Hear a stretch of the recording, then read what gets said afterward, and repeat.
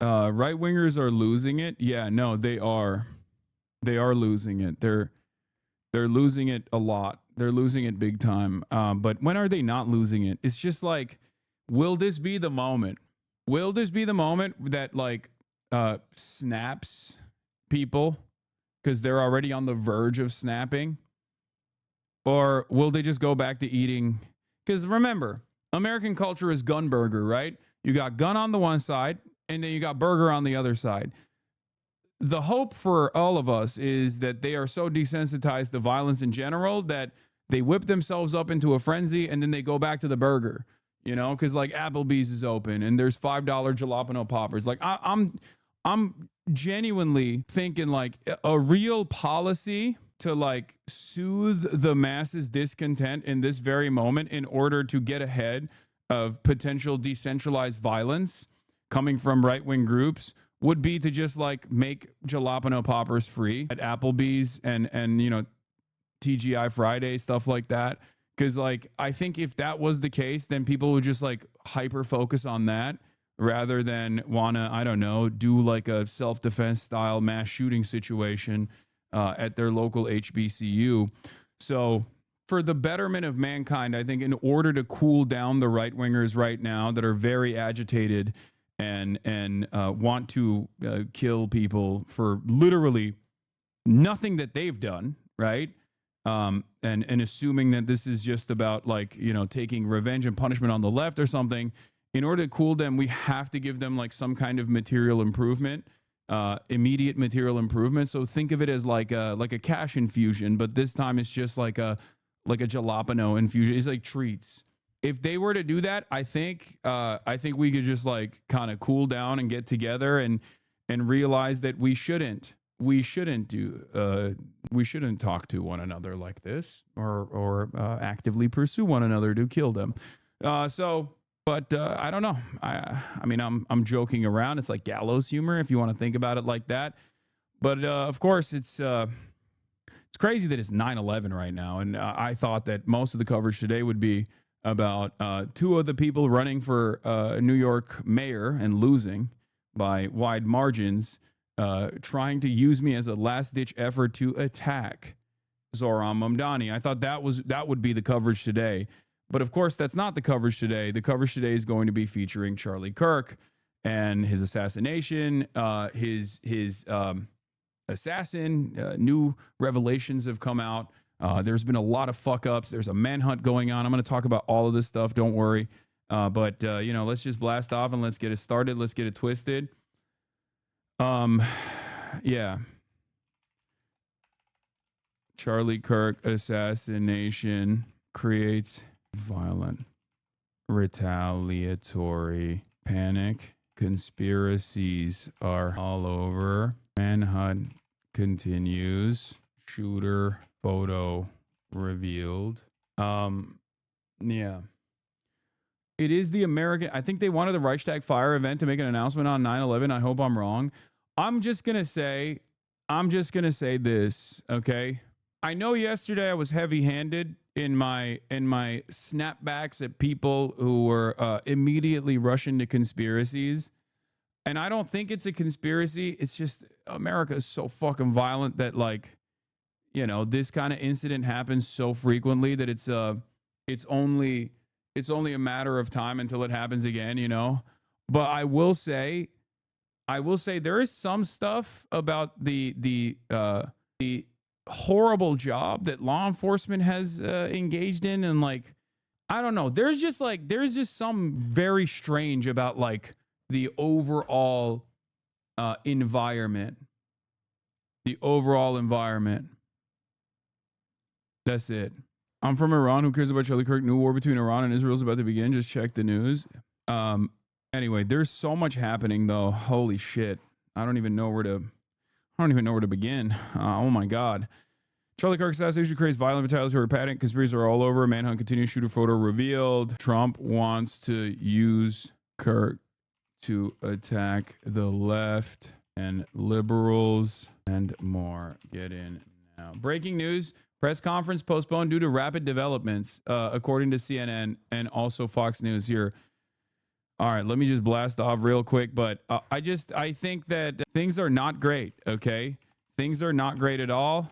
Obviously, I'm going to be covering the new information as it comes along today throughout the entire day. And yeah, there was supposed to be a press conference this morning, but apparently it's been postponed due to rapid developments. Not entirely certain what that means, but a lot of stuff happened while I was not live. Okay, here it is. We blasted off, by the way. Feels like this just divided the nation more. I mean, this nation is. I don't think this divided the nation more. I think this nation is divided, and this is simply just another reflection of how divided we are in general. Okay, that's it.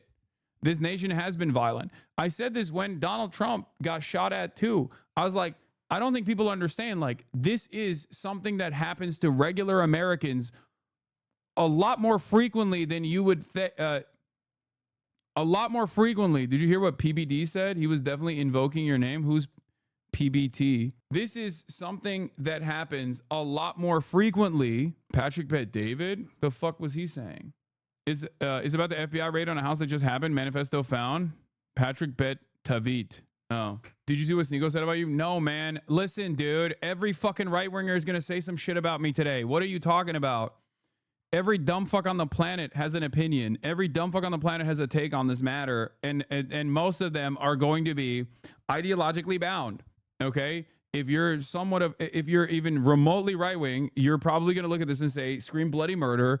It's war. This is warfare. And we have to go fucking kill the left is the attitude that a lot of people have. Or they're not going to directly say that. Random people online are going to say that. Their fans are going to say that, but they're going to say something along the lines of like, well, this is happening because like the left is so violent. And the reason why I've consistently kept repeating myself over and over again with respect to like, Charlie Kirk is because like, obviously if I was invested in like a violent means of dealing with someone like Charlie Kirk, I wouldn't be fucking going on stage with him. Okay. That's it. Why would I put myself in even if you can't comprehend it from an ideological perspective, just think from a perspective of self-interest, Why would I do that? Like, just think, please, for like 3 seconds. I know it's very hard for a lot of people on the right, or anyone really, for anyone with like an ideological perspective to ever really assume that the other side is also like a normal human being. I know it's difficult for a lot of people to comprehend that, but like it just doesn't make any sense. Okay. Thousands of children in Palestine died exactly the same way as Charlie, and no one has fixed their fingers the same way about them as they have about their fascists. Yes, it's white supremacy. Chatter. Yes. That's what it is. No one, the reality of the matter is Americans broadly do not care. They look at these incidents, they look at this death and destruction in Gaza, and they think to themselves, yeah, that's just like collateral damage. It sucks, but it's collateral damage. That's the way they analyze it. And I try to describe this to you guys over and over again. They do not care. They do not care about the humanity of Palestinians. They just care about the money that is being sent to Israel, for example. They care more about the money being sent to Israel than they care about the humanity of the Palestinians. Okay?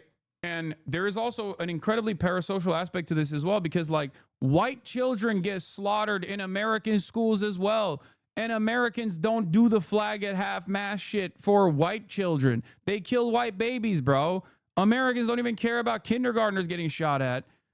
Like, this is a totally separate thing. Okay? Anyway, I have a lot of feelings. I have a lot of opinions. Everything is just like flying away. Everything is flying around in my brain, swirling around. And I don't know where to begin. Is MLK killing about gun violence? No, MLK's killing was not about gun violence. But are you comparing Charlie Kirk to Martin Luther King? Like, what the fuck are we talking about?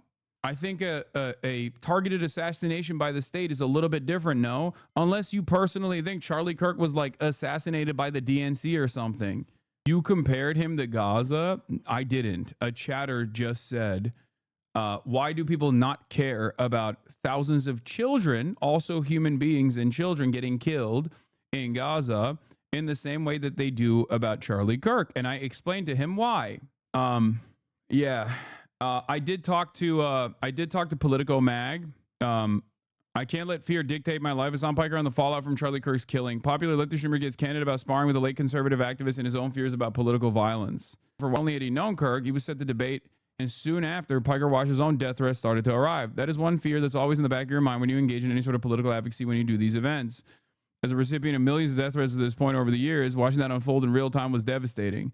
Piker said he would likely wait for the temperature to lower a little bit, but would ultimately keep doing public events. He doesn't want to live in fear. In a wide-ranging conversation, Piker also talked about his worries of a new era of decentralized violence in the United States, why Kirk found an audience among Gen Zers, and whether our political discourse can be healed. So, you cleaned your desk for this interview? No, this is not from the interview. This is, that photo is different. But look, the reason in a lot of, like, in many respects, the reason why this is like so high profile is because he's a high profile person. He's a high profile person that was like beloved by a lot of the people that these people see as like genuine, like most Republicans see as like genuine cult leaders almost. Okay? Do you understand? That's it. That's what it is. It's like a beloved figure for them, a beloved figure of notoriety. Donald Trump gave him credit for securing the Gen Z vote and stuff. Do you understand? They want to give him a Medal of Freedom, and they're gonna pump it. They're gonna pump it. The Republicans are going to talk about this and turn this into a martyrdom and use this for political persecution. 100%. They've already started agitating in that direction. There are major demands coming from prominent Republican figures, friends of Charlie Kirk, and many others who want to punish. They want to punish people. They want to punish liberals. They want to punish the left. They believe the left and liberals are responsible for it. And I don't know. I don't know what else to say about it other than the fact that, like, an instance such as this one is understandable. It's a tragedy, right? Like, it's understandably a tragedy. It's understandable that tensions would be high in this situation. This is a disgusting environment you have created. I hope you stay safe because things seem to be heating up due to jokes you allow to fester in places like this. Stop hiding behind Palestine and justify your radical views. God bless you all. See, this is what I mean. It's like, I deal with this shit all the time. It's like pussy ass like fake threats and also very real ones, right? Like where it's like, you deserve what's coming for you. Okay. Like, can you imagine if I ran around and was saying that about Charlie Kirk? No, of course not. But that's never the expectation. You can't ever, if you're on the left, you always have to have moral clarity at every given moment. And right-wingers get to fucking unironically cry as they hit you, okay? They get to say that they are victimized while they're trying to make you into a actual real victim. It's so crazy. It's so fucking nuts. It's not appropriate. It's not appropriate to be the recipient of death threats, no matter what your fucking political ideology is. But it's just like, if you're in this business, as I have been for quite a while, it's just an unfortunate byproduct. You know? That's it. Patrick Bet David clip. What is this? Calling white Nazis might do it. How dare they? Story time? What do you mean?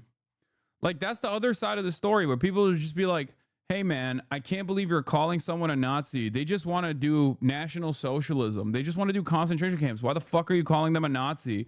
They want to do concentration camps for black and brown people. Why would you call them a Nazi for that? And it's like, you're actually the real villain for doing that. You're actually the real villain for saying, well, this is objectively a fascist policy. You know? It just doesn't make any sense. The point I always present to many others is like, let's say someone fucking shoots and kills me. What changed about your life? And I mean, the same goes for Charlie. Someone shot and killed Charlie. Let's say that person was like a leftist or something, right? It's not. There's no evidence for this. But like, did that help you at all? No, it didn't. Like, do you understand? That's why I consistently try to bring people back to argue at the legislative level, to try and make changes, to try and organize, to make changes, you know?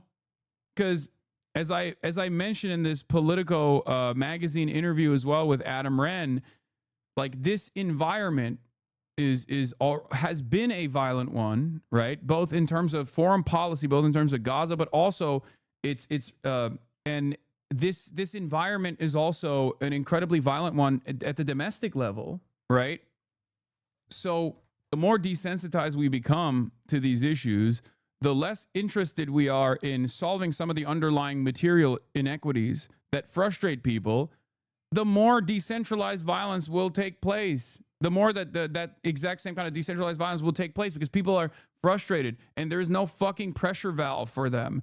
And the more the right turns around and says, this one was a trans shooter, this one was a black shooter, it's because of, black supremacy. We got to deal with undocumented migrants, all of this and all of that. Like, instead of actually addressing the pain that people feel, okay, that causes this instability, we're just not going to change the trajectory of America. We're just going to keep killing ourselves over and over and over again and get increasingly more desensitized, increasingly more gruesome.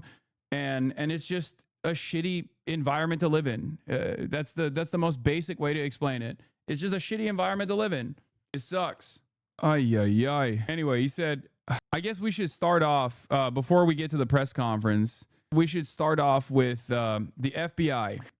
So for those of you who don't know, if you were under a rock or something, I don't know, Charlie Kirk, at the age of 31, the founder of Turning Point USA, a right-wing organization that is funded by right-wing institutional donors, who goes around college campuses and was credited by Donald Trump with like securing the Gen Z vote for Donald Trump. Okay. He was shot. He was shot in the neck at UVU in Utah, and he, shortly after being shot in the neck, died. Okay. And he was at an event. He died.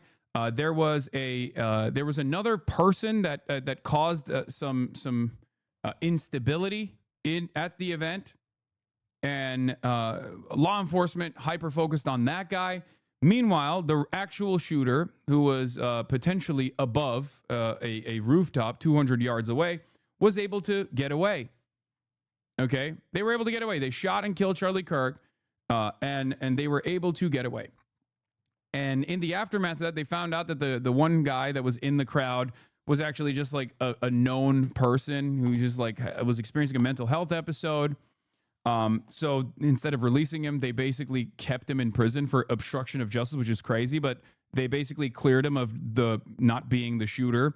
And then they apprehended another suspect who I believe was a dude with an Arab name, but it turns out he was a Heritage Foundation guy, who was just, it feels like they just only apprehended him because he is a dude with an Arab name, I guess, but he's like very clearly, he's a Heritage Foundation guy. He's a Trump supporter. He was there, to watch Charlie Kirk. So they released him as well. They cleared him as well. And now they have officially found and released images of a person of interest in the Charlie Kirk killing. Now, this is a person of interest, so we don't even know if this is actually the person, but like this is the closest we've arrived at whether or not this is the person. Now, one thing that I do want to mention here, however, is that outside of this person of interest, there was another revelation that came out, which I think is perhaps one of the most insane things I've seen with mainstream media in general. Steven Crowder this morning released an exclusive. This morning, my team received an email from an officer at the ATF. The email included a screenshot from what appears to be an internal message describing a weapon and cartridges located by an ATF and other law enforcement near the scene of the Charlie Kirk shooting at Utah Valley State University. And what's crazy about it isn't the fact that Steven Crowder actually released this information, right? Because that's the expectation. He's a fucking Rumble guy. Of course he's going to go with unverified, unconfirmed reports and really feed into the narrative that the shooter was probably trans, right? What's actually completely unacceptable is the fact that Wall Street Journal also ran along with this report. And the report is filled to the brim with spectacular misinformation. They were saying that the bullets were engraved with anti-fascist and pro-trans messaging. Okay? How are you engraving the bullets?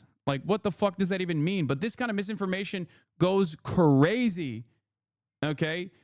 Kirk was shot and killed at Utah Valley University at Orem, Utah. Mr. Kirk was speaking at the university as a part of the American Comeback Tour. Multiple SLC 1 and 3 agents responded immediately. The suspect fired one shot from an elevated position on a rooftop in the adjacent building on the campus, and surveillance video shows the suspect jumping off and fleeing in the area on foot. ATF and other law enforcement located an older imported Mauser 30 .06 caliber bolt-action rifle wrapped in a towel in a wooded area near the campus. The location of the firearm appears to match the suspect's route of travel. The spent cartridge was still chambered in addition to the 3 unspent rounds at the top-fed magazine. All cartridges have engraved wording on them expressing transgender and anti-fascist ideology. An emergency trace has been submitted, and ATF SLC working leads generated by the trace. Now, I want you to understand something. Okay? Like, do I think this is a deliberate piece of misinformation, or do I think this was a misunderstanding that obviously got elevated by a charlatan such as Steven Crowder? The point is, it doesn't matter, okay?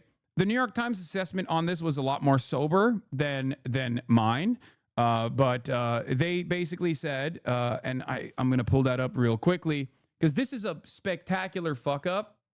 The New York Times had a follow-up on this and basically said that this report, according to a preliminary internal report circulated inside the Bureau of Alcohol, Tobacco, Firearms, and Explosives, federal and local officials recovered ammunition with a rifle that appeared to be engraved with statements expressing transgender and anti-fascist ideology. But a senior law enforcement official with direct knowledge of the investigation cautioned that report had not been verified by the ATF analysts, did not match other summaries of the evidence, and might turn out to have been misread or misinterpreted. In fast-moving investigations, such status reports are not made public because they often contain a mixture of accurate and inaccurate information. I don't know if this is the case. I also personally don't even understand how transgender ideology could even be engraved on a bullet, okay? But revealing this information on an unsubstantiated internal report is not doing journalism. It's actually doing the opposite of journalism. Unless you actually see what they were talking about and engage with follow-ups and get the verified analysis, this is unimaginably, this is the type of shit you expect from Steven Crowder. It's not the type of shit you expect from CNN, okay? Which CNN also did. But they said cultural phrases, which a lot of people are mad about as well, because they think that CNN is hiding the truth. A range of phrases related to cultural issues were found scrawled on the rifle and ammunition found in the woods near the conservative activist Charlie Kirk was murdered on Wednesday, according to sources with knowledge of the investigation. Authorities are analyzing those messages as they seek to identify a suspect in the killing, sources said. But it's not yet clear if they point to a motivation in the attack. I don't know if the media environment is responding to the utter panic that they experience from independent resources being first to market, okay? And they just, in an effort to get ahead of other people flanking them out, or other people like leaking certain stories, they just don't do their due diligence and they don't think about how they are supposed to respond in this situation, okay? I don't know. What is this? From one political commentator to another, and then the person you fucking sent me is shoe on head. The last 2 weeks have completely blackpilled me on the left. Why would you ever send this to me, man? This is another person literally saying, I'm leaving the left because the left sucks, when they never were a part of the left. Please, man. Oh my God. You guys like encounter these people without knowing their background, and then you think like, well, this person must be sincere in this moment. Like, it's okay to be a little bit more critical of the shit that you read online, bro. What the fuck? Wow, I can't believe it. This person is leaving the left. This person who was never a part of the left is leaving the left. Wow, how shocking. How many people have done that? How many times have we seen that, you know? Listen, to me, it just feels like there's a lot of apolitical, centrist, or, sometimes economically populist content creators out there, and there's a real issue with like people that get their notes from people such as this one, okay? And I think like you're just read a book. I don't know, just read a book instead of just like getting your fucking notes from like YouTubers, man. Please, myself included. Like, Jesus Christ. At least I have like a well-defined ideological point of view that I am not shy about revealing all the time. Anyway, look, I did an interview with Adam Rand. But before we get to the interview and my opinions on it, and the reason why I'm looking at the interview is because it's like, it was right after I ended the stream, and you know I was able to like gather my thoughts without chat like spamming me. So I think it's like a decent. I mean, I haven't seen the final product, but it was at the time I thought it was a decent assessment of like the way I feel. So we'll go through it in a second, but right now there is an FBI assessment of who the suspect might be, the person of interest might be. However, this is a fast-paced, fast-moving media environment and media landscape. And while I'm going to show you this, before we even develop any sort of inferences about who the shooter's profile or background might be, it turns out that the FBI has also said that the third suspect now, the third person of interest, is probably not the right guy either. Former FBI Assistant Chris Swecker warns Bureau's very inconsistent description of the person of interest versus the photo they released. There is one thing I think is very inconsistent, and it bothers me. Okay, so it could be the guy. It could not be the guy.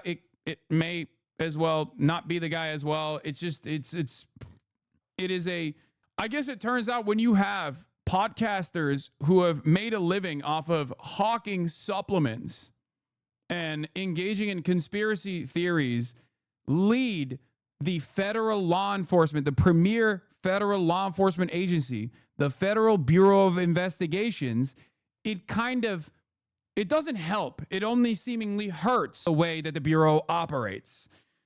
Who could have fucking thought that that would be the case? It turns out, as much as I shit on liberals for their endless posturing about the infallibility of institutions, they're kind of right on this, where they're like, hey, you know, ideologically, you might want a guy who is like maybe aligned to your interest. That's fine. But like, it should still be a competent person, right? Like, because liberals, they will always look for a guy who's like a Republican to put into a position like this, because they think that this will somehow soothe the interests of the cackling hyenas on the right. Like, they'll just stop and be like, well, Jim Comey was a registered Republican his whole life, so I guess this is, the DOJ is truly and the FBI is truly apolitical or whatever. No, it doesn't work that way. But at least those guys are fucking competent, you know? At least those guys were competent. You need to have competent people in positions of power. I'm sorry, you know?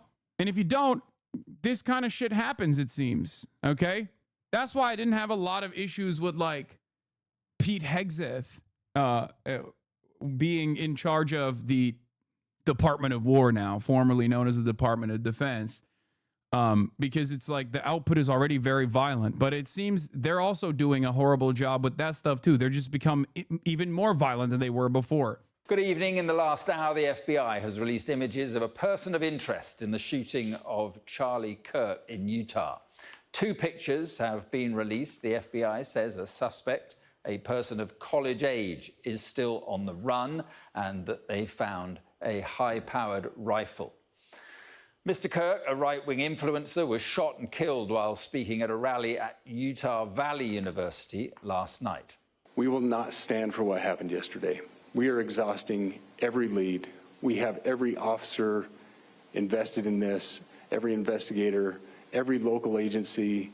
The outpouring of support from the law enforcement community has been astounding.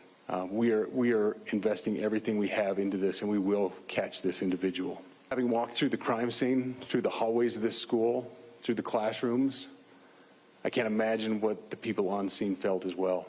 A horrific event where some of them barricaded in classrooms, some of them ran in fear. Can't overstate the tragedy and the horrific event that yesterday was, and how we will work to bring to justice the actions of one individual or any other individuals that assisted in that. Our state has gone through a lot, and we will come out successful. This morning I can tell you that we have recovered what we believe is the weapon that was used in yesterday's shooting. It is a high-powered bolt-action rifle. That rifle was recovered in a wooded area where the shooter had fled. The FBI laboratory will be analyzing this weapon. Investigators have also collected footwear impression, a palm print, and forearm imprints for analysis. Now, I understand there are a lot of questions about motive. I assure you that all leads, tips are being fully investigated. As of this morning, we have received more than 130 tips. We thank the community for that. The FBI has brought every resource to bear, and we will continue to do so throughout the course of this investigation. Well, our US correspondent James Matthews has the latest now from Utah. Almost sounded like an open and shut investigation when the FBI held that 7:30 a.m. news conference this morning. They said they were confident, and there was a confidence in withholding these kind of images. You know, there was no immediate call to the public for help in identifying who he was. So, yeah, I do wonder. My Walmart's flag is at half-mast today. That's crazy. I mean, look. Tragedy aside, if you're like a black person, if you have loved ones who are undocumented, if you're a brown person, if you are a trans person or you know trans people, like, oh, because it's 9/11. Oh, Jesus. That's why, right? Okay, I was ready to pop off. But Trump is no. Hold on though. Hold on, because this is still a fucking larger a larger thing, because the president ordered flags to be at half-mast, not because of 9/11, but because of Charlie Kirk. I can't believe we forgot. No, I just Trump ordered it until Sunday, and it was openly not about 9/11 at all. He said it was for Charlie Kirk. He extended it for Charlie Kirk. And no, I didn't forget that it's 9/11 today. I already started the conversation, started today by addressing it. Anyway, my point is, if you're any of these marginalized groups that have been actively dehumanized by Charlie Kirk, or the right wing broadly, and you see a lot of institutional liberals currently talking about lowering the temperature aside, just genuinely talking about the background of Charlie Kirk and who he was and what he meant to so many Americans, all this stuff, you got to feel a little worried, right? You got to feel a little worried that there are just these people just don't give a shit about you at all. Because my expectation isn't for Ezra Klein to come out and be like, R.I.P. Bozo, smoking on that Charlie Kirk pack or some shit, right? That's not my expectation at all. That would be insane, right? And of course, if you're in a position of prominence, you shouldn't do that anyway, right? Because you do have some influence, but the point I'm making is that when you go above and beyond to almost whitewash their perspective and their political output, when this is a political operative, you kind of come across as you're either signing off on their worldview, right? Or you just don't care, right? You either are saying, I like what he was doing, I like what his worldview looks like, or I don't care enough about the dehumanization that he partook in, right? This has got to be, this has got to be a weird moment for a lot of people. I'm in this. I'm too close to the situation for me to look at it as anything but there has definitely been a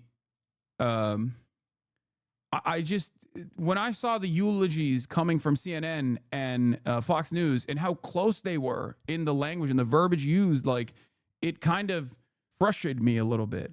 You're supposed to be clear. You're supposed to be honest. There's no reason to be dishonest. And I even tweeted about this earlier as well, and people were obviously screaming bloody murder in my replies in the aftermath of this. But I tweeted two things. I said, shameful from the New York Times obit of Charlie Kirk, says Julia Steinberg. Mr. Kirk was so vocal in his willingness to spread unsupported claims and outright lies. He said that drug hydroxychloroquine was 100% effective in treating the virus, which is not. That Twitter temporarily barred him in early March 2020, but the move only added to his notoriety and seemed to support his claim that he was muzzled by a liberal elite. Now, what's interesting about this is that is the least that's the least offensive thing Charlie Kirk had said, right? In terms of distasteful things, in terms of objectively violent statements and dehumanizing rhetoric, that's the least offensive thing, right? And I said, this is all but a fraction of Charlie Kirk's honest perspective. He was quite proud of his positions. He defended them vociferously. Not sure why you'd find them distasteful to mention. Can't you paint any person in a bad light? You absolutely can. You absolutely can. But my expectation in this moment is for people to be sober in their analysis and be honest in their analysis, right? Like, my expectation is not for the New York Times to be like, he deserved it or whatever. Obviously, I don't believe that either. But my expectation is for them to, at the very least, reflect a little bit about his positions, because this is the moment where you are. This is the moment where you are introducing Charlie Kirk to a much broader audience. Like, reflect on his real legacy. And Matt Walsh said some stuff as well. He said, all Charlie Kirk ever did was have conversations with people. He didn't insult anyone. He made arguments. He debated. He wasn't an extremist in any way. Everyone who knew Charlie personally loved him. That's the kind of guy he was. They still killed him. I'm furious and heartbroken in equal measure. I cannot put into words how I feel. Maybe that is for the best. To which I responded with, Charlie Kirk opposed the Civil Rights Act, called George Floyd a scumbag, said he'd be worried about black pilots, and that he forced his daughter to carry a pregnancy to term if she was raped. He shouldn't have been killed, but he was definitely an extremist. Like, the problem is, Matt Walsh doesn't think Charlie Kirk's an extremist. And the problem is, most Republicans don't think these positions are extreme positions. Okay? So in a moment like this, when tensions are very high, for mainstream institutions to also launder his reputation or his output and rewrite his legacy after years and years of reflecting on it, after years and years of honest coverage about what he had said, down to the wire, down to the very last moment, I think is disappointing. This is crazy. You think this? You think it's crazy that I think that someone saying that their daughter, if they were raped, in a hypothetical, their daughter, if they were raped, that you would force them to carry a pregnancy to term is not an extreme position? Go ahead. Have that argument with anyone around the country. There are a lot less people who would agree with that position than there are people who would be repulsed by said position. He has a 10-year-old daughter. Yeah. I can't link Osita Nwanevu's blue sky take for you, but he said, and he is totally correct, and that's what my frustrations are a little bit as well. My sense is that most Americans had not heard of Charlie Kirk until yesterday. The first and perhaps only thing they're going to hear about him from the most trusted and important voices in American politics is that he was a model and constructive participant in good faith political discourse. That's crazy, because when you stake your reputation on a statement such as that one, you're signing off on all of this. You're signing off on all of this, and you're turning around and you're saying to the people that are listening to you that those are a part of the honest political discourse. You can say that this is a tragedy, that this is supposed to have no place. This is supposed to have no place in any country's political discourse. Like, it's true. It's true. That's why we live in a civilization, okay? You don't have to demonstrate empathy for someone who does not have empathy for you, but you can still look at the situation and reflect on it and realize that this is a dangerous, unstable environment, okay? An environment that absolutely requires legislative solutions. Look, the State Department indicated it would review the legal status of immigrants praising, rationalizing, or making light of Charlie Kirk's fatal shooting. What are we doing? But yes, Osita's take is correct on this. He covered Ezra Klein's New York Times article on this. He said, "This is frankly incredible to me. Would Klein have said Charlie Kirk of Turning Point USA was practicing politics in exactly the right way this time last week? Exactly the right way? Really? Would that have been a broadly accepted characterization of left of center?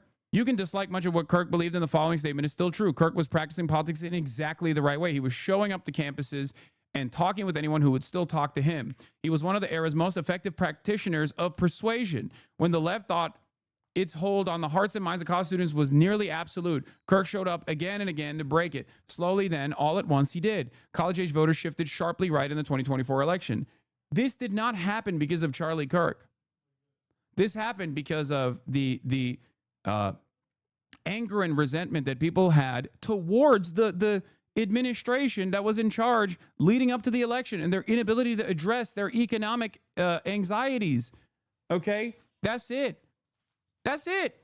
Charlie Kirk was an accelerant, certainly, but yeah, you can take him out. You can take her out.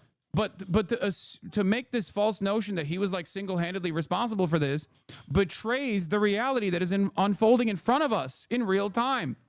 If Charlie Kirk was singularly responsible for the Gen Z turn towards Trump, and it wasn't more a systemic shift born out of, okay, guys, please be quiet. Hold on 1 second. Thank you. You can't hear them, but I can. There's a lot of commotion in my house right now. So, where was I? What the fuck was I saying? Oh,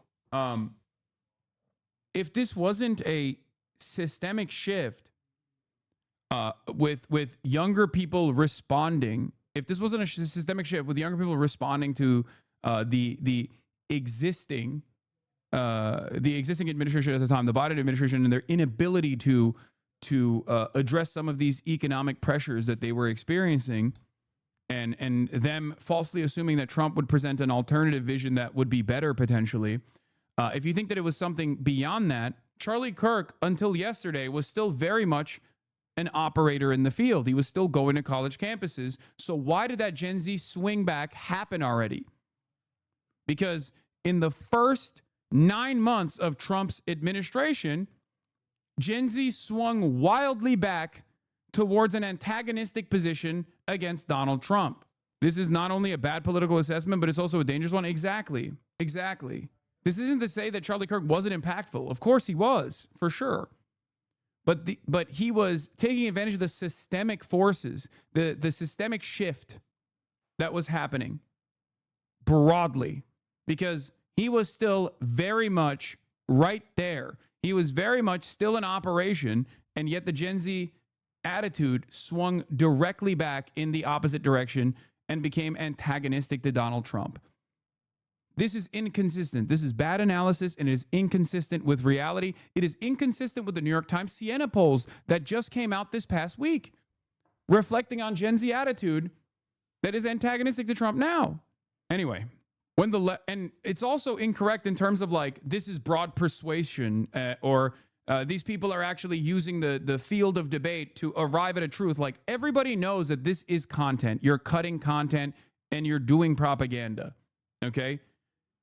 There is a reason why Charlie would pick the targets that he picked. And it's not Charlie who started this process. It's not Charlie Kirk who was responsible for, the college campus debate field. Ben Shapiro did it all the time as he elevated his status as well, taking a bunch of hysterical college campus freshmen who have never been in front of a microphone, in front of a large audience, and like ritualistically humiliating them so you can make SJW-owned compilations, is not actually arriving at the truth, arriving at any sort of serious truth through testing your ideas in the field of battle. It's just propaganda. Shapiro did it. Steven Crowder did it. Also, very famously, the whole "change my mind," that was Steven Crowder, right? So the assessment here of the assessment here of debate and why Charlie Kirk was doing these debates is also false. Is also built around a falsehood. When the left thought it's holding hard, slowly, then all at once he did. College-age voters shifted rapidly. That was not all Kirk's doing, but he was central in laying the groundwork for it. That is fair. He says that's not all Kirk's doing. I did not know Kirk, and I am not the right person to eulogize him, but I envied what he built. A taste for disagreement is a virtue in a democracy. Liberalism could use more of his moxie and fearlessness. In the inaugural episode of his podcast, Governor Gavin Newsom of California hosted Kirk, admitting that his son was a huge fan. What a testament to Kirk's project. Osita continues. He says, Charlie Kirk was not engaged in respectful political debate. Charlie Kirk condemns Zohran Mamdani for how he disgustingly eats rice. We in the West value cleanliness. We have utensils. Charlie Kirk says it doesn't feel right for London and New York City to have Muslim mayors. This is not respectful debate. It's just not. It's just pure racism being intellectualized and then being washed over by an intellectual giant such as Ezra Klein amongst the liberal intelligentsia, of course. Ezra Klein is a revered figure, is a respected figure by liberals. He has a prominent spot at the New York Times. And he's using that prominent spot to basically wash over a whole bunch of completely racialized screeds as though this was a reasonable disagreement that people had. Make no mistake, however, this is like the solution to this is not fucking gun violence. Obviously, that is insane. Okay. The difference, of course, here is that, yes, as someone also brought this up, if he said this about Jews, Ezra would not have this opinion of him. You know, that's also true. As someone who can tonally be incendiary, I think there's a role for incendiary in politics. And I am certainly not a stranger to an incendiary tone myself, as you guys know. You know, I have some of my highlights and lowlights. It's filled to the brim with incendiary statements. Okay? And yes, Charlie Kirk has said anti-Semitic shit as well. It doesn't matter. He's super pro-Israel. And for a lot of these guys, it doesn't matter if you say stuff like that about Jews, okay? Calm down. As long as you're pro-Israel. And Charlie Kirk certainly was unimaginably pro-Israel. And I have an assessment about all this. I have an assessment about all the other conspiracy theories that are running around as well. Okay? Just stop posting your RP bozo shit. There's already a Canary Mission style Charlie Kirk Death Celebrators website up and has doxed over 10,000 people so far. No matter how you feel, have some self-preservation, please. It's not worth it to say the same dumb shit others have already said. Exactly. Like, you need to have a little bit of messaging discipline and operate from a position of self-preservation. You think you have anonymity online? You do not. You do not. These guys are literally out for blood. They're looking for anything and everything they can get out of the situation. While everybody understands that, like, I did not engage in any sort of celebration whatsoever, and even told people not to do so for self-preservation purposes, especially. There are still people who are upset with my analysis on, like, Alex Jones. Like, they're looking for anything that they can hold on to say, like, you are not sufficiently sad about this. You understand? They're using anything and everything they can under the sun to try and punish their ideological enemies. Anyway, as Osita says, as someone who can be tonally incendiary, I think there's a role for incendiary in politics. My problem with Kirk wasn't his tone, but the content of what he said, which I believe was immoral. All that aside, I wonder how readily mainstream voices would canonize a dead leftist speaking in this register as having engaged in respectful debate. Of course not. Of course not. If the equivalent of Charlie Kirk on the opposing side is someone like myself, if I were to be assassinated under gruesome circumstances similar to Charlie Kirk, they would be celebrating it. They would literally be advocating to release the shooter if he were ever apprehended to begin with. They would call him a hero. They would say, we need more of that. We need more. We need more of this kind of death. Let's be real. Of course, if the right-wing pundits goading listeners towards violence, as Kirk himself did, get their way, we might find out soon enough. Exactly. The New York Times comment section is the best moderate publication in America. He was a traveling salesman, not interested in debate or listening to ideas, but performative showmanship. The spewing of vitriolic hate towards outgroups disguised in the rhetoric of conversations is nothing to be commended. This is true. This is going to get so out of context. What are you talking about? So you make it sound if there's a massive witch hunt going on in America. Chatter. Are you around? Are you alive? Is your brain functioning? Have you not seen this? Did you not listen to Donald Trump's own words where he said we're waging a war against the left and liberals in general, and we're going to punish them? Anyone and everyone that is responsible for this, that has ever, like, called a Republican correctly a Nazi or whatever, is liable. And this is, of course, on top of the existing witch hunt against migrants or people suspected of being migrants. How severe do you think it is what I meant? I don't know, man. I guess the severity of it is dependent on your position of privilege, your position of comfort. Like, for example, when Mahmoud Khalil was apprehended, when numerous pro-Palestinian writers and student activists were apprehended black bag and threatened with deportation, did you think that that was a severe escalation and a severe violation of the First Amendment? Or do you think it was just simply, people are just, like, grossly exaggerating this? Perhaps because you don't think that this would ever impact you in a meaningful fashion. So yeah, interesting. The right way in politics to spread hateful comments against Americans you don't like, or to condone gun deaths to have the freedom to bear arms. His death was sad, but don't sugarcoat his actions. That's my assessment as well. Like to be gunned down in that way at the age of 31 is horrifying. It's a tragedy. It is. And it's unacceptable in American politics, and it's unacceptable across the board in all politics. There is a reason why we live in a society where there is a social contract that we abide by. This is ripping apart the social fabric, okay?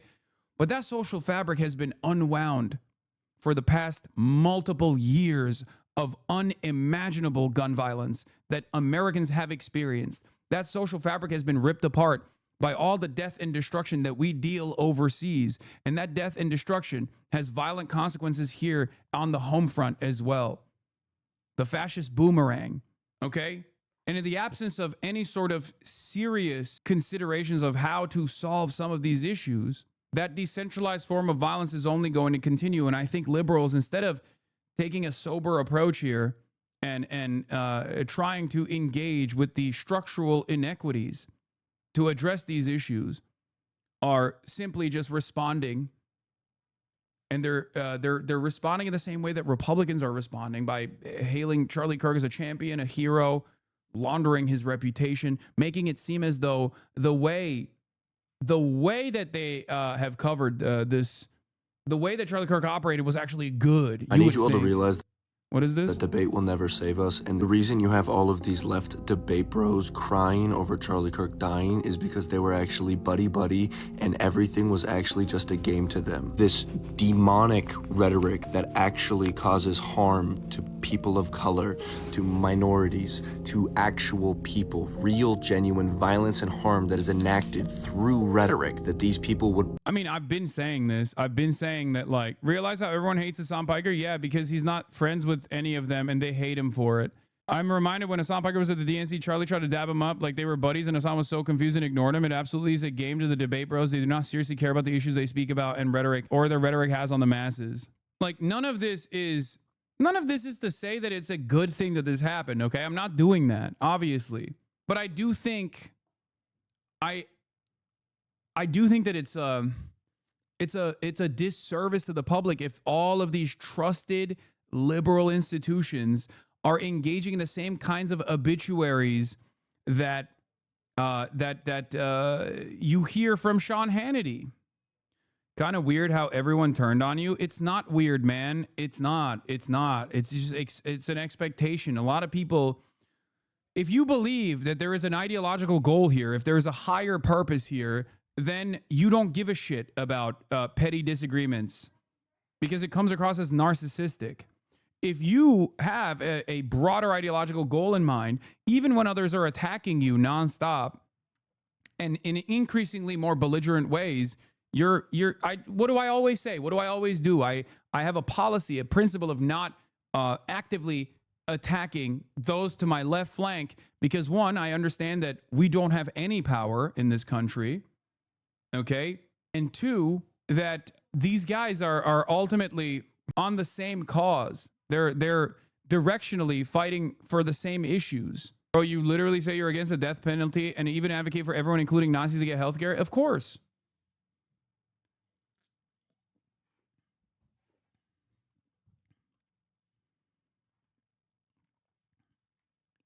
Of course. That's true. I've never seen this much Hassan hate over ever on Twitter until now. I mean, it's fine. It's all right. This is not new. It's just increased in its intensity. That's all this is. That's all it is. Create and spew all over the world. And then the left guys would come in and believe that they're saving the world, doing justice. But in reality, it was all just a fucking game to them. That's why they're crying because he's gone. Because it was all a fucking game. Debate was never about... This nerd is trying to sound scary. You had a Houthi on your live stream. Instead of calling American heroes extremists, you should return to your native Turkey before we prosecute you for material support of a designated foreign terrorist organization. Come on, man. Come on, dude. Please, you are such a pussy.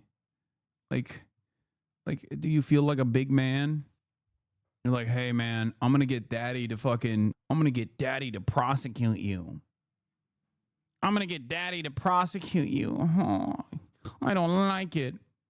Assuming such an interview would be material support doubtful, Houthis were not even a foreign terrorist organization at the time of the interview. I understand tensions are high, but maybe you can stop calling for baseless criminal prosecutions of your political enemies. Okay, we got a liberal lawyer defending me. This is a former Destiny Orbiter, liberal lawyer. It's just Like, this is, I expect this from the right, which Will Chamberlain is from the right. But what I don't like is when I see people who present themselves as like liberal figures. Okay? I do not expect this from people who present themselves as liberals online, you know, like Ethan Klein or the fucking losers brigade, right? Like the people who present themselves as like centrists, apolitical people. They do this exact same thing. They use the exact same language. They demand the exact same criminal prosecution. And it's like, it's ridiculous. Like, what are you Steven Crowder? Like, what the fuck are you? Will Chamberlain, not Wilt. Did I say Wilt? I've seen multiple TikToks of people celebrating his death and saying they unfollowed left-wing people who were saying this shouldn't have happened. I truly don't get how to reckon with that. It's fine, dude. Tensions are high. What do? You know? I think people need to let go of petty disagreements that they have.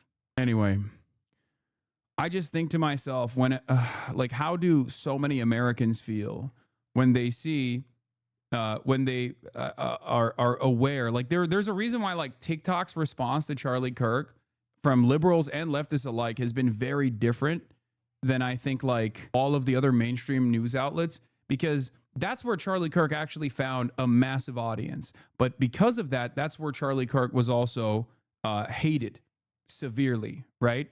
Because they know his takes. They've seen his takes, right? Those same positions that garnered a lot of attention from young conservatives all around the country were exactly the reasons why that dehumanizing language, for example, that he used all the time, is the reason why a lot of people actually were very frustrated with him and maybe even despised him, right? But a lot of these people are completely oblivious to Charlie Kirk's worldview, and they are being presented a totally false image, okay? Disagreeing with you does not mean being right wing or far right. I'm Norwegian, voting left, which basically means more left than you even understand. Your takes are largely dogshit, polarizing, and borderline crazy, Hassan. Thank you, goodbye. Explain what you mean. Explain what you mean. Because there's never people always say stuff like this, but they never actually follow through. They don't actually say like, this is what I disagree with you. This I think is very polarizing. And then when they do, if in the random circumstance where they do actually fucking reveal their position, it's not even my position. It's just one that another person has negatively framed that they've been duped into believing. Like the most improper, the most negative framing that you could ever hear. Something like what Will Chamberlain was advancing here. Okay? It's additionally funny for a Norwegian leftist who fancies himself to be a left voter in Norway to say this about someone like myself, because on the legislative front, a lot of the things that I advocate for is basically trying to get the United States of America to have modest social democratic reforms that reflect the Norwegian social democracy that is also withering away in front of the eyes of the Norwegian left. So, you know, like nationalizing the entirety of our extraction industry, as is the case with Norway, for example. The entirety of the energy and the forestry in Norway is nationalized. This is great. I would like to do that here. Will Chamberlain, the guy calling for D-Workwear and Mehdi Hassan to be deported because he disagrees with them, is a trust fund kid who assumed control over a significant amount of money at 25, failed to fulfill his dream as a financier, and now works for the most shameful culture war factory slop job, and was chilling with Andrew Tate and a bunch of other groypers, as a matter of fact. Interesting. That was the guy who was like, you interviewed a Houthi, wait until we destroy you. My dad just openly posted saying they're done with passive action and that myself and others need to be dealt with. So fucking heartbreaking. Okay, this is a great example, right? You're hearing this from a lot of conservatives. They're very, very angry right now. They're very agitated. They're always agitated. Agitation is a part of their politics in general. That's what it is to be a reactionary, right? But like, what's he gonna do? That's your dad. Is he gonna do anything? Probably not. Expand on that assessment and you will arrive at a more comfortable, just the more likely outcome of all of this. Yeah. I'm hearing a lot of messages like this one. You killed the one man that was willing to come to you peacefully and debate. The talking is over. Like, everybody out here, everybody's basically operating like they're fucking anime villains. You know, everybody is like Sephiroth posting on the timeline. Like, oh, it's time. Your time is going to come. This is like, it reminds me of like the 2016 era, Antifa, what's his name? Grimmy, whatever, the Philadelphia logo, like, young college freshmen who first were learning about like Marxist Leninism, gritty posting. It reminds me of that. Of course, the difference is like young college freshmen who have never shot a gun are not as serious about doing this kind of decentralized violence as divorced dads with an arsenal of weapons and a willingness to go out and do this kind of violence. So it's a little bit more serious when MAGA family annihilators actually make these sorts of threats. It still hopefully will not amount to anything super consequential. I hope. That is my hope.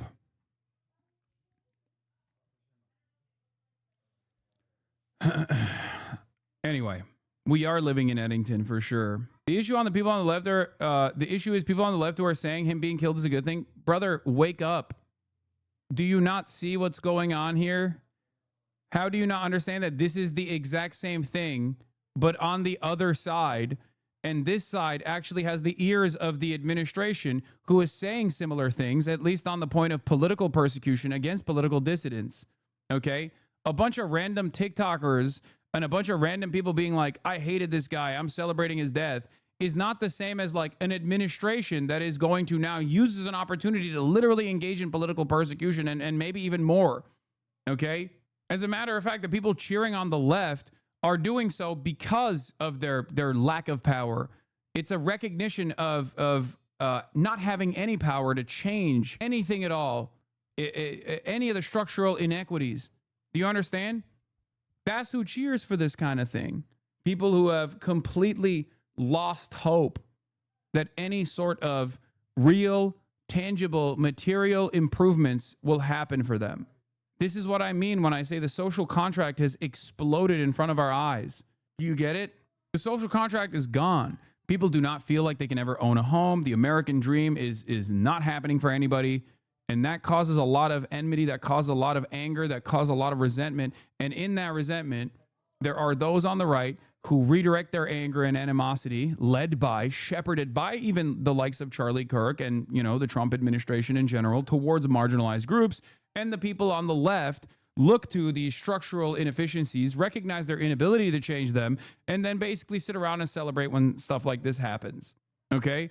But to say that the deck is not stacked against the left and liberals in general as well in a situation like this is so fucking stupid. You are denying abject reality that is right in front of your eyes.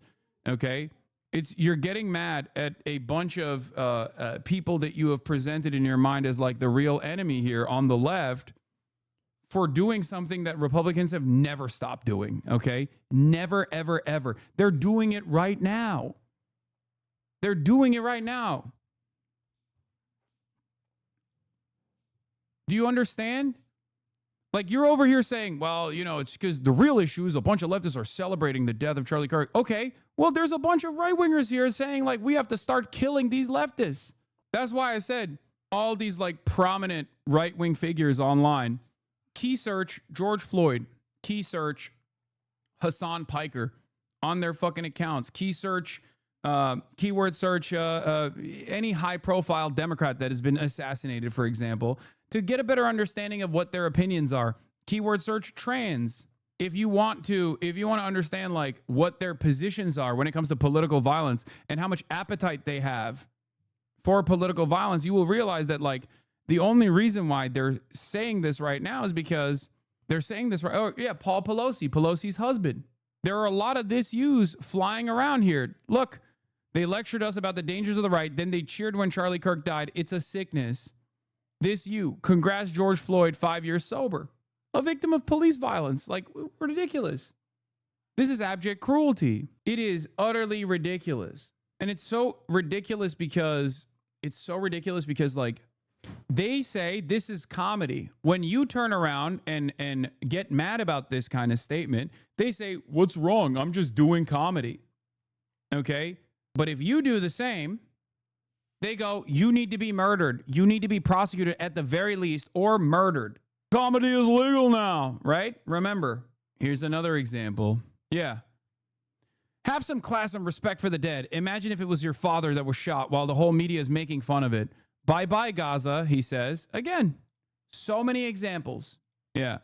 Congratulations to George Floyd on being 5 years sober today. That's comedy. Charlie Kirk's death will not be in vain. I'll be spending my night making everyone I find online who celebrates his death famous. So prepare to have your whole future professional aspirations ruined if you're sick enough to celebrate his death. I'm going to make you wish you never opened your mouth. These people need to be condemned in society, and there must never be a place for these people to gather without facing the shame of their behavior. That's it. Charlie Kirk said black people were better off in slavery and subjugation before the 1940s. It was bad and it was evil, but they committed less crimes. Thousands. Yeah, he did. This shows they were actually better in the 1940s. It was bad, it was evil, but what happened? Something changed.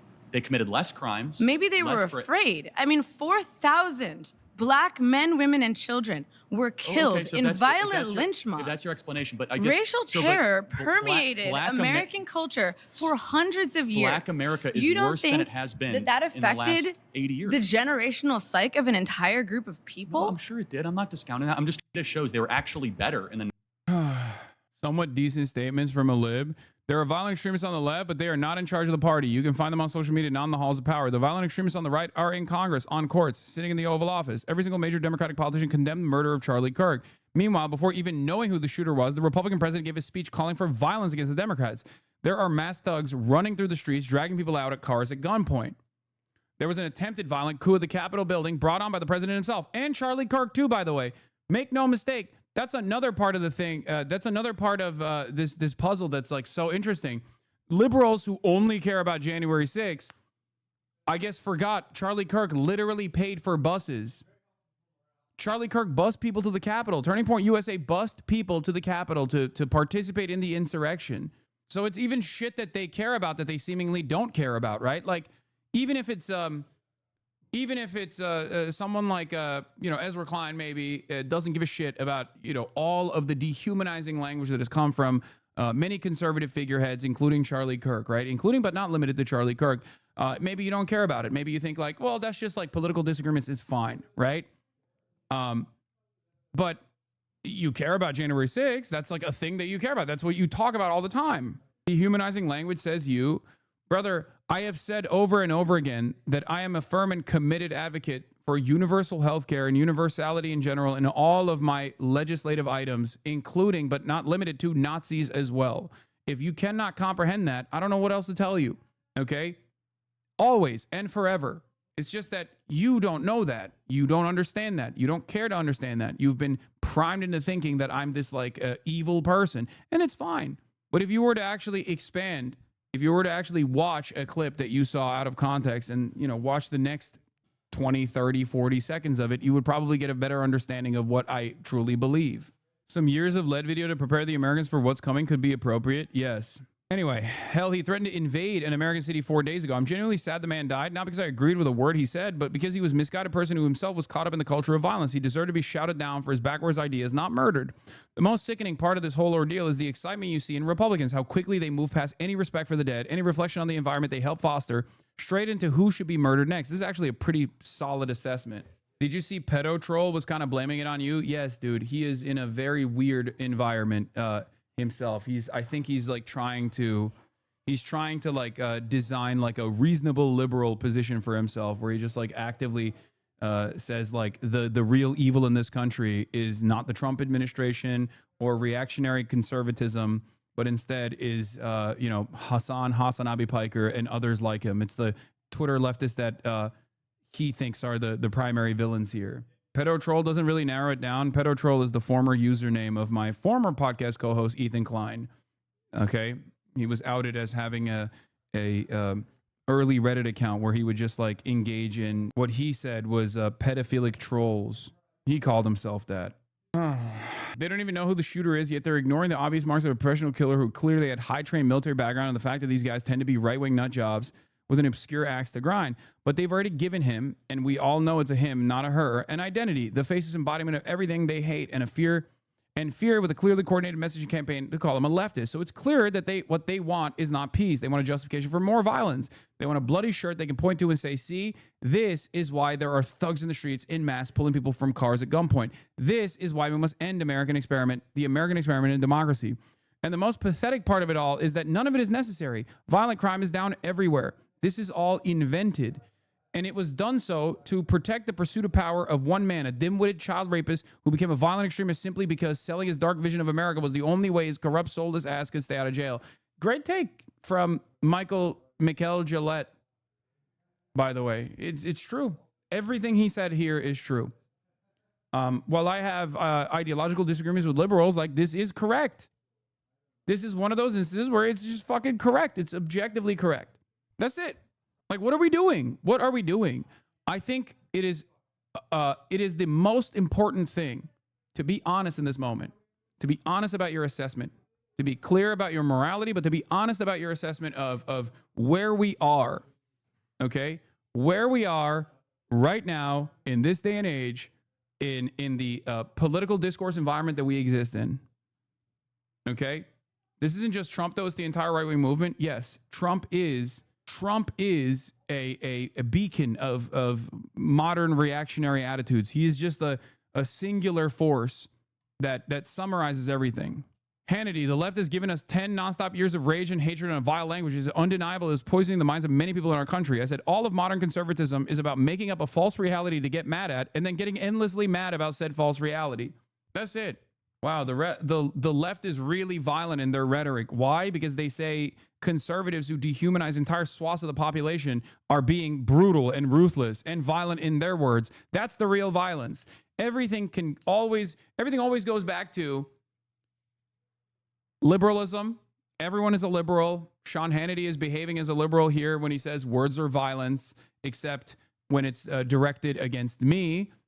As opposed to the violent rhetoric that I traffic in on a nightly basis, okay? And the summarization of this is basically, it's not the racist thing that I said that is actually fucked up. You calling me racist for the racist things that I said, that's the real problem. That's it. This is the guy who said you should be blackbagged is deleting his posts apparently and blocking people who called him out. I mean, that's not surprising. This is the same principle that I have maintained for years. At the peak of campus culture, cancel culture, and free speech panic, when everyone kept pointing the finger at the left and liberals in general for engaging in cancel culture and all these narratives, and certainly a lot of people were doing that, you know who was still the most successful group, the most successful ideological movement that was able to cancel people, were able to actually successfully burn books? It was the right. It was always the right. But they were able to market themselves as brave warriors engaging in the act of cancel culture for patriotism, a higher order, a higher priority that actually makes sense. There has never been a moment in U.S. history, all the way from the Red Scare, McCarthyist trials, all the way down to modern, contemporary American politics, where it wasn't the right that was actively canceling people, actively suppressing speech, actively silencing their opposition. Okay? That has always been the case. And we're seeing that right now. Wow, you are really delusional. There is evidence for this. You have nothing. Go look at organizations like FIRE, who dedicate, and they're right-wing organizations for the most part, who dedicate their entire fucking purpose to tracking where the cancellations are taking place and where the book bannings are taking place. Okay? I'll give you the greatest example. Conservatives say liberals want to do cancel culture. They hate free speech. But then it's the conservatives that turn around and successfully implement initiatives by claiming things are CRT, by claiming things are woke, by claiming things are DEI, and then successfully stopping the dissemination of truth in our schools. It is the conservatives that have, on the one hand, played the victim consistently, and on the other hand, actively stopped certain educational initiatives from taking place. Do you understand? Anti-woke is literally just a repackaged attempt to do censorship. That's all that is. And people don't understand that. The average person does not understand that. For conservatives, it's usually just projection. Do you not understand that? How is that confusing to you? And the more liberal institutions capitulate to this right-wing framing and right-wing grievances, oftentimes whipped up in a moral panic, the worse things are going to get, okay? Yeah. Oh, look, yesterday the right had a coordinated campaign of lies to stir up violence, and here it is. Of course, immediately bomb threats are being issued. HBCUs are forcing, are shutting off campuses. They're on lockdown. 7 of them, I believe, at this point. The DNC headquarters had a bomb threat issued to them. It says this afternoon there was a bomb threat to the DNC HQ that was determined to not be credible by the U.S. Capitol Police. Out of an abundance of caution, Capitol Police is conducting an interior sweep of the building. As DNC Chairman Ken Martin has said, political violence in every form has no place in our country. We are grateful to the U.S. Capitol Police and DNC building security for responding quickly. It says this afternoon there was a bomb threat. Anyway, why are we abdicating the personal responsibility of Kirk and acting like he's some right-wing avatar forced to be so because of his conditions? Wait, what? Where is that coming from? For me, a list of Trump supporters who killed or tried to kill Democrats and opponents of Trump in recent years, since the right are now claiming all political violence is from the left. Here, this is on Zeteo. Here are the actual facts for those with conveniently short memories. The man who targeted and killed Democratic state lawmaker Melissa Hortman and her husband Mark in their home in Minnesota in June was a Trump supporter. Far-right evangelical televangelist pastor, as a matter of fact, and a security contractor. The man charged with the attempted assassination of Pennsylvania's Democratic Governor Josh Shapiro in April was a Trump supporter. He was also literally a paranoid schizophrenic as well. The man convicted of orchestrating a series of shootings at the homes of 4 Democratic elected officials in New Mexico in 2022 was a Trump supporter. The man who tried to kidnap the Democratic House Speaker Nancy Pelosi and assaulted her husband Paul in 2022 was a Trump supporter. Republicans celebrated that, including Donald Trump Jr. Okay? If you recall. So when they turn around and say, like, we got to really tone down the political violence, or even moving away from that, turn down the political violence to directly doing more political violence, saying, like, we have to punish the left. They did this, without any evidence to suggest that is what's going on. The very same people that are engaging in that were also very much making jokes about this shit. Okay? The men who wanted to hang Mike Pence on January 6th were Trump supporters. The man who killed the son of Obama-appointed district judge Esther Salas in 2020 was a Trump supporter. The men who were convicted of trying to kidnap Michigan's Democratic Governor Gretchen Whitmer in 2020 were Trump supporters. The man who sent pipe bombs to the homes of Barack Obama, Joe Biden, Hillary Clinton, and other top Democrats in 2018 was a Trump supporter. The man who killed left-wing activist Heather Heyer after driving his car into a crowd of counter-protesters in Charlottesville in 2017 was a Trump supporter. There are a million different versions of this in terms of all the right-wing, far-right mass shootings that have taken place, by the way. Okay? It is ridiculous. Black and white much? What do you mean? It is ridiculous. The notion that it's actually leftists that are so violent and constantly doing violence is just not true. It's misinformation, but it doesn't really matter, does it? Because it actually corresponds to the feelings of a lot of people, right? It corresponds to people's personal feelings, and therefore it's fine. And this list is so short as opposed to the much larger list if you were to factor in a lot of the far-right white supremacist acts of violence that have taken place. Even the guy who fucking shot Trump, Thomas Crooks, was a registered Republican. Ryan Ruth was definitely libbed up. He was a NATO lib by the point of his attempted assassination. Having said that, he had literally voted for Trump in the prior years. What are we doing? All of you are weird, not gonna lie. Okay. No more vague gesturing. Just point to what you take issue with, please. We can't have a normal conversation if you just go, oh, I don't like what you're saying. Okay, yeah. I don't like a lot of things that I hear on a daily basis. But at the very least, I try to address the issues that I have with people rather than just like vaguely gesturing in the direction of discontent for one reason or another, you know? People love presenting Charlie Kirk as this like beacon of a debate. A beacon of discourse, even though he used debates and discourse in an effort to basically cut, right-wing propaganda. But if you want to appeal to that notion, then at least the very least you can do is explain what your position is. Okay? Looks like this could be the type of shirt a person of interest in Charlie Kirk shooting had on. Land of the free, home of the brave. Yeah, this is what it looked like. But I don't know. I mean, it's very clear that it's an American flag and an eagle in between, for sure. But then again, we don't know.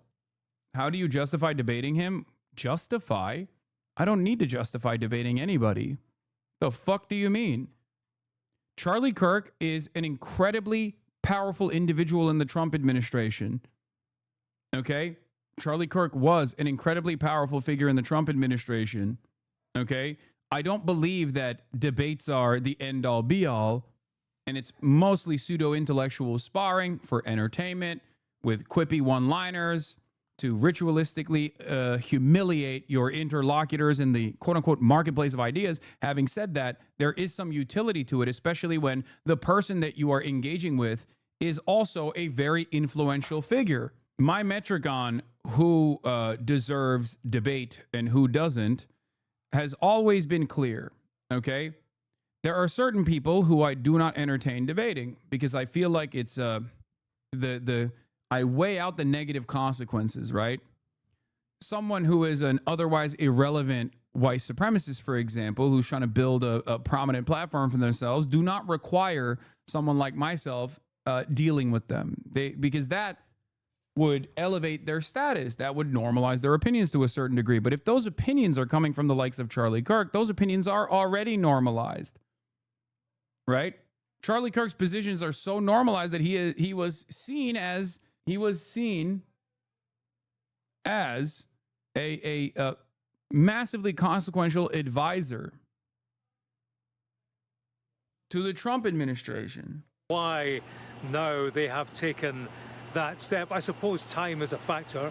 This is a killer on the loose, an assassin on the run. So there is danger inherent in that, clearly. Although they say, and said this morning, the community is not at risk.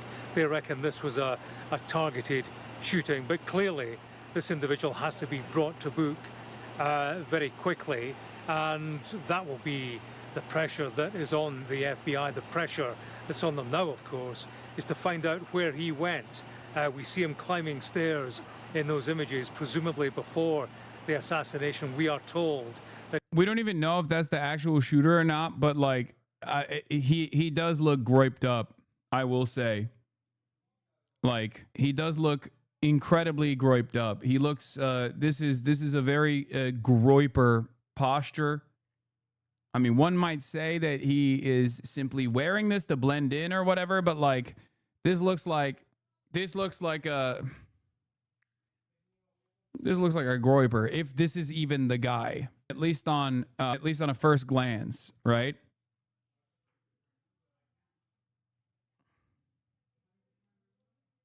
he was running afterwards. There's no indication that we're looking at the aftermath in those two still pictures. He doesn't look like a man in a hurry, but yeah, you know, he could be anywhere. If he got into a vehicle, then that widens the scope of the manhunt considerably, and they will be sifting through not just video evidence, but also, you know, number plate recognition, eyewitness evidence as well. Well, speaking during the 9/11 commemorations in New York, Donald Trump paid tribute to Charlie Kirk and announced he would be awarding him the Medal of Freedom. Let me express the horror and grief so many Americans at the heinous assassination of Charlie Kirk have felt. Charlie was a giant of his generation, a champion of liberty, and an inspiration to millions and millions of people. What does groiper mean? For those of you who don't know, groiper is a term for like far-right neo-Nazis on the internet. It's a self-described, it's a term that they call themselves. You know, Nick Fuentes fans and people like that. You know, people who just believe like esoteric neo-Nazi shit. Oftentimes they have a proclivity towards lolicon, hentai, things of that nature. A lot of Gen Z fascists are groipers, and many of them also despise Charlie Kirk. I actually have a very interesting perspective on this. I'm gonna give it. I'm gonna give it in a second. what's really interesting about the way that a lot of people, a lot of groypers themselves, including Nick Fuentes, like, is stating that they are so shocked and saddened, and that maybe Charlie Kirk was assassinated by Israel. Maybe somehow Jews had a part in this. Is, I think, coming less from a place of making every conspiracy about the Jews, and more so from a place of probably recognizing the formative role that Charlie Kirk probably played in their political development, even though they became actively way more radicalized than Charlie Kirk and started despising Charlie Kirk in the process of said radicalization. Because Charlie Kirk, for all intents and purposes, was an extremist by every, by every metric, I would say, even though, Donald Trump is president. So what does that mean? I don't know. But he absolutely was pro-Israel, pro-administration above all else, right? And a lot of people within the far right actually despise Charlie Kirk for it. Nick Fuentes made a name for himself by, hitting Charlie from his right flank, right? Over and over and over again. Yeah, here it is. Charlie Kirk will not debate me because I would fucking devour him. I would eat him alive. And at the end of the day, that's going to happen one way or the other. Now, I'm not making any inferences, by the way. I'm not saying that, like, it was one of his boys that did this, right? I don't know. I have no idea. But I think a lot of right-wingers right now, like that InfoWars guy and many others, are fantasizing about this somehow being an assassination conducted by the state of Israel, because Charlie Kirk any moment now was going to turn on Israel, right? And that's the reason why they're basically fantasizing about for a bunch of different reasons. Like, some of them are fantasizing about Charlie Kirk seemingly turning on Israel because they wish it to be the case. Some of them are claiming that this is happening because some of them are claiming that Charlie was at any moment now going to turn on Israel because they just want to, like, shit on Israel and say that it's actually Israel's fault that he was assassinated. And others are doing that, I think, because they used to be fans of him, and now that he died, they feel bad about it. And they want to, in their own mind, make it seem as though he was actually on board with the cause, Whether he chooses to confront me or not, whether he has dignity and honor or not, it's just a matter of time. My ideas are already there. I've already impregnated your organization. I took Turning Point USA and I fucked it. I took your organization, I took your baby, Turning Point USA, and I fucked it. I'm no groyper, but this is a merit to the Israel narrative. I mean, there are a lot of suspicious elements involved in the Charlie Kirk assassination, okay? It does have, maybe it's just totally happenstance, totally random, but, the way that this guy was able to line up a shot and create a little sniper perch for himself, unbeknownst to everybody else, and then was able to jet away by taking advantage of another person that was in the crowd that, like, redirected all of law enforcement attention towards himself. One shot, one kill, directly in the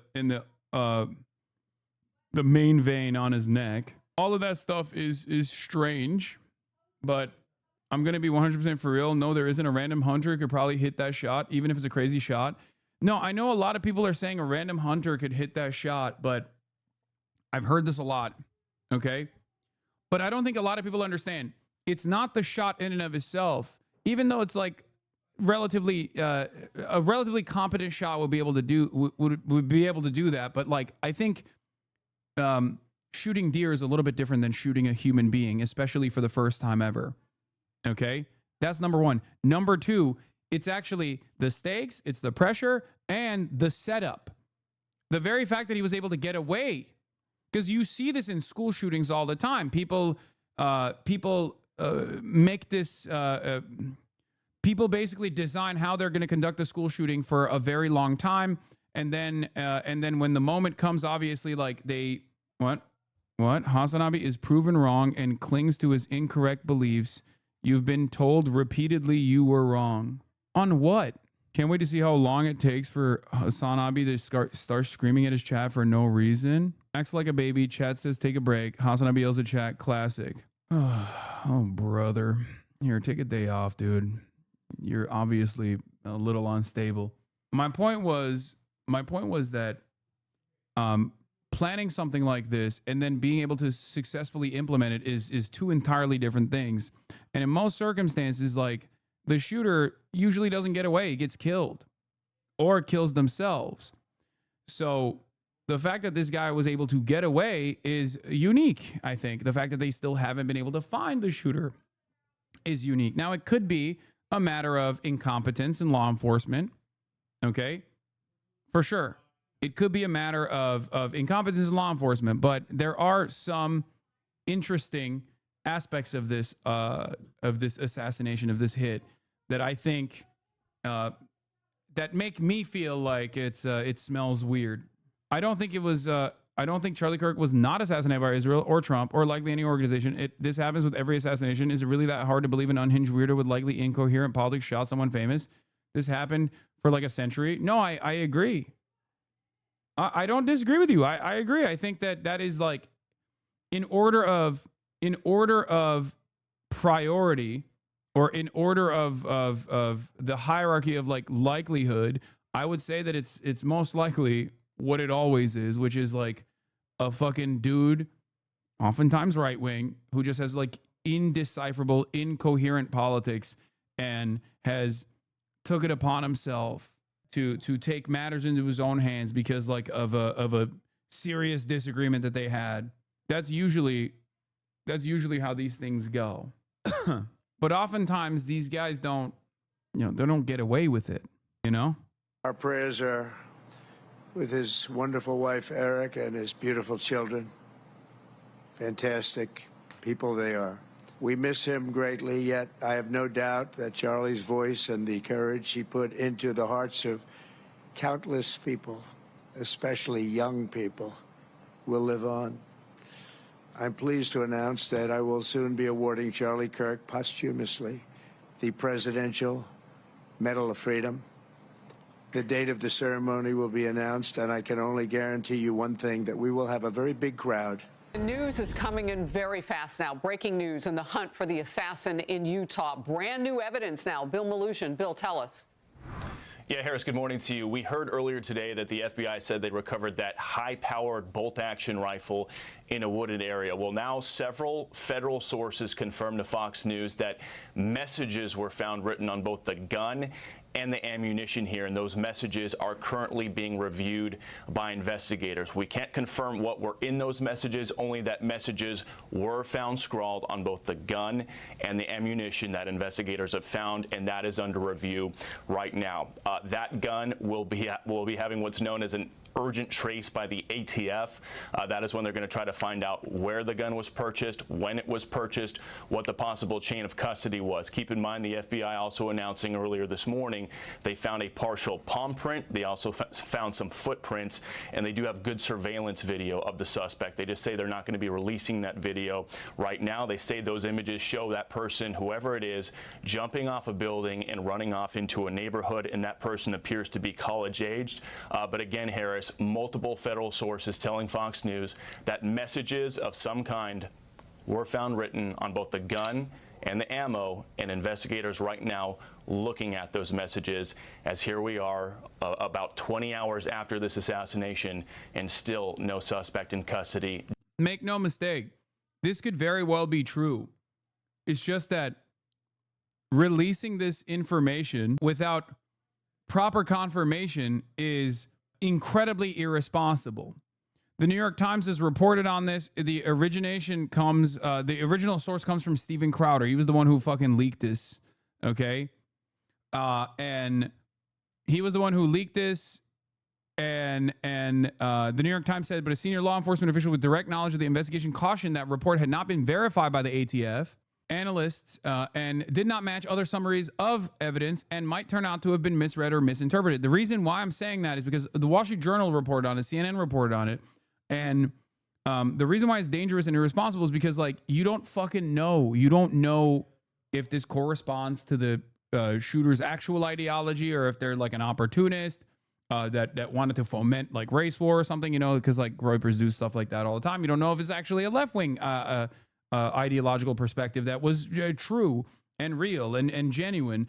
And you have to analyze all of the evidence that's readily available before you make a release like this, before you make a statement like this known, because that kind of dangerous misinformation just goes crazy. And then a lot of people, by the time new information comes out, you know, people have already made up their minds, right?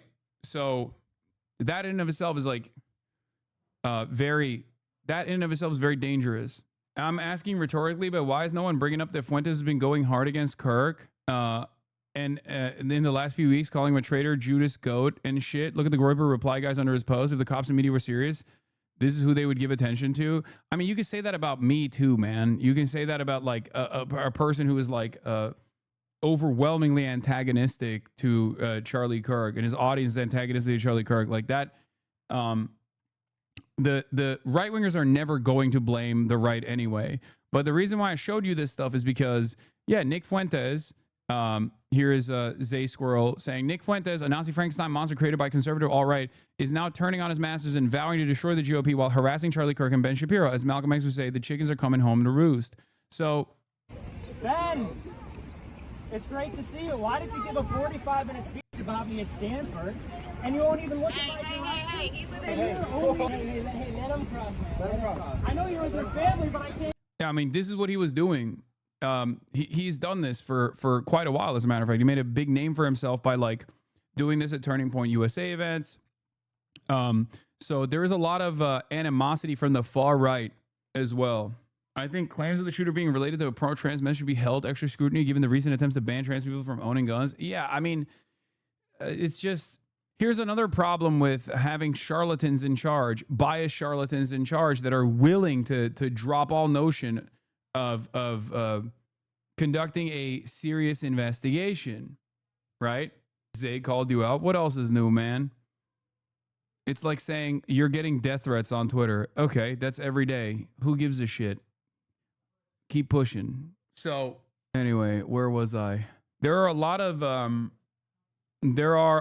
of people, I think, that are saying that he was going to turn on Israel any moment now, and I don't think that's there's evidence for that at all. And I think there are different reasons as to why some people are saying it. Some people are saying it because they just want to like shit on Israel and they think everything is Israel. He already did turn on Israel. You're wrong. No, he didn't, man. Shut the fuck up.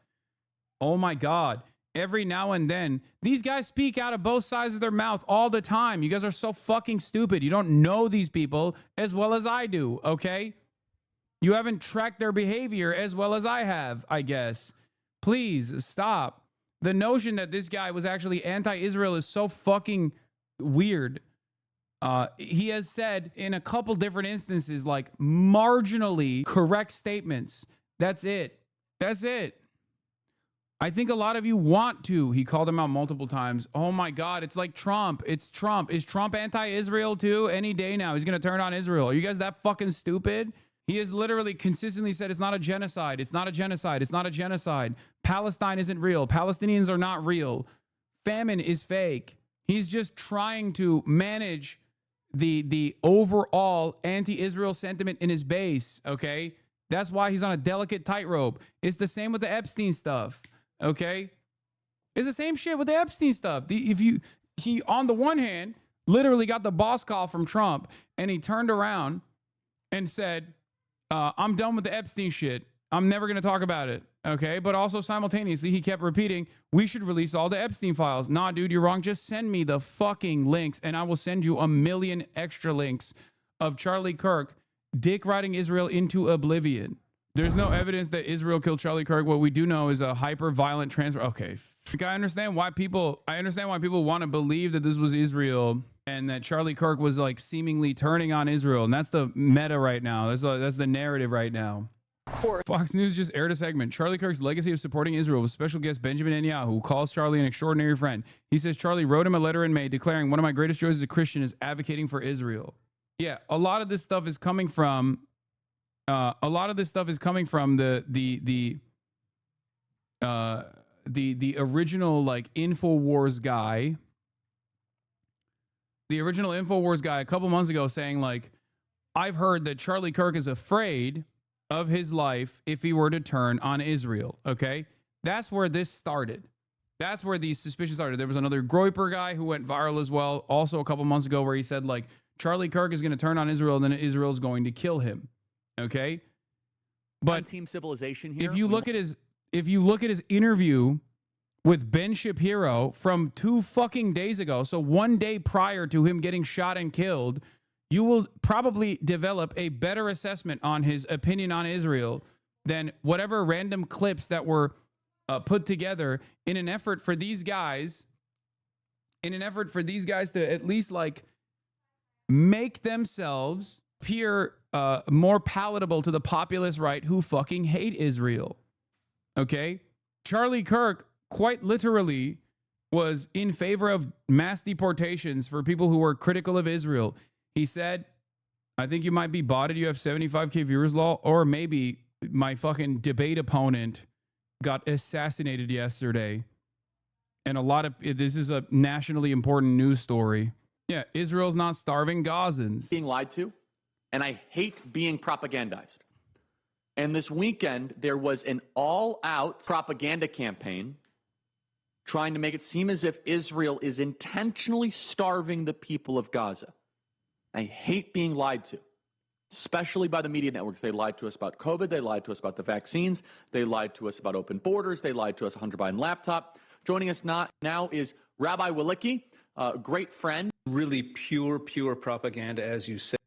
Approximately $500 million just from selling aid to the people of the Gaza Strip since the war has began.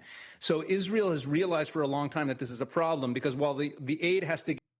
Anyway, I posted a link to watch all the videos and tell me he wasn't calling him out. You're wrong or too afraid to admit it, in which in the later case, I don't blame you. You said post the links. Now watch all the videos and tell me you disagree. We both know I'm right, and I don't blame you for also not wanting to be hit by Israel. Are you fucking stupid? You think Charlie Kirk is anti-Israel, and you think me, this guy, is actually afraid of calling out Israel? Are you lobotomized? Are you a victim of a lobotomy that you were unaware of?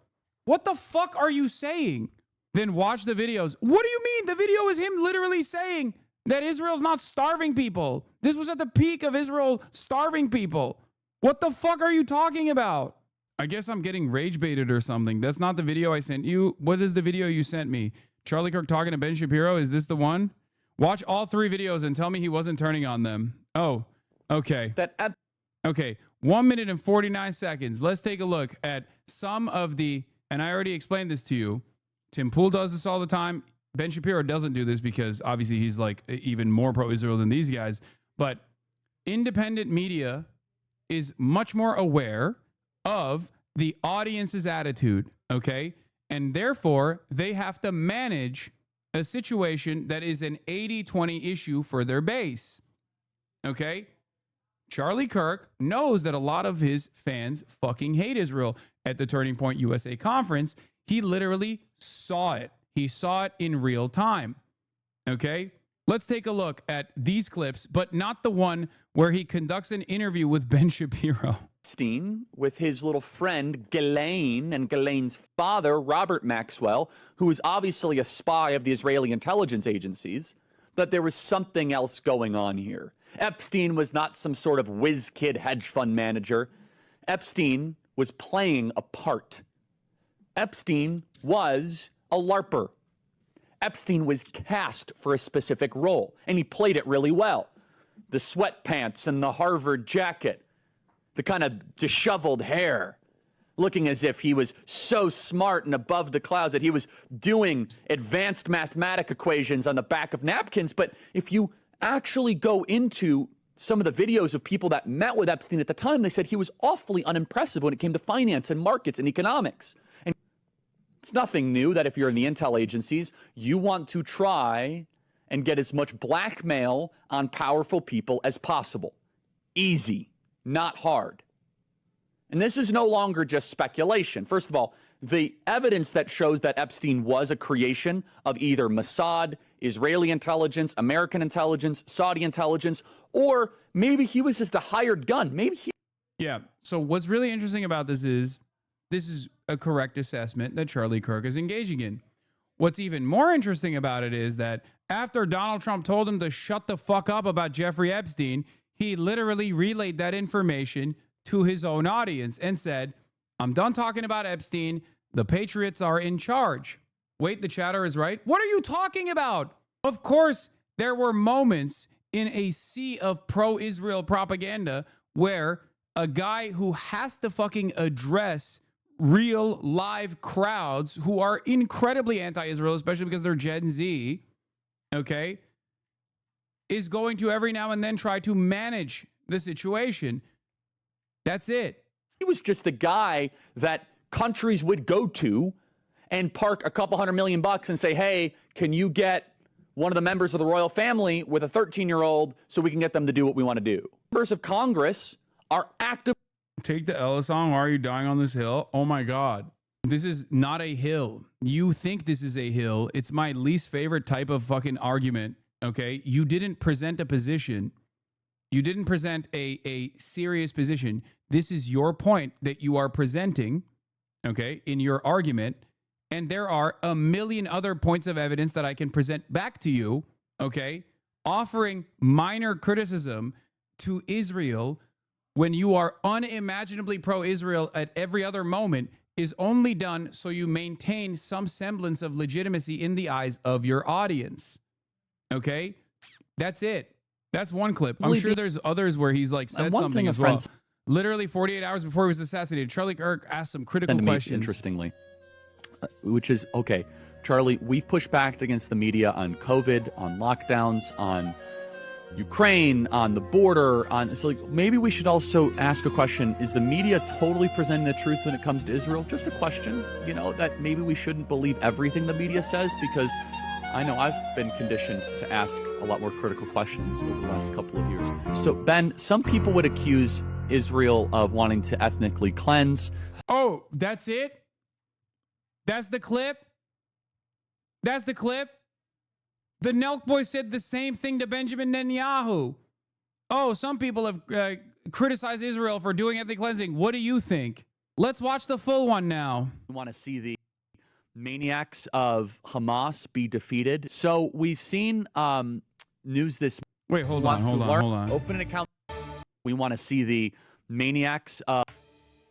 So we're on Team Civilization here. We want to see the maniacs of Hamas be defeated. So we've seen news this morning that, quite honestly, I'm a little confused by, and I was hoping you could navigate it and help us understand, which is that Israel bombed Qatar, which houses a lot of Hamas officials. What happened here? And if I were to introduce just the skeptical question, will this potentially endanger America's own interests in the Middle East? So please, Ben, help me better understand the situation. By the way, one thing that I do take issue with here is that even if I'm open to Israel assassinating Charlie Kirk, I do not, and I will not stand for this fucking idiotic notion that it was because he was actually turning on Israel any day now. Okay? You are a fucking moron if you think this.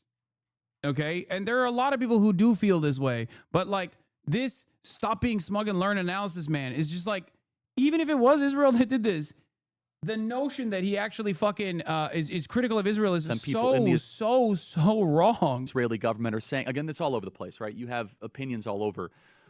In your opinion, what would a good outcome 5 years from now be, and how does one... This is the point where the video cut off, by the way. Here. In your opinion, what would a... We're conditioned to ask a lot more critical questions over the last couple of years. So, Ben, some people would accuse Israel of wanting to ethnically cleanse. Some people in the Israeli government are saying, again, it's all over the place, right? You have opinions all over. In your opinion, what would a good outcome 5 years from now be, and how does one respond to the claims of ethnic cleansing? So ethnic cleansing, the idea, presumably, that population movement is equivalent to ethnic cleansing. I think ethnic cleansing is a term that's been fairly recently coined to describe population movement during war. And the reality is that's been ongoing for literally all of human history. The idea that Israel is, quote unquote, forcing people out of the Gaza Strip, that is not the stated policy of the Israeli government. The idea is if people want to leave, they can, but they're not being forced to leave. Again, moving people out of heavily urbanized areas that are honeycombed with terrorist booby traps pretty much everywhere is not the same thing as, quote unquote, ethnic cleansing. And I think that ethnic cleansing is very often used as sort of a softer form of the genocide attack. The idea being that Israel is trying to kill everyone, which of course is not true. As far as your earlier question about what we believe from the media, one of the things that I find kind of astonishing in some of the folks on the right who are highly critical of Israel is actually the lack of the lack of skepticism when it comes to legacy media. Legacy media are radically anti-Israel overall. The New York Times can certainly not be accused of being a pro-Israel outlet. It'd be very difficult to make the accusation that the Associated Press, which has worked hand in glove with Hamas for years, or Reuters, that these are wildly pro-Israel outlets. And yet, when it comes to the reporting, it seems to be sort of the opposite. Ben, so the Ben, perception of the legacy media is like owned by the Jews. And I was going to say, Ben, come on. Israel. You Jews own the media, Ben. So, I mean, come on. As you could tell by all the wonderful headlines you guys get. Well, I mean, dude, the accusation. Wow. A sarcastic quip talking to Ben Shapiro about how negative the media is towards Israel. Does that strike you as a person who's anti, or are you oblivious to how sarcasm works? That we own the media has not prevented, the Daily Wire from employing people who radically disagree with me on all of these matters. I mean, I don't agree with Matt Walsh on foreign policy. Matt obviously is a major host over at Daily Wire, and that's just my shop. And I'm overtly pro-Israel. Right? I mean, I'm not making any bones about this. I'm a Jew and I'm a Zionist. I'm not going to pretend that to say otherwise would be absolutely silly. To suggest that some sort of atheistic Jewish person by birth who does not care about Judaism or Israel owning the New York Times means the New York Times is pro-Israel is to ignore literally every bit of coverage they have ever. Yeah, they agree that the New York Times is not pro-Israel. Okay, here they are saying that the most pro-Israel legacy publisher in the nation is actually not pro-Israel at all, because they every now and then accurately reflect on the events in an effort to maintain their credibility. I'm just saying, do you guys think that he's turning on Israel? Be honest. Last question on this. To ignore literal. We're running out of time here, but just last question on this, Ben. I know this might be a tougher question, but BB. Bro, that chatter is still saying watch the video. I am. I'm watching the video. He said, quote, I didn't like he said this. I'll be honest. You can't be MAGA if you're anti-Israel. I don't like it for a couple reasons. How did you analyze that statement from BB? I mean, and I think that there is the ungenerous way of interpreting that and then the generous way of interpreting that. So the ungenerous way is to suggest that you have to hold a particular position on every Israeli governmental activity in order to be MAGA, which of course is not true. I mean, you can disagree from the right or from the left with Bibi's policies, and you can still be plenty MAGA. I think the idea that Bibi is putting out there is that if you are taking Hamas's side against Israel in a conflict, it is very difficult to align that with the stated positions of the Trump administration or what President Trump himself is doing right now. I certainly is true. You cannot look. I think you can have disagreements on Israel and still be MAGA. Obviously, you should be America first. But if you're pro-Hamas, you're something darker, and we shouldn't put up with that. Ben, tell us about your important new book. Chatter's talking to an imaginary Hasanabi that isn't actually watching the video. It's so crazy that like motherfuckers can literally do unlimited pro-genocide propaganda for 2 years and people still will turn around and act as though, yeah, propaganda says Charlie Kirk was not a critic of Israel. What kind of revisionism is this? Mohammed Hassan says, Charlie Kirk's question of Israel was because we've crossed the Rubicon where to not question Israel clearly reveals someone to be a propagandist. Because Nick Fuentes, Tucker Carlson's critique of Israel, he had to adopt some of their talking points, the most mild ones, to avoid hemorrhaging his audience who have turned on Israel. He was a Ted Cruz, we must bless Israel Christian who championed the slaughter of Palestinians while repeating the most lazy hosbra about Qatar, Islam, the Muslim Brotherhood, etc. He was not a critic of Israel. But it's crazy that just people would rather believe this notion. Like, even if you think this was like a professional hit, maybe it was Mossad, the notion that it was because he was going to turn on Israel any moment now is so insane to me. Okay? That's it. Look at it from Israel's POV. Even this clip doesn't sell me on him being anti-Israel. Stuff. They were No one, I saw the full one, by the way. I saw the full clip. No one is saying Charlie Kirk became anti-Israel, but when the head of the largest conservative youth organization in America with chapters on over, and I like Jeremy Lafredo. I mean, he's literally been arrested in Israel for his reporting and was held hostage for an extended period of time. Over 3,500 high schools and college campuses starts openly questioning whether the Israeli government and the military are lying about their war and regional ambitions. It poses a serious challenge. If that conversation were allowed to continue, it could shift the next generation of conservatives away from automatic support of Israel. The reality of the matter is the only reason why Charlie Kirk is saying this is because he doesn't want to hemorrhage the rest of his base of support to the Nick Fuentes of the world or the Tucker Carlsons of the world, because those guys are openly anti-Israel, and that position is infinitely more popular now, especially amongst the youth. That's it.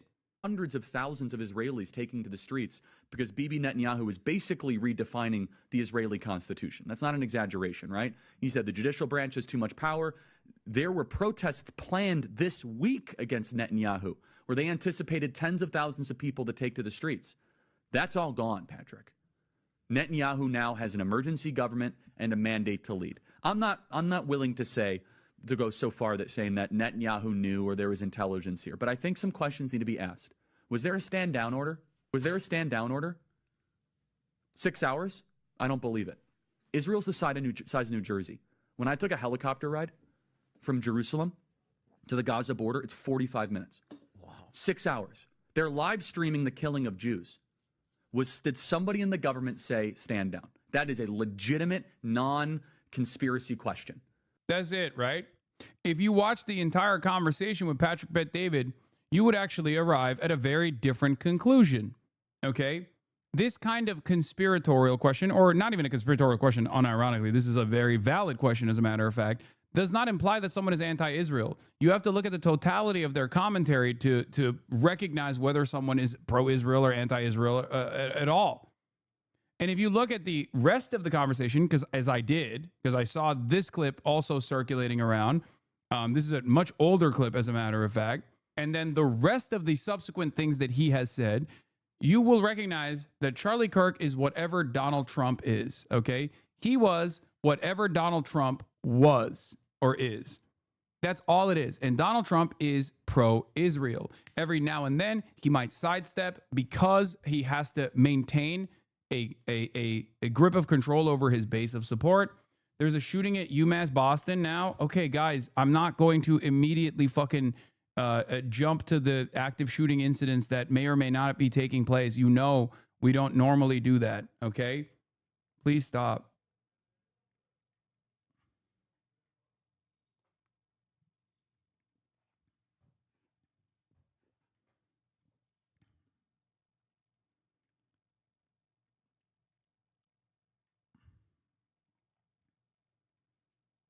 It's real though. I know, even if it is real, again, I'm not going to Hassan hates Israel so much. Of course I do. What do you mean? What kind of question is this? Of course. Because I have a conscience. I have a heart. I have eyes to see and a brain to think. What the fuck do you mean? Of course I hate Israel. It is an apartheid state built around a ethnic religious supremacist ideology that is exterminationist at its heart, at its root. It is currently doing a genocide. Of course I'm fucking anti all of those things. Yes, I'm anti-Nazi as well. Is this a new stance, do you think? It's like saying, Hassan, why do you hate Nazi Germany so much? Why do you hate apartheid South Africa so much? What the fuck? Anyway. Jewish. And then the rest of it is him talking about secular Jews being responsible for... Yeah, I did. I wanted to debate Charlie Kirk on Israel. That was going to be the fucking debate. That's why it's so fucking insane to me that everyone is now running around and like that was what we were going to debate on.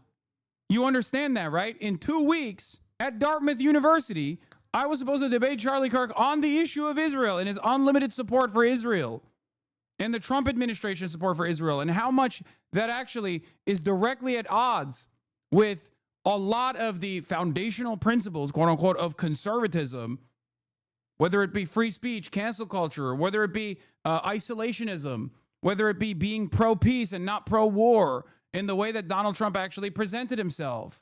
That's why it's making me go crazy, because like I did look at his fucking assessment. I did look at his perspective on Israel for that reason, That's what the debate was going to be about. Have been pushing the exact kind of hatred against whites that they claim to want people to stop using. Yeah, Elon Musk said the same shit too. Do you think Elon Musk is anti-Israel? Any moment now, the Mossad is going to assassinate him because he's also said the same shit. Secular Jews have done unlimited open borders propaganda and anti-white hatred. That's exactly what Elon Musk said. Against them. Now, I don't like generalizations. Not every Jewish person believes that. But it is true the Anti-Defamation League was part and parcel with Black Lives Matter. It is true that some of the largest financiers of left-wing anti-white causes have been Jewish Americans. They went all in on woke, and it wasn't just ADL. It was some of the top Jewish organizations in the country that have done that. In fact, we have seen this with the recent retreat of Jewish donations that are no longer going to be administered to colleges, right? Mark Rowan, Leon Copperman. Can we get that full list? It's very powerful. The part of the, so that's totally true. And by the way, Tucker Carlson reinforced. Wait, you're going to take the pro-Israel side in a debate against Charlie Kirk? Take a week off. This. So I'm going to kind of, it was quite a day on the internet. Tucker Carlson was interviewing Candace Owens. We have Candace Owens coming up next hour. And Tucker Carlson mentions that Jewish Americans have primarily been financing cultural Marxist ideas. We said this, by the way, last week, and people came after us. We were on top of it. We actually said it in a different way. We said, I'm glad that Jewish Americans are reconsidering their financing of cultural Marxism. And people misunderstood it intentionally and slandered us as being anti-Semites. But listen. You don't actually think Elon Musk would be forced to switch his views based on public pressure in the same way Charlie Kirk would be going in front of a young conservative all around the country law? That's a reach, though, law? No, man. These guys are anti-Semitic and pro-Israel. That's my point, okay? What the fuck? Is this new to you? He's an evangelical Zionist. That's it. On the one hand, they believe that, like, a lot of these secular Jews, these rootless cosmopolitans, are responsible for the death and destruction of Western civilization, okay? They are the ones who are responsible for the Great Replacement. That's how they think. That's how they feel. But also, simultaneously, they have a theological justification to offer unlimited support to Israel. If you do not understand the complexity of I guess, evangelical Zionism and its unlimited support for the nation state of Israel as an apartheid state conducting a genocide, you will find yourself duped by clips such as this one. Because for many people, they go, oh, well, he's saying something that comes across as anti-Semitic here, so we must be anti-Israel. That's not. It's not. He is a fucking... He can be both of those things at the same time. That's what's so funny. Like, you saw 3 clips, and that was enough. He literally said Jewish communities have been pushing the exact kind of hatred against whites that they claim to want people to stop using against them, and said that the philosophical foundation of anti-whiteness has largely been financed by Jewish donors. Yeah, he's a fascist, dude. Yes. Is this new? It's not, you know? Anyway, this guy literally, like I said, stated over and over again, Palestine's not real. It's not real. It's not real. You know, that attitude shift is not reflective of like any sort of broader trend or anything. Okay. This guy is still tweeting at me. Under the gun 1776. Oh, it's because he's a fucking right winger. That was the guy who I was cooking in the chat. It's because he's an anti-Israel right winger who was desperately coping with the notion that one of his favorite political content creators was just like an ultra Zionist. And in his moment of passing, he had to turn around and be like, nah, you don't understand. He's afraid of Israel. Bitch, if I was afraid of Israel, I wouldn't be saying fuck Israel every goddamn day, far before October 7 and every day since. Suck my fucking dick, dumbass. You don't even know. I was about to fucking debate him. I was about to debate him on his Israel support. God damn, these people are so fucking stupid. Yeah, you actually think he was a critic of Israel or Zionism? Seriously, get it together. Palestine doesn't exist. Islam is a sword of the left is using to slit the throat of America. 0 people from Gaza should be allowed to come to America, period. No, Israel is not starving Gazans. Kirk did not platform Tucker or Dave Smith because he had a change of heart. It was because he saw the tide turning amongst the Republican youth and had no choice but to try and co-opt the new anti-Israel movement on the right. If he didn't platform them, he would lose relevance. His job is to remain relevant and manipulate the conversation in the direction of Zionist and right-wing power players. That's his bread and butter. That's why he gains access to the White House. During his conference, he held a sit-down with conservative youth and used that dialogue to raise concerns over anti-Semitism in an effort to conflate anti-Zionism with anti-Semitism. Any criticisms he's made of Israel is simply so he can run cover for them. Kirk was a political performer, a grifter, a propagandist serving the most powerful people in this country. He should not have been shot in the neck in front of his wife and child. But let's be real here. He was a Zionist until his last breath. Yes, I do understand why it comes across as strange and a little bit heavy-handed that Benjamin Netanyahu and every fucking Israeli politician in unison started tweeting thoughts and prayers for Charlie Kirk literally seemingly the very moment that the first shot was fired. Okay. Benjamin Netanyahu was one of the first people around the planet that said, pray for Charlie Kirk. I was there. I saw it. We were all there. We watched it happen in real time. Okay. Is that strange? Yes. That's strange as fuck. It was, I think, and we can watch it. We can go back to the tape and review it if you want. It was fucking insane. He was one of the first people that issued, we must all pray for Charlie Kirk, who has been shot, a great guy from top to bottom. God bless him. Okay?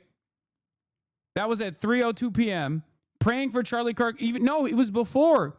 Benjamin Netanyahu posted that before Donald Trump even posted it. I'm pretty sure.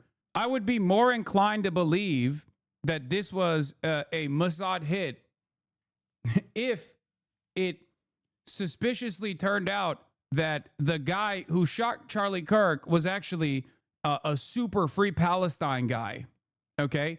That is a narrative that I think would make more sense than what these fucking guys are saying right now. Okay? Do you understand? You saying BB woke up from his good night's sleep just to type praying for XYZ right after the guy got shot? Yes. I'm confused. How was this not even more proof that they took him out before he switched his public opinion? They were able to martyr him and keep him as a pro-Israel voice. Why would BB even know about this and tweet about it faster than Trump? There is no indication that Charlie Kirk was actually going to any moment now become an anti-Zionist. There's a literal fucking conversation that he had with Ben Shapiro one day before he got shot and killed, where he is very clearly still running the pro-Israel narratives. What the fuck is wrong with you guys, man? Please take some medication or something. Holy fuck. Oh my God. I know people get really mad at me when I'm so short with people on this issue. Why are you avoiding the real positions that he has presented as opposed to the positions that you ascribe to him? Is it true they found the shooter? No. Anyway, let's move on. There are even people who I respect who have fallen mercy to this kind of thinking. People do love conspiracy theories, though. You are 100% being brigaded to make you talk about this, and probably. Anyway, let's get back to the news that we do know. Investigators are hot on this person's trail. That's all we got right now. Harris will update as soon as we have more. We'll send it back to you. Bill, thank you so very much. We are at a clip now about every 30 minutes. We're getting something brand new. So we will come back to you as the news warrants right here on Focus. Thank you. Hey, it's Will Kane. Click here. What happened to this video? Damn. The news is coming in. Shit. Breaking messages found on Charlie Kirk's assassin's gun. Fox is running with that too. Very fast now. Breaking news in the hunt for the assassin in Utah. Brand new evidence now. Bill Malushin. Bill, tell us. Yeah, Harris, good morning to you. We heard earlier today that the FBI said they recovered that high-powered bolt-action rifle in a wooded area. Well, now several federal sources confirmed to Fox News that messages were found written on both. Okay. Why are you entertaining this conspiracy so seriously? There is not nearly enough information to be making all these inferences and even less motive. All it's doing is giving the shitlibs and conservatives more ammo. Because when there's an environment of uncertainty, there are a lot of narratives that take root. And my primary purpose in moments like this is to try to enforce critical thinking skills upon the audience, okay? That's my job. That's what I do. This is what I have done every single time there is an environment of uncertainty, okay? Both the gun and the ammunition here, and those messages are currently being reviewed by investigators. We can't confirm what were in those messages, only that messages were found scrawled on 107, please. The European Parliament rejects a request for a minute of silence for Charlie Kirk. Jesus Christ. You need to press. Yep. Yeah. Okay. Madam President, dear colleagues, the murder of political activist Charlie Kirk, a husband, loving father, and patriot, has shocked the world. We must strongly condemn political violence and rhetoric that incites violence. please stand with me in reflection and prayer in his honor, and I yield the rest of my time for a moment of silence. Who devoted his life to the cause of open debate and the country that he loves so. Yeah, this is God. There is a neutrality applied to the assessments that people make here. People saying this is AI, by the way, I think there is listen, the reason why people immediately jumped to the AI thing was because there was a massive jump in between when he just like moves his hand in the first 18 seconds. And I think the answer and the explanation for this is clearer than this being like a complete AI video, but instead it's just a hastily done Photoshop job that has AI upscaling in it. Yeah, his hand enlarged in the video. It's enhancement. It's a feature in DaVinci Resolve. It's AI powered smooth cut. Yeah, I think that's the most likely scenario here. Rather than the fact that it was AI or something. His face is drooping. I think he had a stroke. Okay, I don't think so. I'm telling you, I think like the AI that you're seeing on screen is coming from the AI boosting that takes place with like a lot of the editing software that is used nowadays. Okay. It's like a TikTok filter. When you put a TikTok filter on your videos and your face moves weirdly sometimes because the filter is not correctly applied, it's like that. I'll look at his face droop. Maybe they tried to artificially make his face not look droopy. I don't know. And I know the trees move weirdly in the background. I'm not saying that there isn't any sort of editing software utilized here. I'm pretty sure they used Morph Cut. It's a feature in Adobe Premiere Pro that morphs between two separate cuts. If you look under the hands, you see the tie reflection morphing weirdly on the table. I know. And you see the fucking hands, you see the hand size get smaller as well. This is another one of the the things that people are running with. One must ask the question, why? Like, what purpose does this serve if it's an AI generated video? I think what he is saying in this video is far more consequential than what he is saying in the video. I think is far more consequential than like this being an AI video or not. What is this? This is him today. What the fuck? What is this photo, man? Bro, it looks like shit, but he also looks like shit all the time. So who knows, you know? Is it just like old man shit, or does he got the stroke face? This looks like it's AI upscaled as well, for the record, which is funny that people are like, this is AI, but then they send me a photo and it's like, I think also bass boosted. So much. Kirk took his message to TikTok last year with a series called You've Been Brainwashed, traveling to college campuses, squaring off against students on everything from immigration to abortion. Like, it's not dependent on the mom, and it can be like its own thing. If you have a pacemaker, you're dependent. If you have a ventilator, you're dependent. Babies are in NICU units, neonatal intensive care units, they're dependent. Dependency does not equal its degree of moral worth. Amassing more followers than Fox News, Tucker Carlson, even the Kamala Harris campaign. Speaking here about gender. You can't define what a man is? It's a little opaque. Again, you're looking at a man. But your video, the largest video on TikTok is, what is a woman, 20 million views, but you don't know what a man is in your own worldview? I said you're looking at a man, right? Kirk voiced opposition to gay rights, rejected the separation of church and state, and described COVID lockdowns as government tyranny. He said he was simply speaking truths that others were too afraid to say out loud.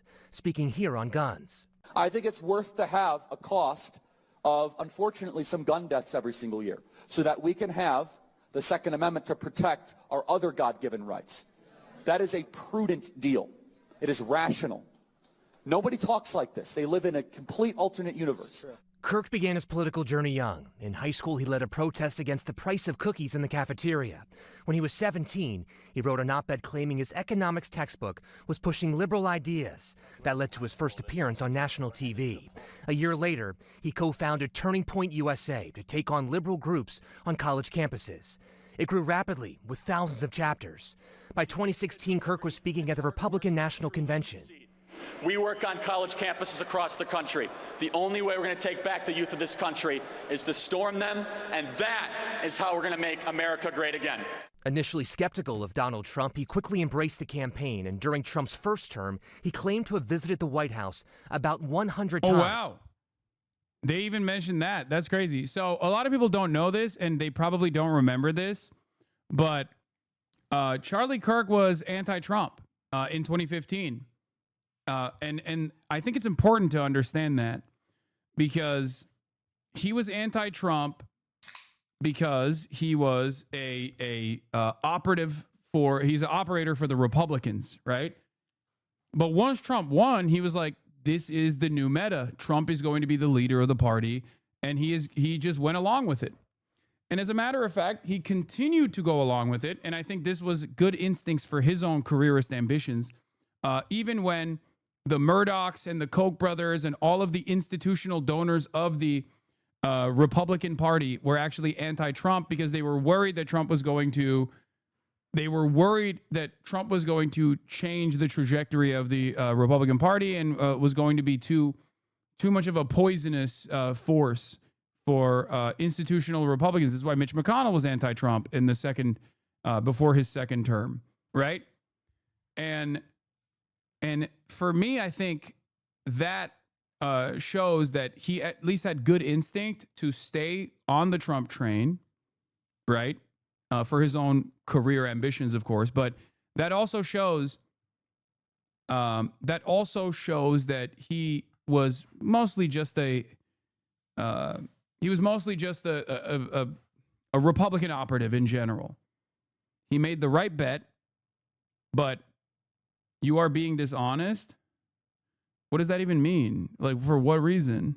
2016, most people were. What's wrong with that? What are you saying? Most of them still are anti-Trump. You're an idiot. I'm confused. I'm saying that he had the right instinct when a lot of the institutional donors were anti-Trump to stick with Donald Trump, despite being an opportunist. J.D. Vance is a similar figure. They understood that Donald Trump is the Republican Party. That's it. And they went along with it. And Charlie Kirk, actually, there's a little bit more drama in the background here, because like now Fox News is offering a lot of praise to Charlie Kirk, but when the institutional donors of the Republican Party tried to desperately move away from Donald Trump and even present Ron DeSantis as an alternative, if you recall, because like CPAC actually had Ron DeSantis as the primary figure that was going to supposedly be the next iteration of the Republican Party. And it obviously was a spectacular failure, and we all know that now, so most people forgot about it. But Charlie Kirk stuck with Donald Trump through that process. Okay. And he won big for that reason.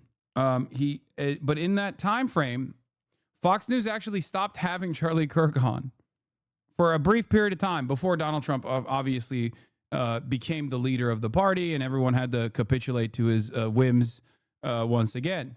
So that's also something to consider here. Insiders calling him the Trump whisperer. He's done something that is just incredible for somebody really of his age.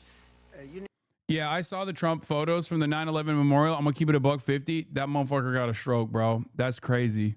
Okay, now I am a little bit more committed to he got AI base boosted on his face. Yeah, no, that's not looking good. I can't believe I'm saying this. Blue and On might be right on this. That's strange. I have to see more, but Blue and On might have to give that to you, okay? Oh, man, that Nussy got me acting up. Okay. Watch the clip. Watch the video is even worse. In all seriousness, what's going on here? POTUS scheduled to be at the Yankee game tonight as well. E. Taylor, Lieutenant Colonel Kip P. Taylor, United States Army, Leonard E. Taylor. I mean, he's just bored here, but Sandra C. Taylor. Like he's just bored here, but like what's actually interesting is the lip. Wrong side of the face for a stroke. Do we know if it's just do we know if it's mirrored? or it can be any side, right? Yeah, no, that he doesn't look good. I'll tell you that. I'll admit that. God damn, he doesn't look good at all. Holy fuck. Okay, he looks bad. Don't say nussy for a while, bro. Come on. What? Why? That looks like a couple massively. That's also the look of a couple massively in love.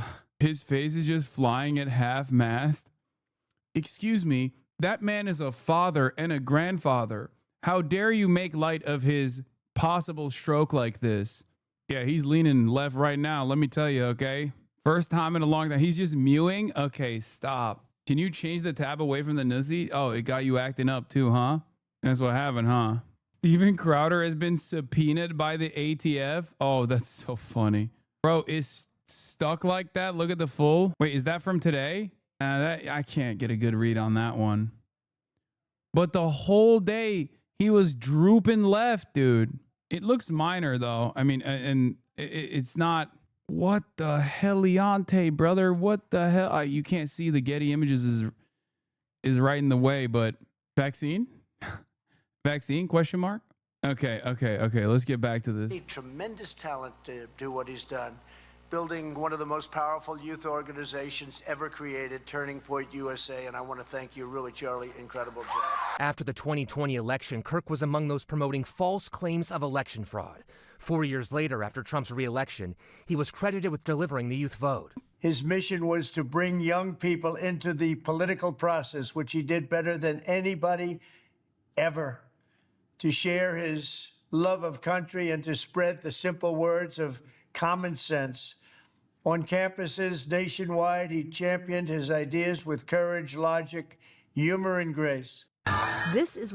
Yeah, I mean, I don't know. It just could be... It could be bass boosted a little bit. Like, I mean, like I said, it's the reason why you're seeing all this like weird shit is because there is obviously like editing tools that factor AI, like AI upscaling and the artifacting and stuff that you see in that video is most likely a consequence of that. I don't think it's like a full-blown AI video, like it's a fake Trump or anything like that. I think it's just like him talking. And there's definitely a filter, and people have said it's like a morph edit. But it's not dissimilar to the way like a TikTok filter works sometimes, and that's it. But I can see maybe they used something that was weird for his mouth or something if he's like incapable of delivering a speech without slurring or without his mouth like drooping off the side of his face or something like that. But people said like look at the hands and whatnot, but that like hand placement at the 18th second where his hand like literally changes sizes, like all of that stuff can happen with AI, or not AI altogether, but with some sort of like upscaling software that they're using that utilizes AI. Like that's it.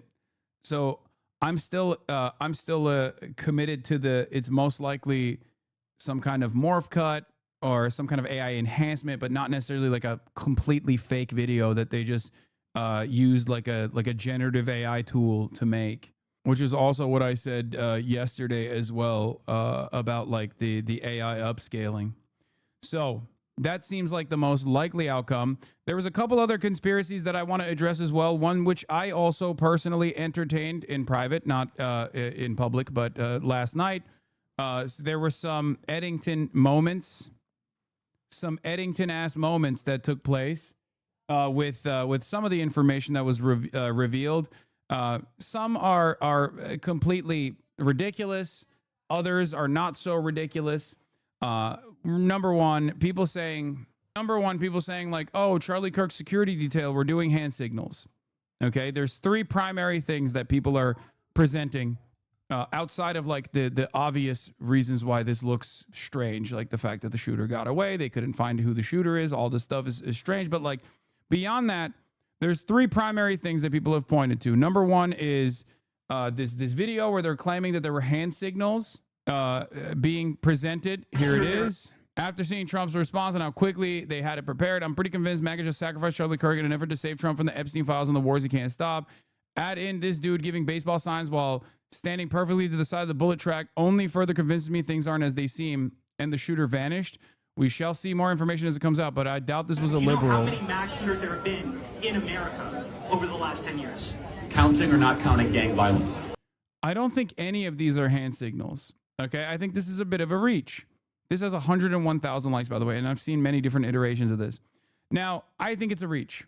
I don't think that was like a hand signal that was giving an opportunity for a tactical shot or something. It's just his own security details. So that's number one. The other one was the fuck. What were the three different ones? God damn it. One was the hand signal. The other one was the private jet, and then, but I'm going to talk about the private jet one too. But hold on, I was talking to Kyle Kalinske about this, and I'm going to give you the private jet one. The private jet one is the one that I entertained as well, and I talked to some other like visual investigations people, and no way, man, totally normal to give kill shot signals from downrange, a meter from the target. Yeah, exactly. That stuff is kind of ridiculous.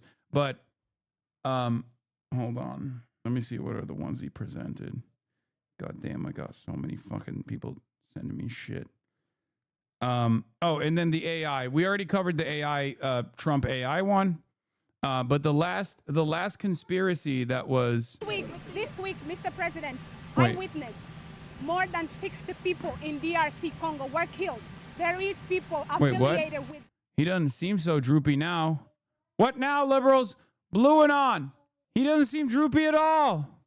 For Congolese people. Well, we're going to be talking to them. As you know, we are talking to them. It's a very violent place. It's very, very violent. That angle, he's cloned. No, man, he just doesn't look.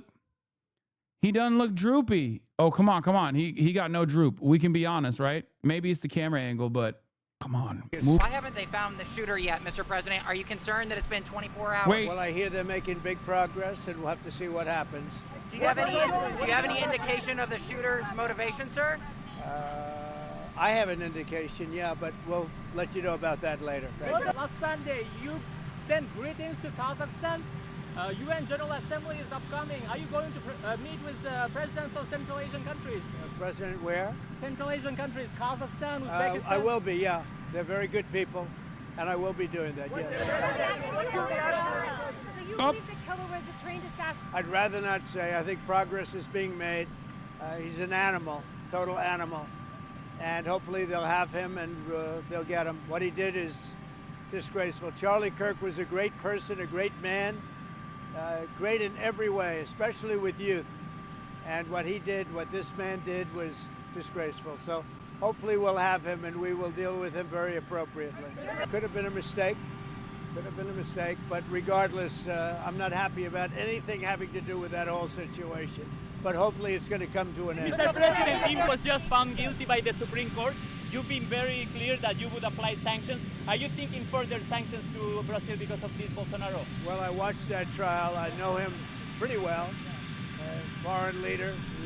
I thought he was a good president of Brazil. And it's very surprising that could happen. That's very much like they tried to do with me, but they didn't get away with it at all. But I can only say this.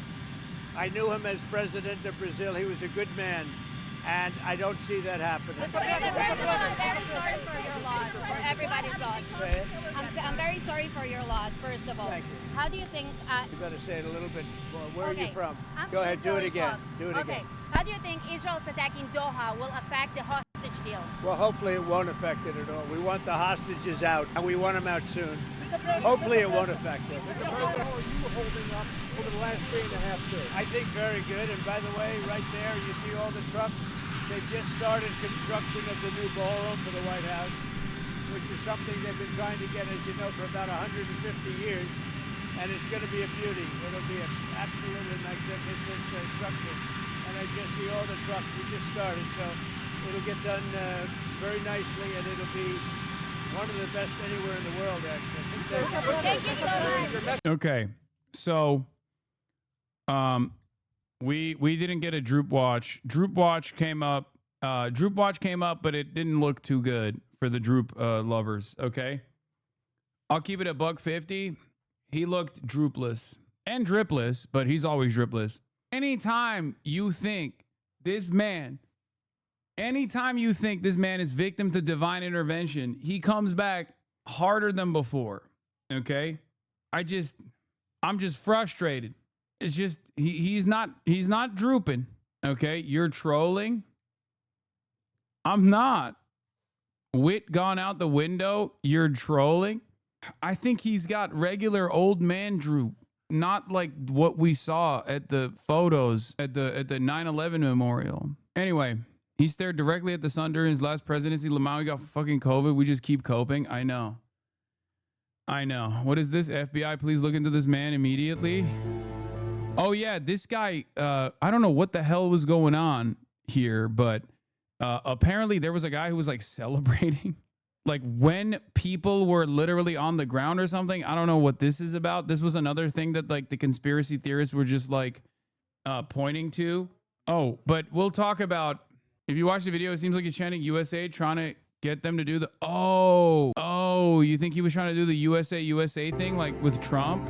No, it's not before the event. It's happening while they're literally moving Charlie Kirk in the background. You can see right here. Anyway, listen.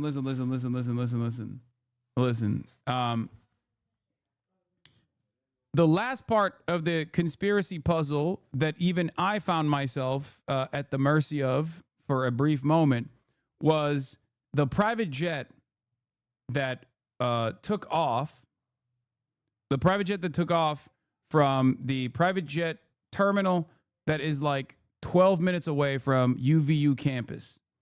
Okay, so given that I loved Ari Aster's Eddington and urged everyone to watch Eddington as well, I am willing to admit that maybe I was a little heavy-handed.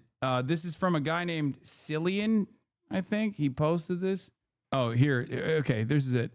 Why did a private jet go dark for 20 minutes after Charlie Kirk was taken out? Let's line this up. Charlie Kirk is assassinated at a Utah Valley event. Exactly 12 minutes later, a private jet tail number N888KG departs from a private airfield just a few miles away. The jet's transponder goes dark mid-air. No radar signal, no flight path, no destination logged. It reappears headed back to the U.S., not wherever it went. No public manifest, no confirmed passengers, no statements from the FAA or FBI.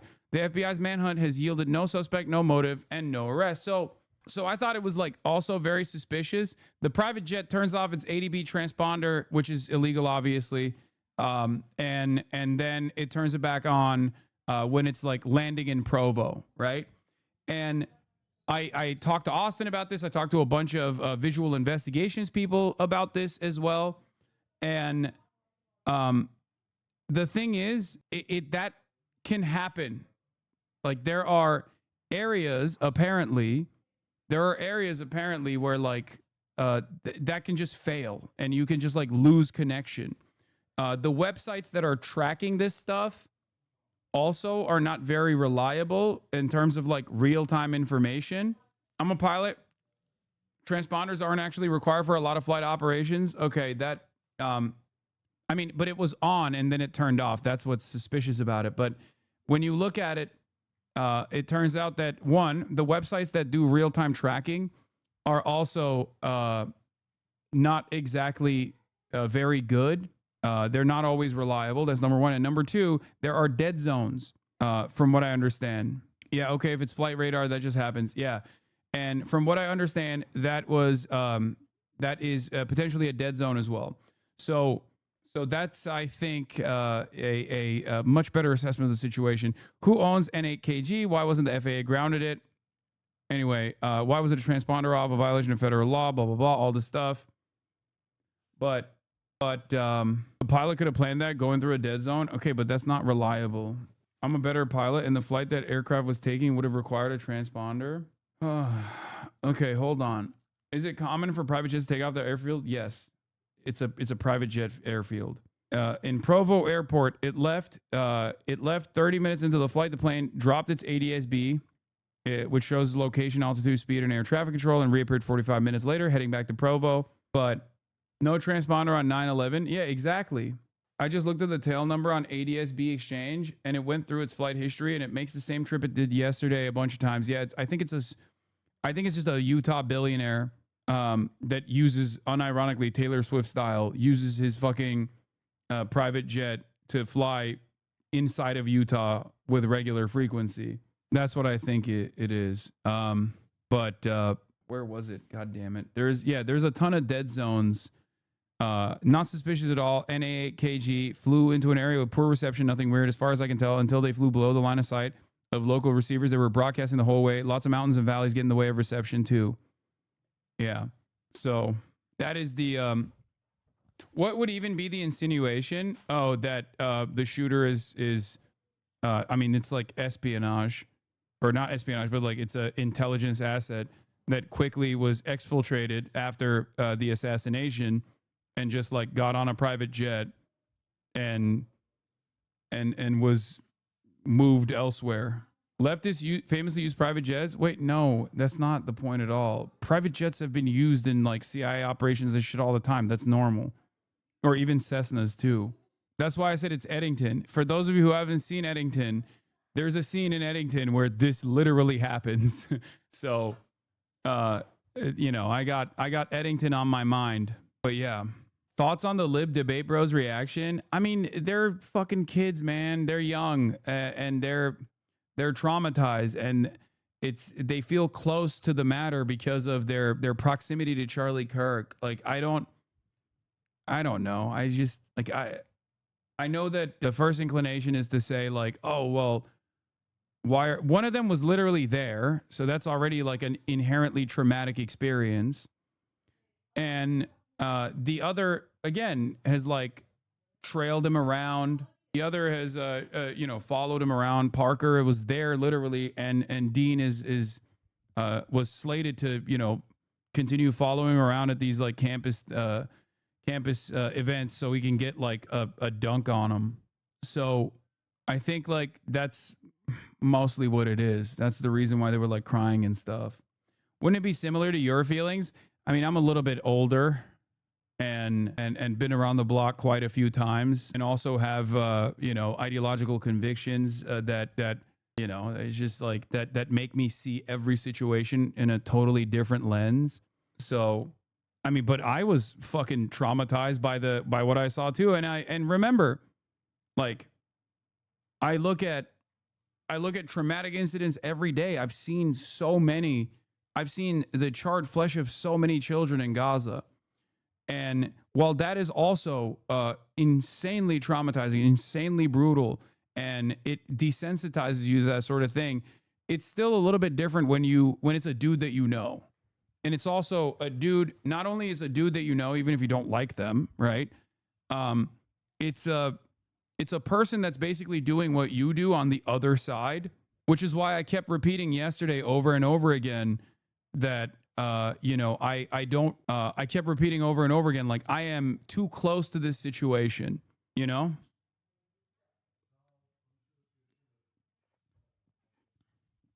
I'm too close to the situation because, one, I was supposed to appear at a public event alongside him in 2 weeks. Two, this is a person who I have debated in the past at public events. And last but not least, as someone who is a political commentator who does public events with regular frequency, that is the thing that's always on the back of your mind. So watching it unfold is like, you know, it's like seeing your own scariest scenario unfold in real time. That's it. So I think it's a combination of those feelings is the reason why these guys reacted the way that they did. You know, you fed into this machine. What is it? It's called empathy. Try it sometime. You fed into this machine. I'm empathetic to my enemies far more than they are to me. To such a, it's ironic because like saying it's called empathy, try it sometime about Charlie Kirk is such a funny thing to say in this moment, because Charlie Kirk has said empathy is abhorrent, that he has no empathy. Empathy is a made up concept by wokes. Cap? You said Cap? Roll the clip. Who has it? I know a motherfucker in the chat was waiting for this moment. So why say your own? Wait, I didn't. And the word empathy, actually, I think empathy is a made-up New Age term that does a lot of damage, but I can't stand the word empathy, actually. I think empathy is a made-up New Age term. Bitch. What happened? What happened, dumbass chatter? What now?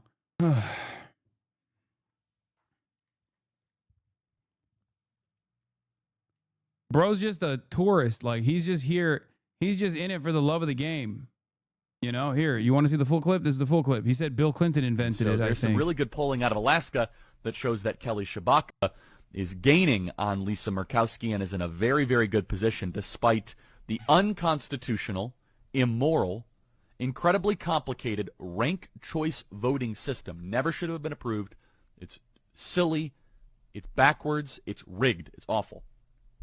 So the new communication strategy for Democrats, now that their polling advantage is collapsing in every single state, it's collapsing in Ohio, it's collapsing even in Arizona. It is now a race where Blake Masters is in striking distance. Kerry Lake is doing very, very well.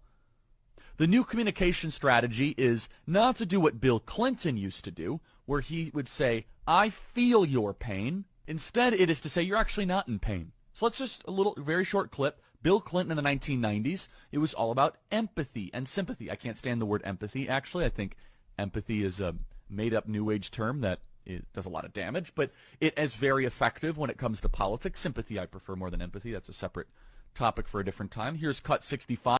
This is not the only time where he's talked about this, for the record. He has said, like, he said that empathy was invented by Bill Clinton. It's a New Age concept. Yeah, I mean, this man is a real yapper, or was a real yapper, right? Pretty sure that, what is it? The person that Hassan responded to is a massive Destiny/L3 freak. They're the one constantly posting clips of Hassan on Reddit. I recommend banning them. They have the same username on Reddit and Twitter. Wait, this guy is? Nah, Hassan, you're a Mossad psyop for sure. I know what he said. I don't like his ideas. Wait. Let's entertain the clipper for a second. Now that it's at your doorstep, it's a problem. A lot of these guys, whether they are on the right or whether they think that they're on the left or whether they're liberal, have made up their minds in the same exact way that these hysterical right-wingers have on this notion that the left is the side of the violence. Okay? The left is on the side of the violence, and now violent retribution is coming your way, right? All they have in this situation is you the same, bro. That's all they got.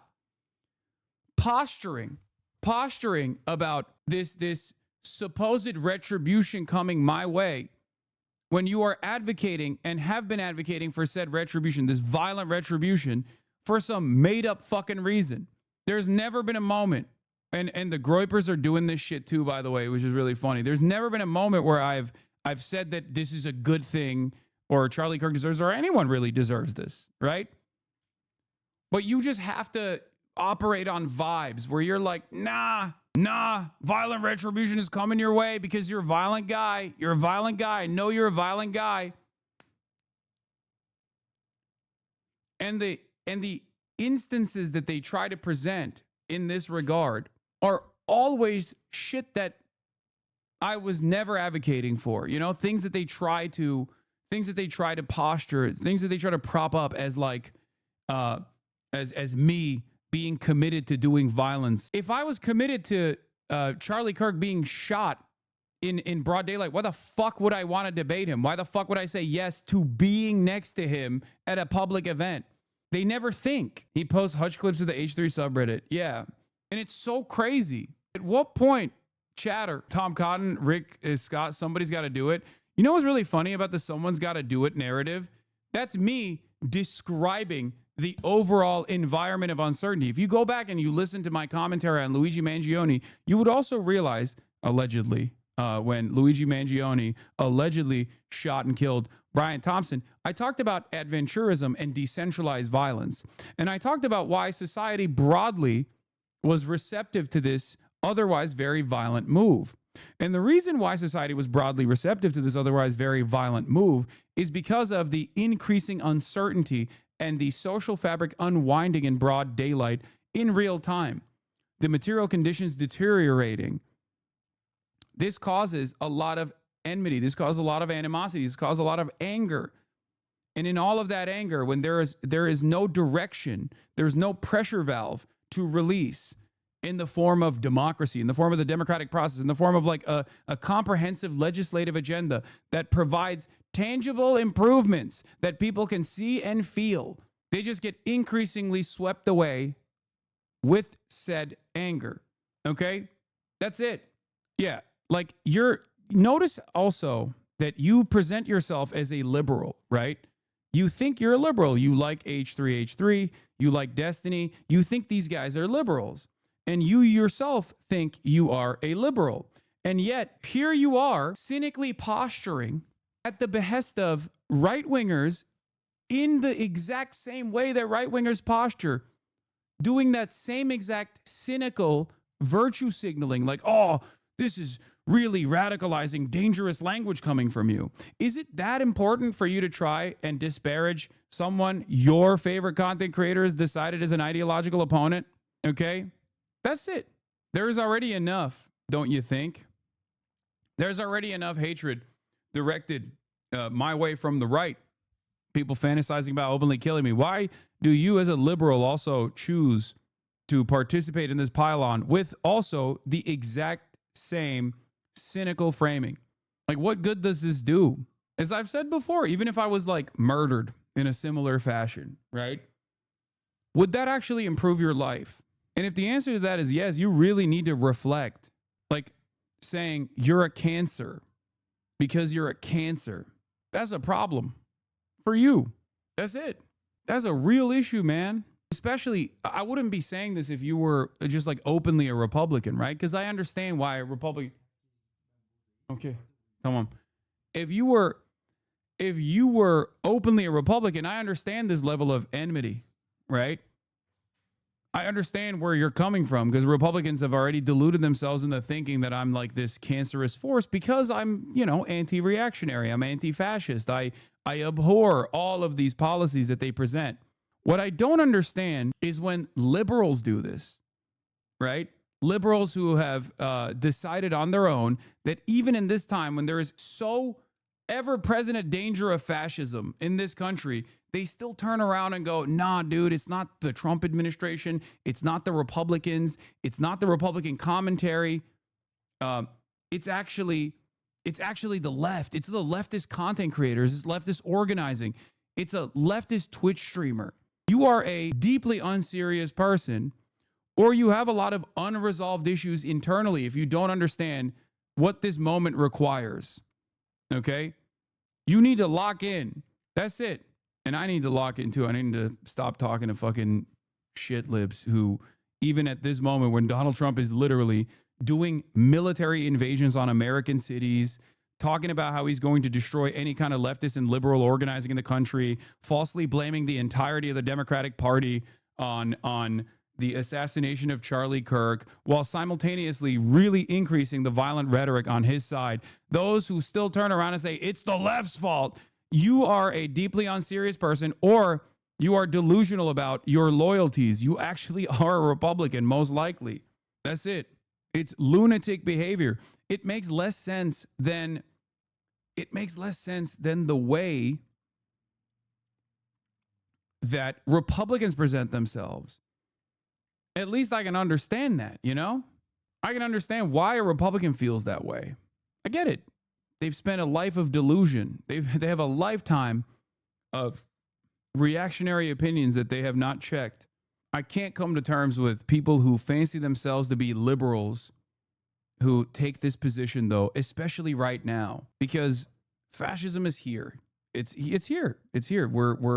We have masked thugs blackbagging people at court hearings, at factories, at farms. We have unimaginable political repression. We have an administration that is trying to actively beef up the Gestapo, right? Soldiers that are loyal to the cause and getting paid and rewarded handsomely to do so. And you look at the situation and you think to yourself, you know what's going on? You know what's the real problem here? Leftists who made me feel bad because it seems like their criticisms of the Kamala Harris campaign were correct, or their criticisms about Israel's behavior was correct, but that made me feel bad back then. So I'm just going to keep up that resentment forever. This should be a wake-up call for you, chatter. They're not just calling for my death, they're calling for yours too. If you're a liberal, you're not going to be spared.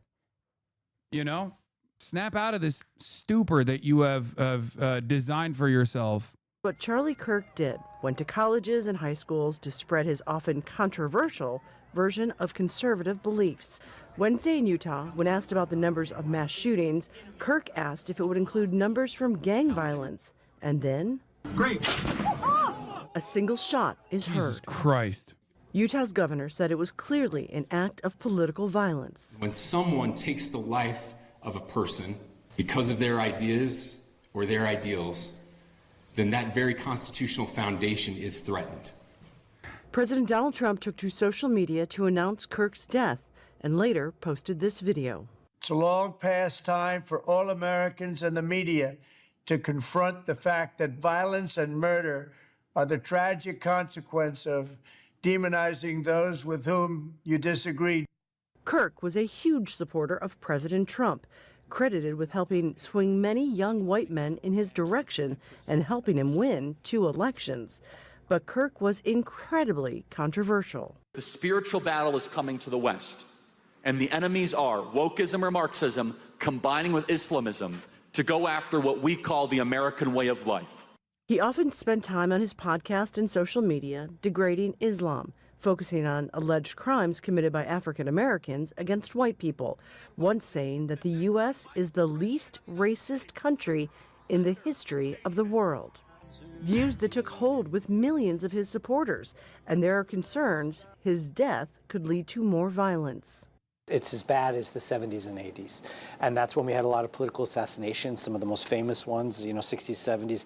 And we're getting to that point now where, I think in the 70s they were having 1,800 bombings a year. I mean, that's the situation we could be reliving now. Kirk was a big believer in the right to carry arms, once making this chilling remark. I think it's worth to have a cost of, unfortunately, some gun deaths every single year, so that we can have the Second Amendment to protect our other God-given rights. That is a prudent deal. It is rational. Oh my God. Now the question, with his death that authorities are calling a political assassination, lead to more violence in the United States. Patty Culhane, Al Jazeera, Washington. Don't miss out and get the full picture. Subscribe to Al Jazeera for reliable news. Charlie Kirk was a dude. All of the impact stuff is so crazy. What is this? You may not realize that every time you call the right Nazis, Gestapos, fascists, you feel some psycho to do something crazy like this because they think they're ridding the world of evil. We have to stop this rhetoric. Words have power. You do realize that virtually every single Republican has called for my assassination by saying that I am responsible for 9/11, loved 9/11, want more 9/11s to happen, am a terrorist, interviewed terrorists, love terrorism, and want it to happen all the fucking time. If you think that in some hypothetical scenario where there's going to be violent retribution towards the right because I'm correctly pointing out fascist sentiment, then what the fuck do you have to say about the other side's argumentation?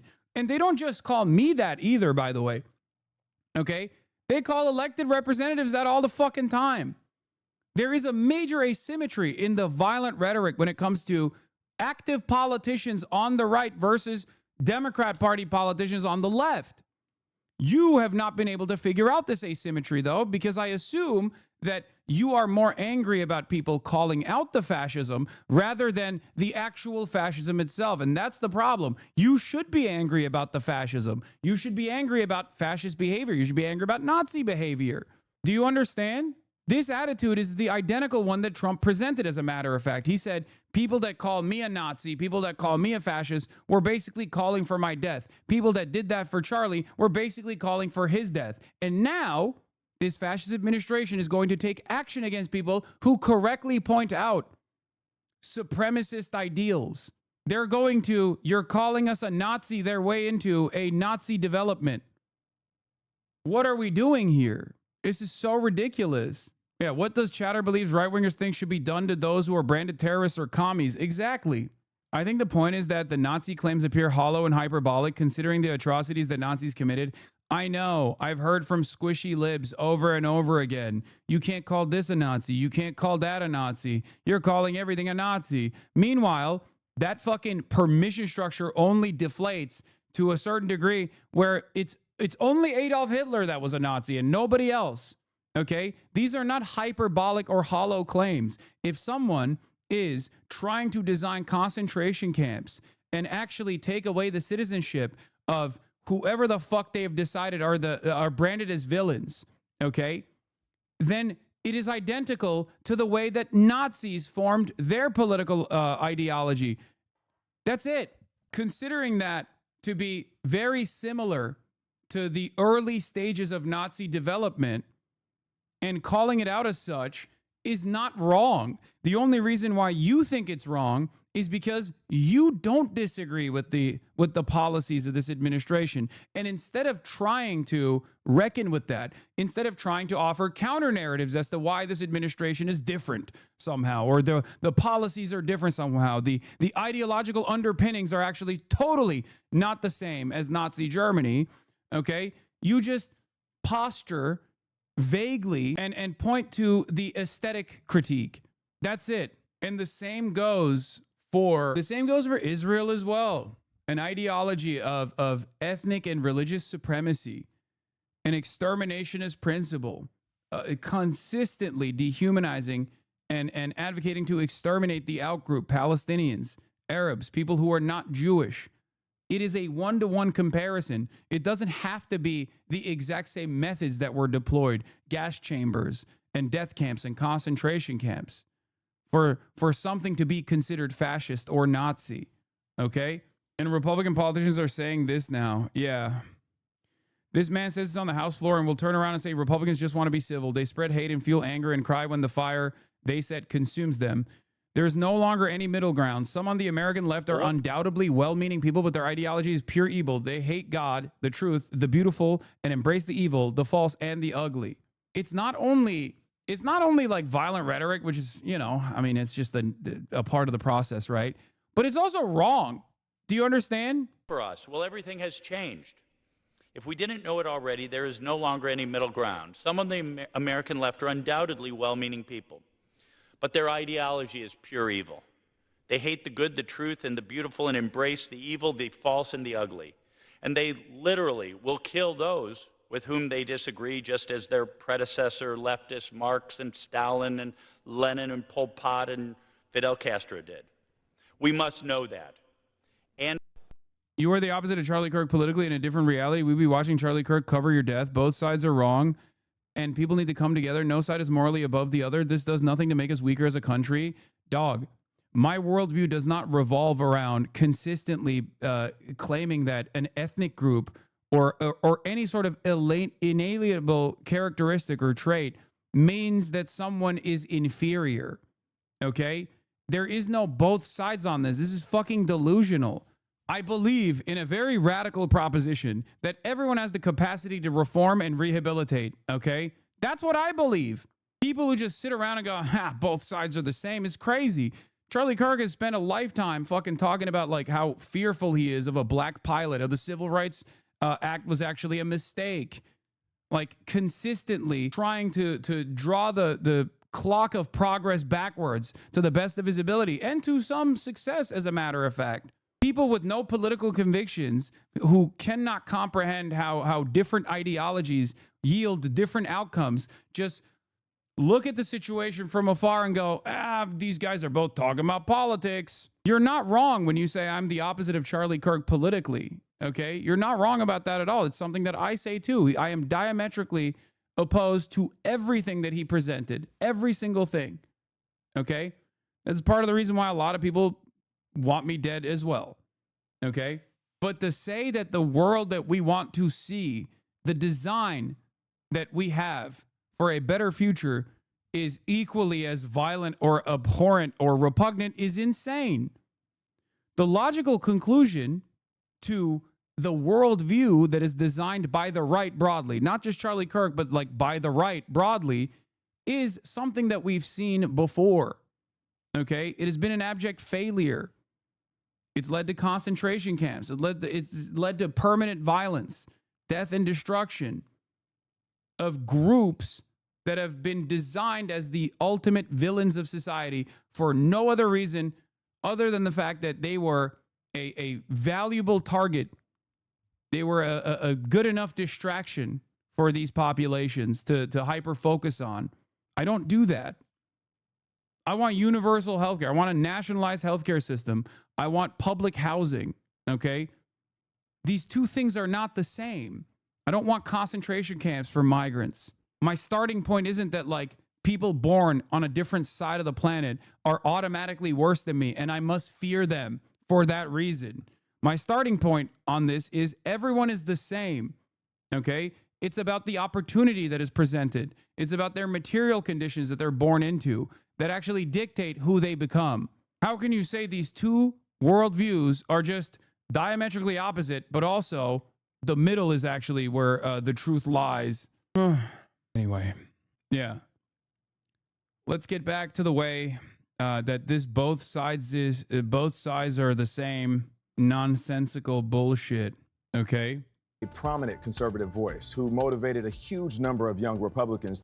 Fart P says, did you hear about what happened to Charlie Kirk? Yes, Fart P, I heard. Through his organization, Turning Point USA. He used podcasts and campus tours to build his political momentum and movement and had a close and influential relationship with President Trump. Nancy Cortez has more on Kirk's impact. You guys are the beginning portion of the greatest political comeback in American history. For more than a decade, Charlie Kirk has been the leading conservative activist, motivating young people to back Republicans. I want Trump to be president. Kirk burst onto the political scene in 2012, launching Turning Point USA. He was just 18 years old, with high hopes of boosting high school and college Republicans across often liberal-leaning campuses. We need to get on the college campuses, we need to get in the classrooms and challenge the ideals that are crumbling our democracy. Yeah, back then it was all old people, by the way, that were both funding him and also knew about him. Post-TikTok Charlie Kirk is a different demon for sure, but pre-TikTok Charlie Kirk, he was just a guy who was going to college campuses and going to high schools and trying to manipulate student government body elections and was getting funded massively to do so.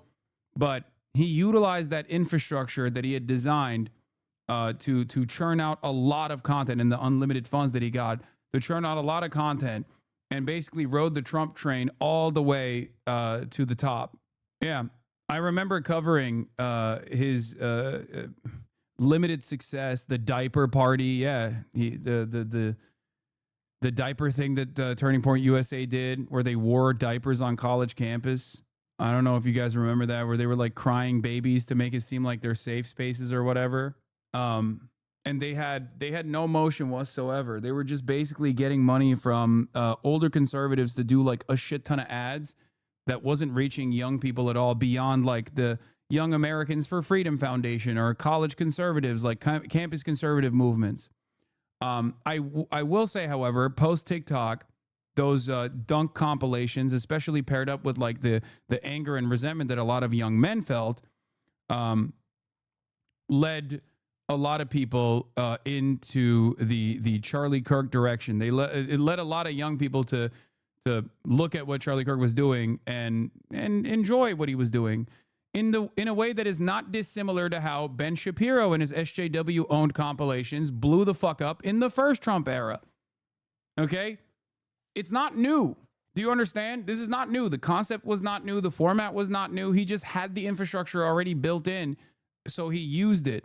The very same people, and many of you in here probably also found yourselves in the mercy of this kind of reactionary sentiment at a certain point in time where you watched those SJW-owned compilations, right?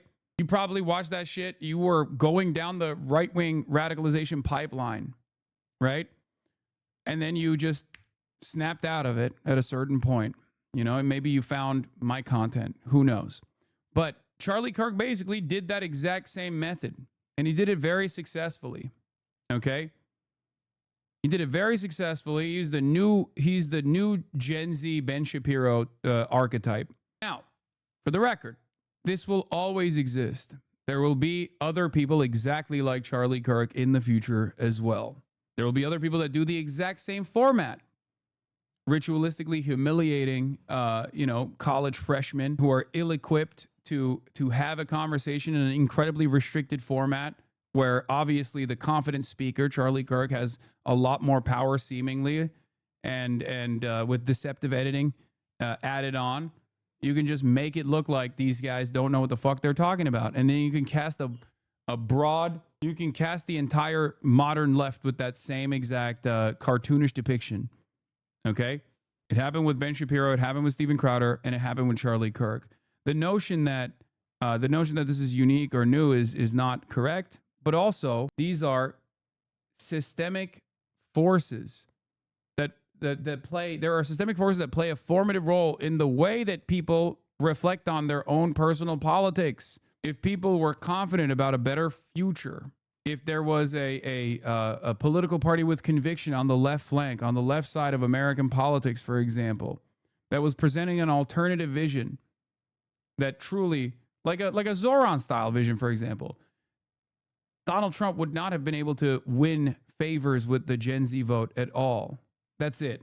And that's precisely the reason why, despite Charlie Kirk's consistent attempts, ultimately, the Gen Z opinion swung back away from Donald Trump over the course of the past 9 months. The organization gained traction with its signature upbeat events centered on Christian conservative ideals.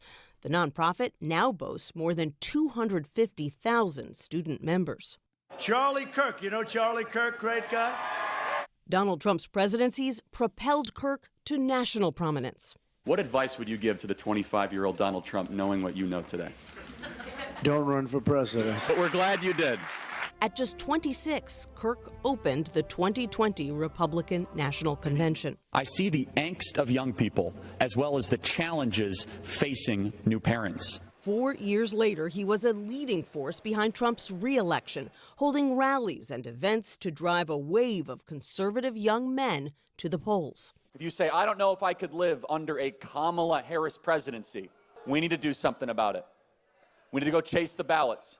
And while Kirk was a frequent visitor to the White House, he still embraced where he got his start, college campuses. While touring, he was known for debating liberal students, delighting in the open discussion of ideas. Healthcare costs are exploding because we don't actually address the root cause. He didn't always change opinions. I care about excellence, not diversity. Because I do not believe diversity is a strength. I believe unity is a strength.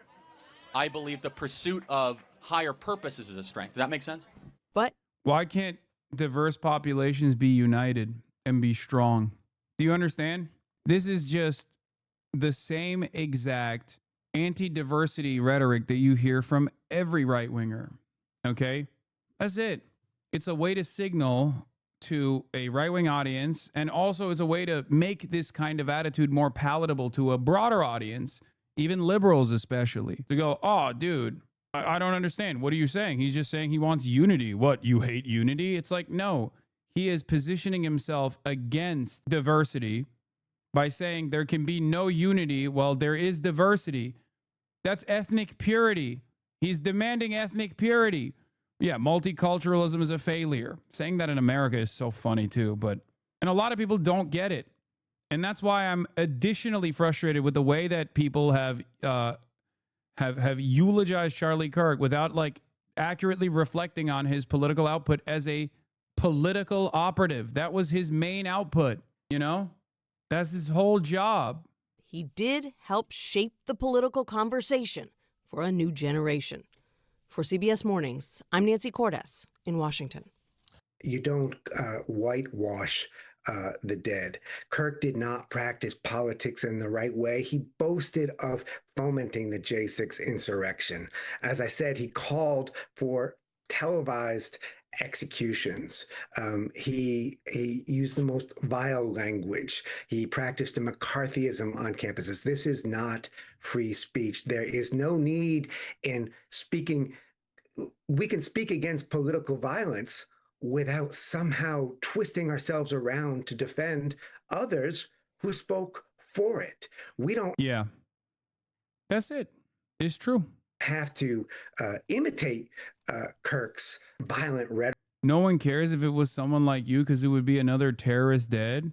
What do you mean? Yeah, exactly. The reason why And the Democrats wouldn't do it either. They wouldn't defend it. And the reason for why is because I think in many ways, I think a lot of people, especially in positions of power, they also think Charlie Kirk just represents like a different perspective. They don't actually think about what that perspective is. You are such a victim, ha ha ha. I mean, I'm not, clearly. Eric, and nor do we have to cover it up. You're seeing some people saying, well, I disagree with what he said, but he was a champion of free speech. He died debating. Look, the fact that he was murdered doesn't change the fact that he was an opponent of free speech. There's no other way to cut it for a man who created something called Professor Watch List. Yeah, not only is he an opponent or was an opponent of free speech, but Trump is actually using his death as a point of martyrdom to continue attacking free speech even further. And I'm over here being like, this is crazy. Look at what he's saying. Look at what he wants to do. And motherfuckers are still running around being like, nope. You know what's the real problem? The left. The State Department on Thursday indicated it would review the legal status of immigrants praising, rationalizing, or making light of conservative activist Charlie Kirk's fatal shooting. Like, think about that. We're going to start deporting people that are legally here if we don't like their opinion on the president's favorite fucking pundit. Do you understand how insane that is? It was already insane from the start to apply this kind of metric to sufficient loyalty to a foreign state, Israel. But how can people not realize that this right here is a clear-cut violation of free speech? It's crazy. School board watch list to name and frighten people from teaching, who advocated restrictions on what school teachers could teach. Our chief Washington correspondent, John Carl, who spoke to the president right after the shooting. What is this? It's not about not licking Charlie. It's about making fun of him. What are you talking about? What are you talking about? At what point is deportation appropriate for making fun of someone who died? Like even that. Are you fucking insane? How can you look at the situation and go, no, that's valid? Do you think I would be on board with deporting? Do you think I would be on board with because he's American? Okay, so am I.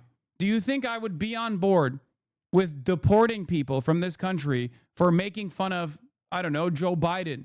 Are you fucking stupid? I think I'm talking, but he was murdered and it encourages more. I think I'm talking to a child, like actually talking to a child with a child brain. Yeah, Clay Higgins is advocating to deplatform critics.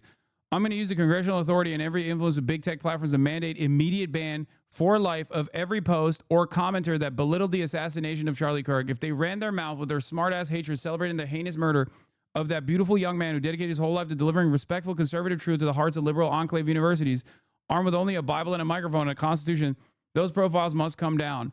So I'm going to lean forward in this fight. Ironically enough, you're talking about defending the Constitution while also actively demanding an unconstitutional thing. Okay? Because you're not a random guy. You are demanding with the authority that you have with the government, the authority given to you with the government to actually encroach on free speech. Now, I don't think it's going to happen regardless, but it's just so crazy that these guys don't even recognize what the fuck they're saying. Here's what Clay Higgins had to, of classic, another this you moment. Here's what Clay Higgins had to say on social media after the attempted murder of Nancy Pelosi's husband. That moment you realized the nudist hippie male prostitute LSD guy was the reason your husband didn't make it to your fundraiser. By your own words, freedom of speech has consequences. Now it's against your side and you cry. This is comedy. What are you saying? If you have an issue with what I have to say, you can yell about it every day. And people do all the time. I don't give a shit. Suck my dick. What we're talking about is an actual violation of free speech, you dumb fuck, which is when the government actually intervenes in free discourse. What are you talking about? The shoe's on the other foot. How does it feel? You literally can look at your own words, moron. Oh my God.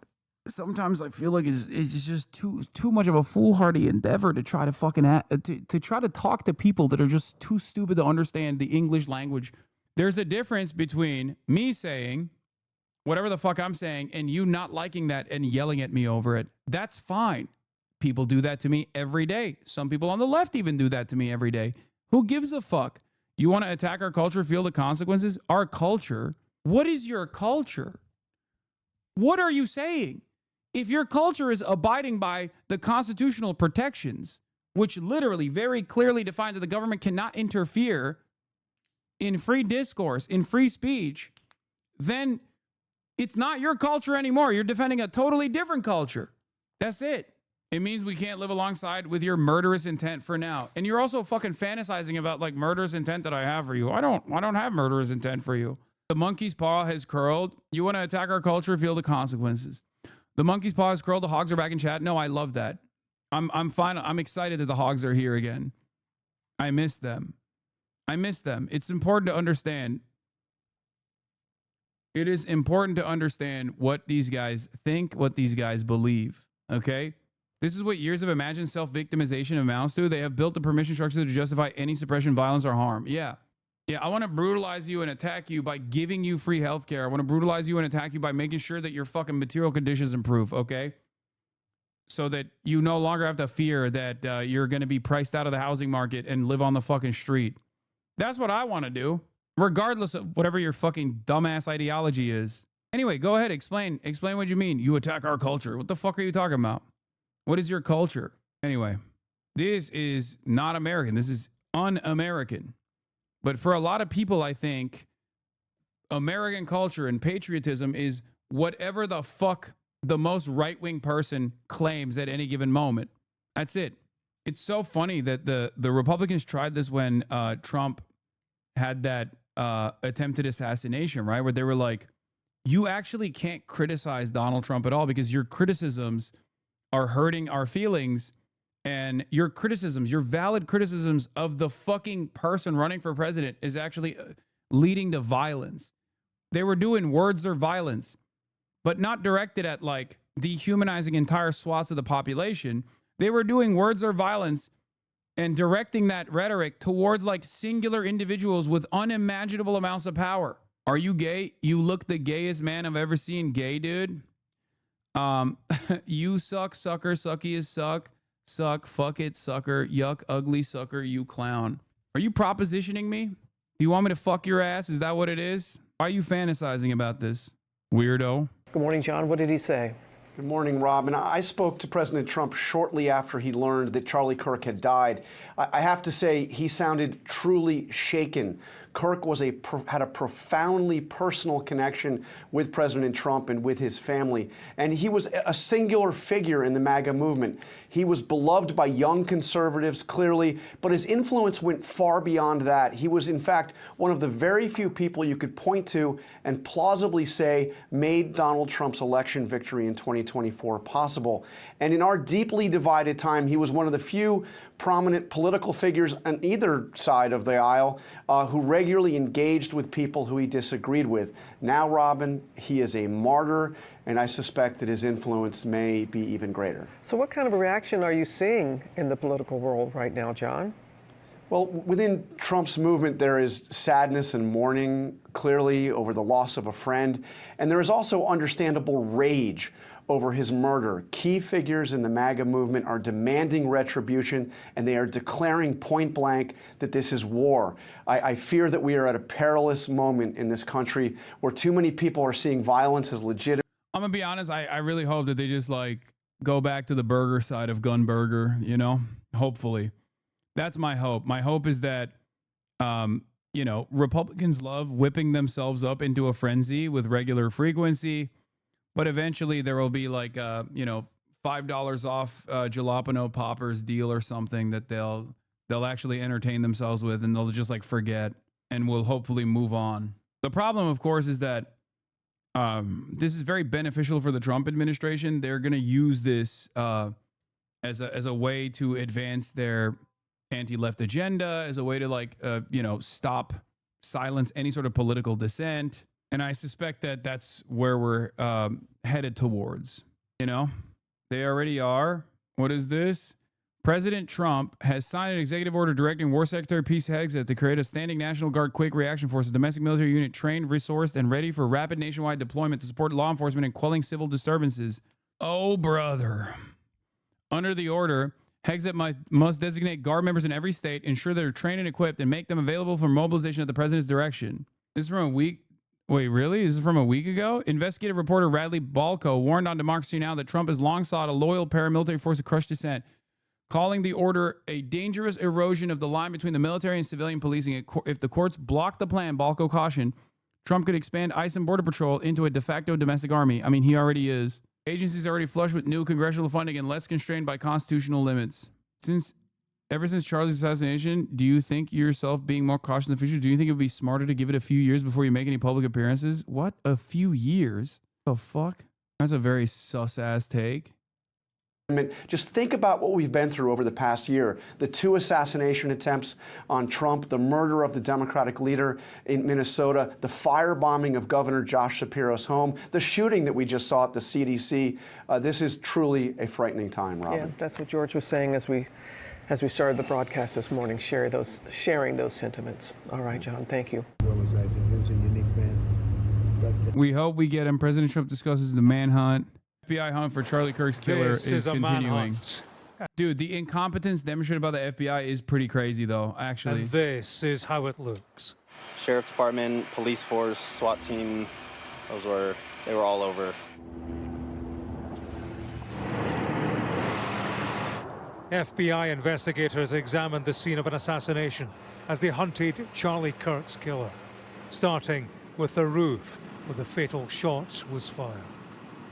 They issued 2 images of what they called a person of interest, a man of university age in baseball cap and shades, wearing a jumper bearing what appears to be the American flag and eagle.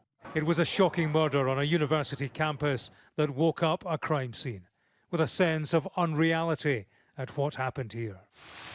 In place of classes was a press conference about the murder in their midst. Can you talk to us about their movements, their demeanor? Suspect blended in well with a college institution. That individual appears to be. If the FBI thought that the bullets were engraved with pro-trans, or the ATF guy who looked at this and said the bullets were engraved with pro-trans messaging because of TRN, a common brand stand for bullets from some manufacturers, and they thought it meant trans rights now, I'm gonna fucking lose my mind, dude. Aren't these guys the gun perverts? I mean, there's no way an ATF agent doesn't know a common fucking brand stamp for bullets, right? Anyway, the caliber is not the same, but it doesn't matter. They have already dialed back the statement about the inscriptions on the bullet, by the way. So investigators are eye a hunting rifle for clues of the gunman's identity and the motive. A preliminary unverified report circulated inside the Bureau of Alcohol, Tobacco, Firearms, and Explosives found that ammunition recovered with the rifle used to kill Charlie Kirk appears in grave statements expressing transgender and anti-fascist ideology. A senior law enforcement official with direct knowledge of the investigation cautioned that the report had not been verified by ATF analysts, did not match other summaries of evidence, and might turn out to have been misread or misinterpreted. In fast-moving investigations, TRN is Turan, right? New Turkish Turan ammunition for 2020. Turan is TRN, typically Turkish 9mm round casings. Yes, Turkey mentioned, albeit not in the best circumstances. Where the fuck was I? What was I looking at? What was I looking at?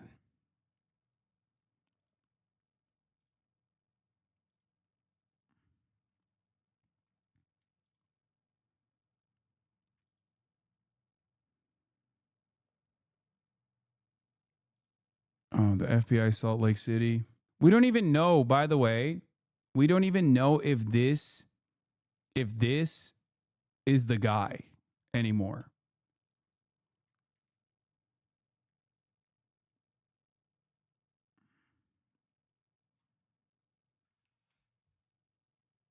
Hassan, your boy is getting so fired. Me when I have no suspect after 24 hours. Dude, I know. He is so cooked. You were looking at an article on a non-Twitter website. Oh, you mean the New York Times? Thank you. I mean, he already is like the least credible person just on optics alone. No pun intended. But he has been so unimaginably incompetent in his communications throughout this process. Like, it would have been better for him to not say anything for the past 48 hours than to say the things that he had. Oh, we apprehended him. Oh, we got him. Nip, never mind. We didn't get him. It was somebody else. Saying subject instead of suspect is funny to me. Anyway, an older Mauser 36 caliber high-powered bolt-action rifle was recovered in a wooded area just off the college campus in Utah where Mr. Kirk was shot, according to 5 federal law enforcement officials. Several cartridges, including what appeared to be a spent round in the rifle's chamber, were recovered. The weapon and ammunition are being traced by ATF analysts in West Virginia, but the evidence has not yet led to a person of interest, the law enforcement officials said. On Thursday morning, investigators in Utah expressed confidence that a combination of forensic evidence from the scene and video from the university and nearby homes would soon allow them to determine the gunman's identity. By the afternoon, the FBI had posted an image of the person the Bureau is seeking. The person was captured on security cameras on a flight of stairs and was wearing sunglasses and a baseball cap.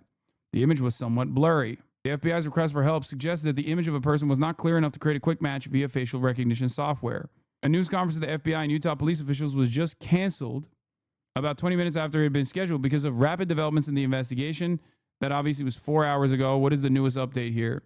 Yeah, there's fear and vitriol intensifying in Congress. The European Parliament declined to hold a moment of silence for Charlie Kirk. Police clarified the photographs that they released earlier on Thursday showing a person wanted for questioning in connection with the shooting wearing a cap and sunglasses were taken by a security camera shortly before the shooting took place on Wednesday. The police have received more than 200 tips so far, and they say that they are investigating multiple leads, but the killer remains on the loose more than a day after the fatal shooting of Charlie Kirk. As the manhunt stretches on, it is relatively quiet here in the neighborhood surrounding Utah Valley University, where Charlie Kirk was assassinated. One street in Orem remains blocked by police officers, and some parts of the campus are cordoned off by crime scene tape. But residents say they had seen law enforcement activity here dwindle after a lengthy search of the area yesterday. They're asking Grok for help? Oh my God. No. He's clearly in disguise as a... Okay, this is a meme, chatter. Shut the fuck up. He's clearly in disguise as a patriot. Wait, what? What? Oh, he's joking about this guy who's not joking. AI suggested this is what he really looks like? Lusty libertine of the masculine persuasion. Opinions are my own. What? Attempted to enhance and polish a grainy image of the person of interest in the shooting of Charlie Kirk. Grok has somehow turned the man into someone who looks more like the Venezuelan president Nicolas Maduro here, with a secret third hand. More right-wing clanker psychosis on the shooter. They're not going to catch anyone at this point. Thank God for AI. It could be any of these fake people. Much better view of his face. How is that a better view of his face? That's not... What are you doing? Sharpened a little. Had AI clean it, and this is what I get. That's Gemini cleaning up the pixels. Bro, I'm serious. We are so cooked.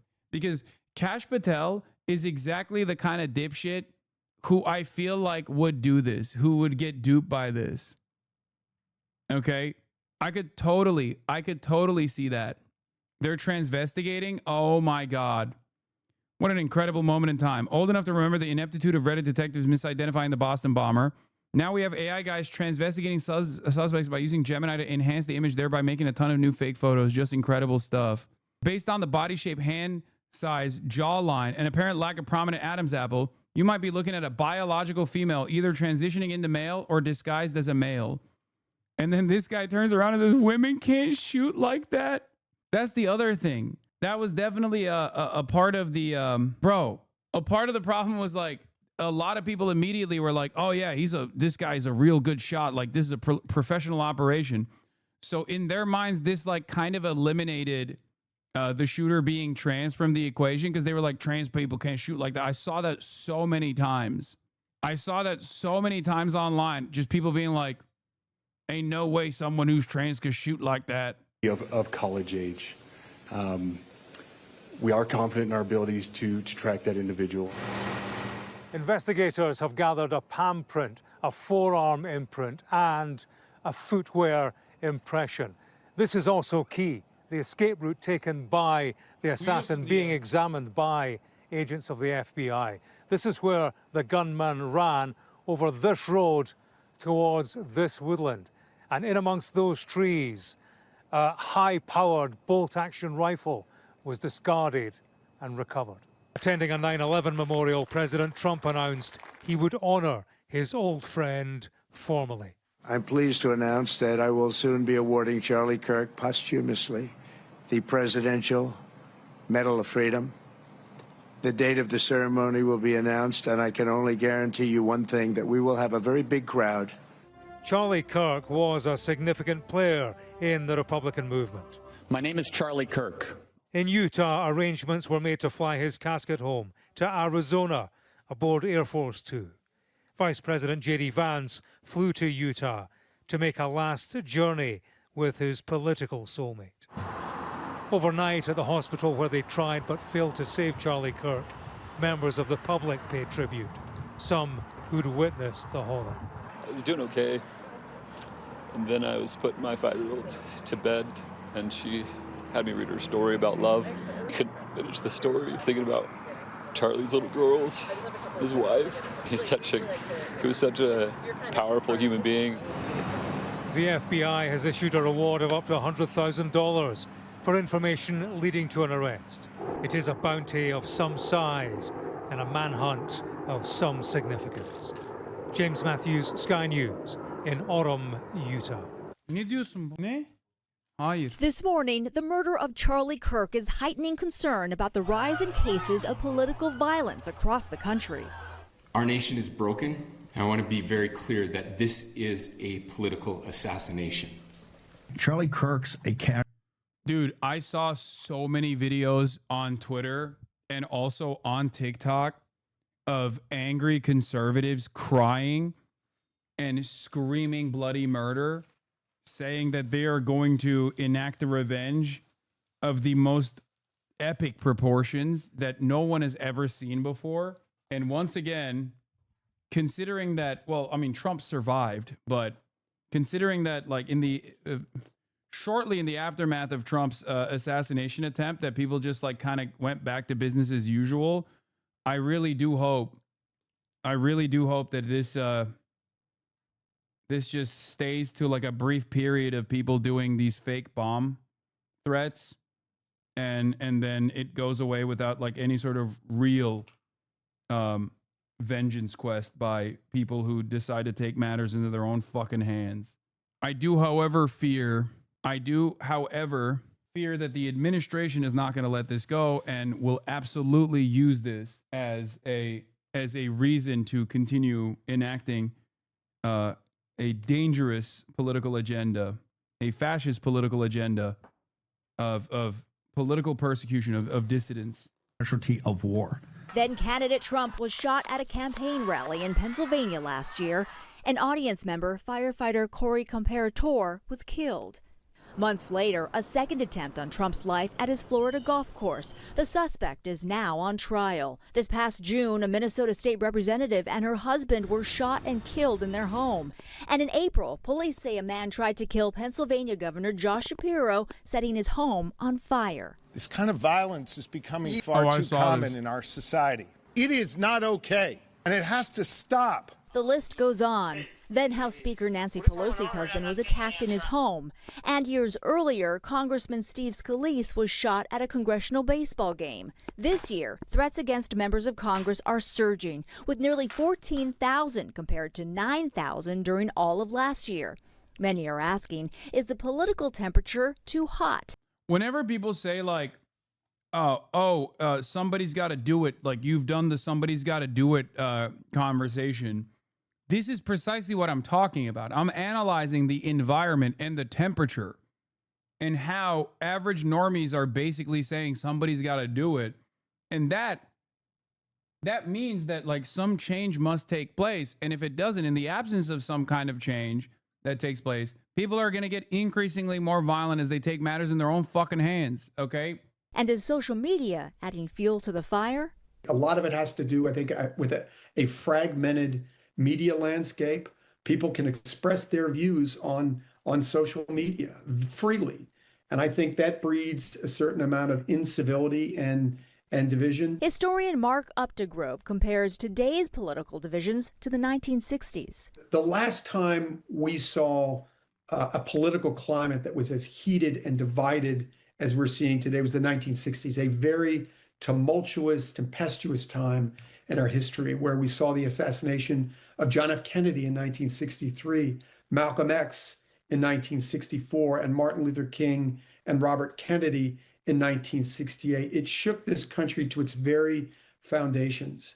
And it was a time of great change and upheaval We saw the civil rights movement in full bloom. We saw the Vietnam War, which was wildly unpopular. Famously, all right-wing figures that once again were assassinated by the political left, I guess. Yeah, I wonder who was responsible for half of those fucking assassinations. Yeah, he's a based conspiracy parapolitics guy. And he's saying the CIA assassinated Charlie Kirk. These things ripped us apart as a nation. Eventually, we came out of it. But I think we saw then that political violence was not the answer to our problems. As for the threats against Congress, more funding has been allocated to boost security. Elizabeth, Perry. Andrea, thank you. A moment of silence for Charlie Kirk on Capitol Hill turned chaotic. The moment of silence gave way to a shouting match. Let's wait a minute.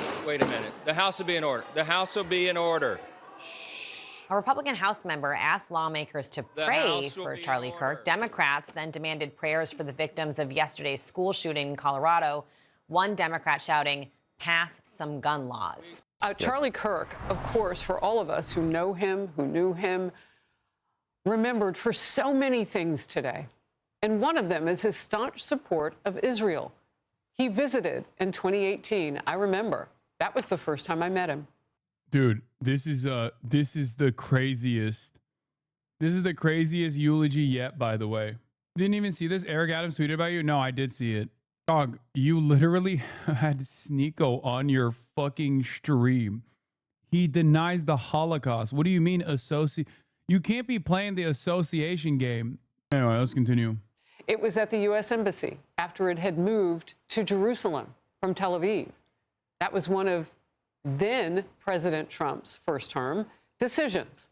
And Charlie was there also the following year, supporting Israel's war against Hamas and against the anti-Semitism that followed. Watch. When we as Christians go to Israel, we are celebrated and treated like the most amazing you could ever imagine. Okay? Israel changed my life. When I went to Israel, I was reading Bible stories my whole life as a committed Christian. And all of a sudden, I had a life-changing experience. The nation of Israel actually has a place in God's plan for us on this planet. There's something special about Israel, and I think we have a moral commitment to that land. Bro, I should have just shown this morning instead of debating people on whether or not he had a fucking change of heart. Israeli community has been very welcoming of us as Christians and our faith to the homeland. Yeah, they only spat on me like once or twice, bro. It was fucking dope.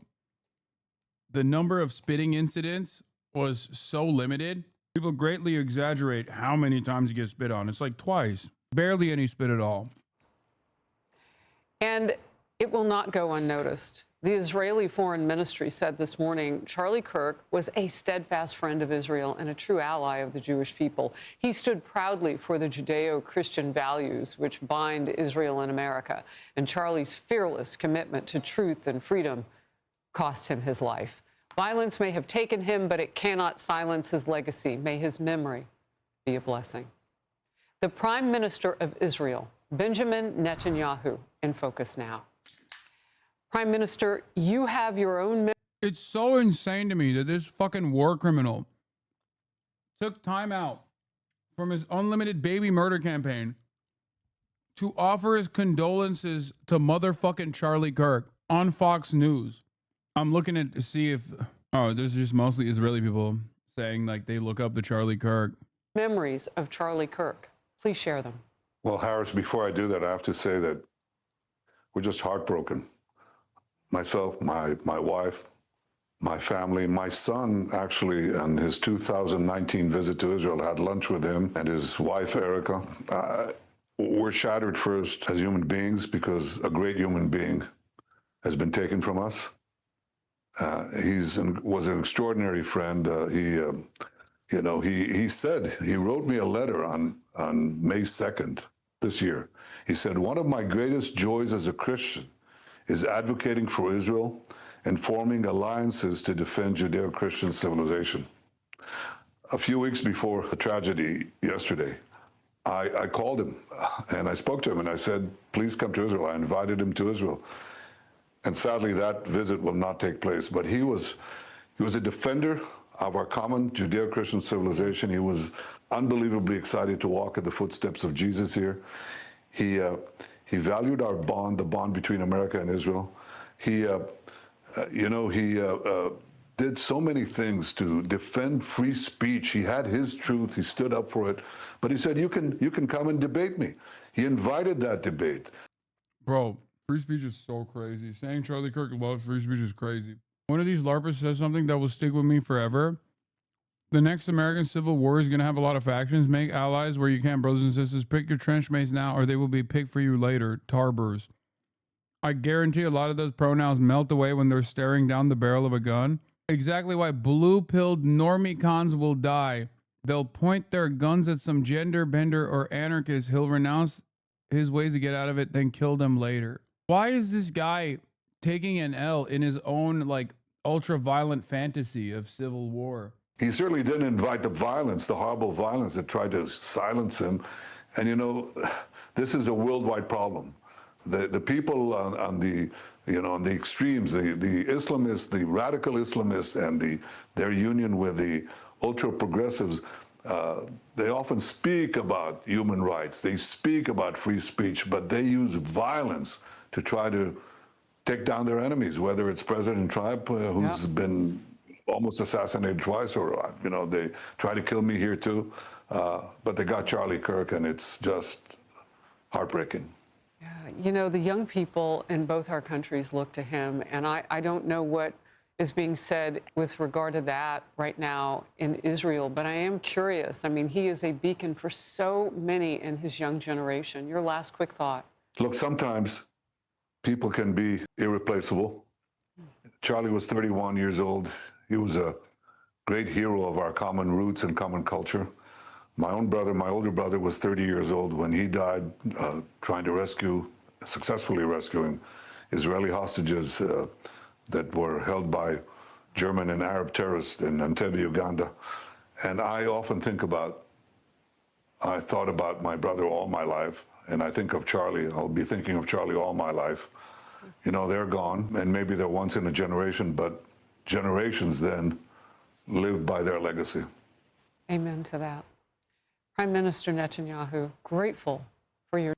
Yeah, Benjamin Netanyahu said someone tried to assassinate him, but of course didn't reveal that the person who tried to assassinate Benjamin Netanyahu was like an 83-year-old Jewish aunt. That's not even a joke. That literally happened. An Israeli Jewish aunt who's like 80 plus years old was stopped before she could complete her assassination attempt. Christina Coleman is back live with that. Christina. That's right, Tracy. We're hearing that this political contributor, Matthew Dode, got fired. And unfortunately, some on the left in the media, they've made some controversial comments following Charlie Kirk's political assassination. Take a listen. After one of the Doge employees was allegedly attacked in Washington, D.C., that's what Donald Trump used as justification to send in federal troops into Washington, D.C. to get things under control. You can imagine the administration using this as a justification for... Bro, how does TMC get this before law enforcement, bro? This is camera footage of the suspect walking. Also, he's limping. What the fuck? You think he has the gun in his pant leg? Or is it because he jumped off of a roof? No, because this is before the shooting, chatters. They're saying this is before the shooting. He might have the gun in his, he might have like stuck the gun in his leg or something. And then this is after the shooting. This reminds me of Weapons. I can't see him here. I don't know what's going on. Wait, oh, this is it? Is that him? Is that him in the corner? No, that's not him, right? I can't tell. Oh, wait for the vid to finish, man. Bro, chill. It was just nothing happening for like a long ass time. Calm down. Also, he's not limping no more. So obviously it probably was him like hiding the gun in his pants or something. Guy Valadez is allegedly their name. Dude, what are you talking about? We have no idea yet. Okay, that's crazy. Don't do that stuff. What are you, the FBI? What are you, the ATF and the FBI? Someone has to have a higher standard for reporting around these goddamn parts. We're not the Wall Street Journal, we're not CNN, and we're certainly not the FBI, okay? We are not going to abide by the Kash Patel standards when it comes to accurate reporting. I'm sorry. something. We don't know if this was a supporter shooting their gun off in celebration, or so we have no idea about this. But following up on what was just said, he's been one of the most divisive, especially divisive younger figures in this, who is constantly sort of pushing this sort of hate speech. Yeah, so that comment got him in some pretty big trouble. That's crazy, by the way. Free speech, guys. Free speech. They fucking clapped the one dude who was like, hey, guys, you know, he's a pretty, like, let's be serious here. He's like a controversial figure who makes a lot of inflammatory remarks. I mean, it's true. He didn't even say anything inaccurate. It's pretty crazy that is enough for, that was enough to cook this guy. They fired him. BBC quickly addressed how inappropriate it was, writing, quote, during our breaking news coverage of the shooting of Charlie Kirk, Matthew Dode made comments that were inappropriate, insensitive, and unacceptable. We apologize for his statements, as has he. There is no place for violence in America, political or otherwise. Guys, I know there's gait recognition software. I don't think that's the reason why his gait looked like that. Okay, especially because after the shooting, he was running. Okay, please. I know everybody wants to tell me about gait recognition software. I know that it exists, okay? No, not gait as in like the walking gait. Gait. And tonight, President Donald Trump also called out anyone making comments demonizing. You're slow. He said a lot that was inaccurate. Rest in peace to Charlie, and I hope they can come back to think about but think about your choice words. Come on now. Shame on greed. You're slow, ... He said a lot that was inaccurate. He didn't say anything that was inaccurate. Everything he said was accurate. Charlie Kirk was a divisive figure, and he did use a lot of incendiary language. And also, on top of that, he actually used a lot of dehumanizing language. Nothing he said was inaccurate. It just like hurts your feelings. That's the issue here. You know what's funny about this? Yeah, he didn't say Charlie deserved it or anything. No one is saying that. But what's funny about this stuff is that it basically exposes something that I find to be very interesting. The shame that Republicans feel about their worldview laid bare. Because if you just took Charlie Kirk's top moments of owning people in the marketplace of ideas and you slammed them into the New York Times obituary, a lot of right-wingers would get mad at that. They'd be like, how dare you do this? But he wasn't ashamed of those takes. He loved those takes. You don't even need to say, like, this is what Charlie Kirk said and we disagree with it. Even if you just wrote it without any editorializing whatsoever, Republicans would hate that. They want you to just say he's a father. They want you to just say he was a loving father, a loving husband, and a advocacy machine, a turnout machine. That's all they want you to say. Why don't conservatives want you to reflect on a lot of the positions that Charlie Kirk was very proud of? Perhaps it's because they too recognize that if the broader field is made aware of the output of this person, then they wouldn't feel too fondly about him. Yeah. I already covered this with the Charlie Kirk, right-wing force and close Trump ally, dies at 31. The founder of Turning Point USA played a central role in organizing young voters and giving shape to the pro-Trump agenda. He was fatally shot during a speaking event in Utah. Absolute fucking ghouls. Like, this isn't even a negative framing. If anything, this seems fairly positive obituary. They didn't even go provocateur, which they should have. What was that chatter? He was wrong? Michelle Obama and Sheila Jackson Lee and Ketanji Brown Jackson were affirmative action picks, we would have been called the racist. But now they're coming out and they're saying it for us. They're coming out and they're saying, I'm only here because of affirmative action. Yeah, we know. You do not have the brain processing power to otherwise be taken really seriously. You had to go steal a white person's slot to go be taken somewhat seriously. Play cut 52. But I rise today as a clear recipient of affirmative action, and particularly in higher education. I may have been admitted on affirmative action, both in terms of being a woman and a woman of color, but I can declare that I did not graduate on affirmative action. This is my personal story.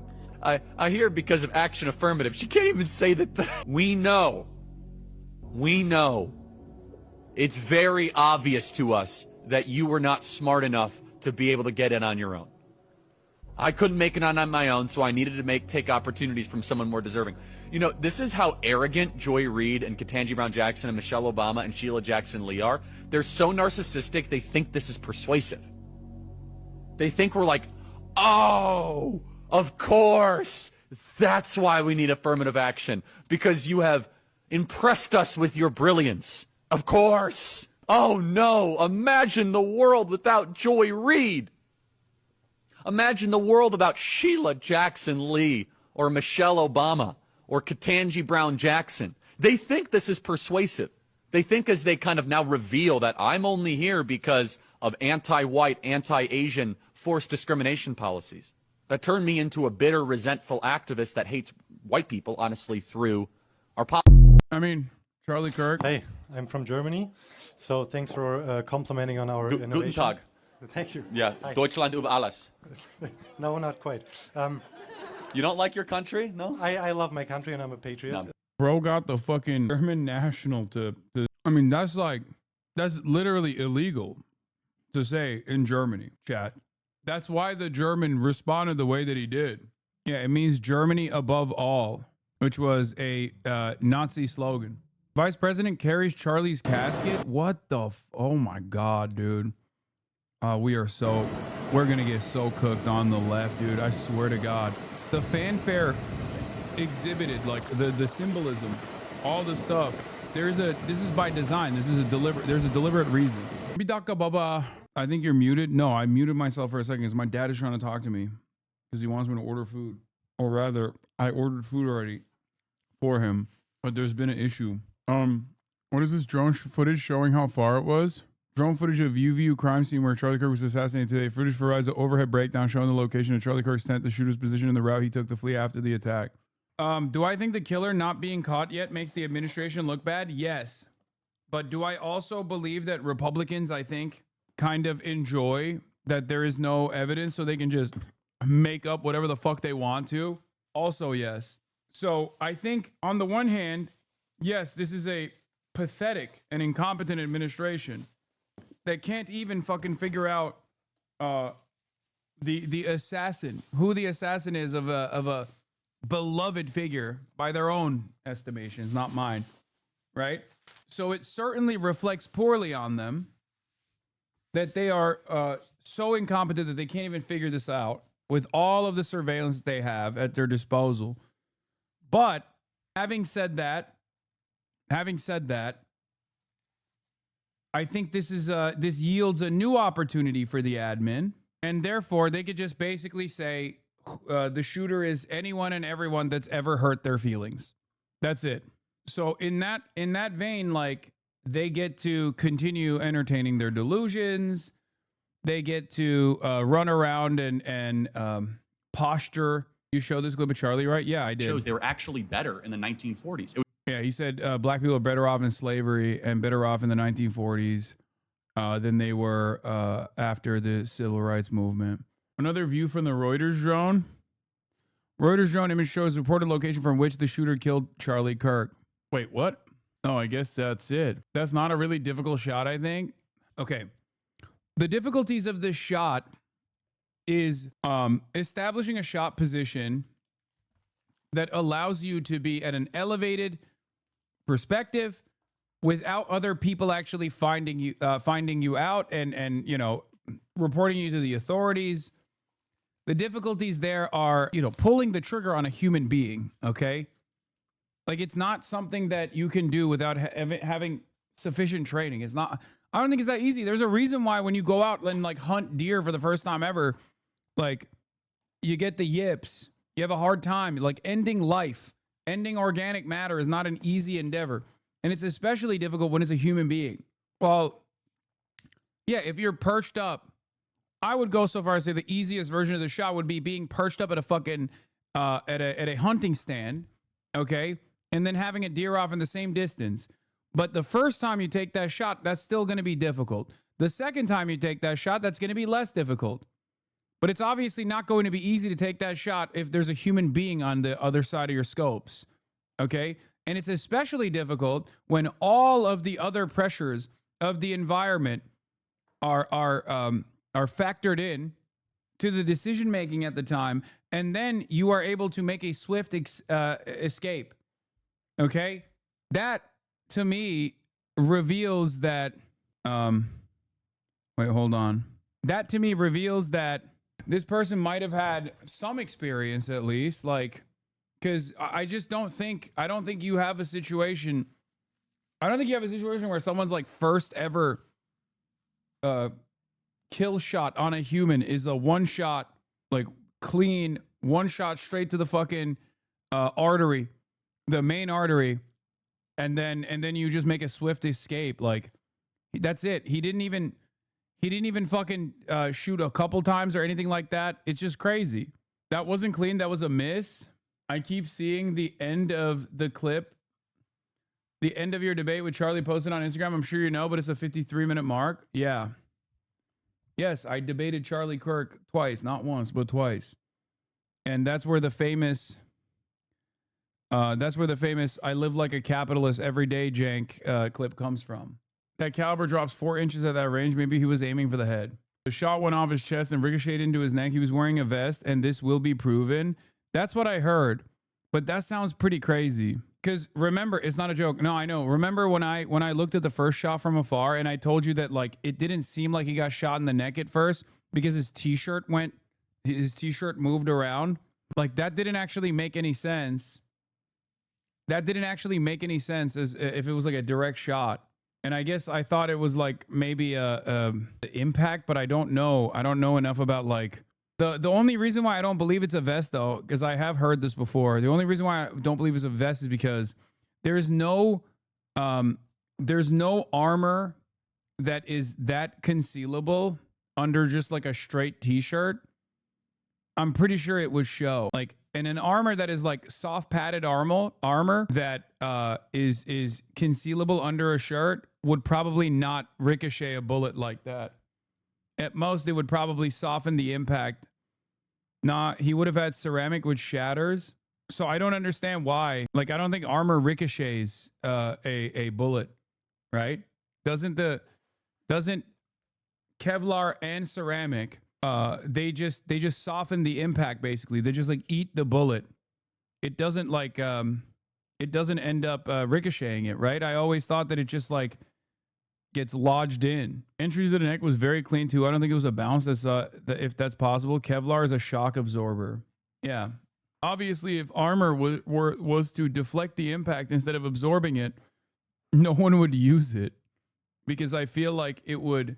I'm not a ballistics expert. I'm not an armor expert, but I'm simply stating that if a bullet were to immediately deflect off of an armor, I feel like it would be ill-advised to use in the field of battle or ever, as a matter of fact, because of what technically, if that was the case, happened to Charlie Kirk.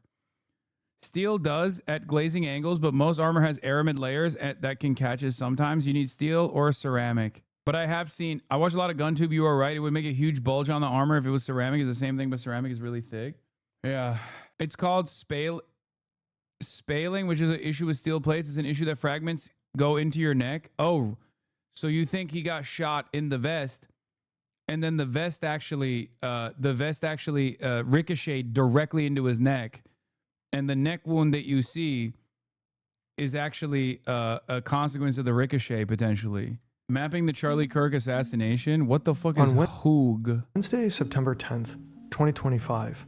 Charlie Kirk speaks. That's crazy, bro. This dude's body hasn't even been buried yet, and there's already a fucking 9-minute YouTube video. At an event in Orem, Utah. It is at the Sorensen Center courtyard on the campus of Utah Valley University. The event, part of his American Comeback Tour, features his signature Prove Me Wrong debate format. Kirk is positioned at a table beneath a large tent. Students come up and have a chance to ask him a question and debate with him. Approximately 20 minutes into his presentation, an audience member identified as a student questions him about mass shootings. Do you know how many transgender Americans have been mass shooters over the last 10 years? Too many. Do you know how many mass shooters there have been in America over the last 10 years?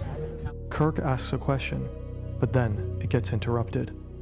Counting or not counting gang violence? Great. Oh my God. Wait, Cody, go, run, run. When Charlie is 18 years old, he speaks at a college. He just seems like any other young American conservative. But at that college, he catches someone's eye.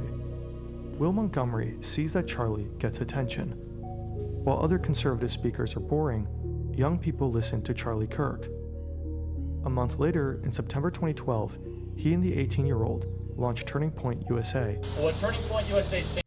So before he did that, the OG is that he didn't, before he even got invited as a speaker, real ones know, real Charlie heads know, his starting point is actually writing an article for his high school newspaper about how potentially a black woman took his slot at West Point Academy. Okay? This is an admonishment of just a straight rejection of DEI before it became known as DEI, but like affirmative, what am I saying? Affirmative action, right? He attacks affirmative action in a hypothetical racialized grievance, okay? He wrote that when he was 18 years old. And of course he had no proof for this, but it didn't matter. And Breitbart took that and posted it. And then as soon as Breitbart posted it, he became a conservative fixture. Like very quickly he was plucked out and he became one of those like young conservatives, you know, because they were like, oh, he's just the kind of racist that we need, but he's also young. Important context, before that, there really weren't any young conservatives. No, that's not true. There's always been young conservatives. Breitbart, for the record, is an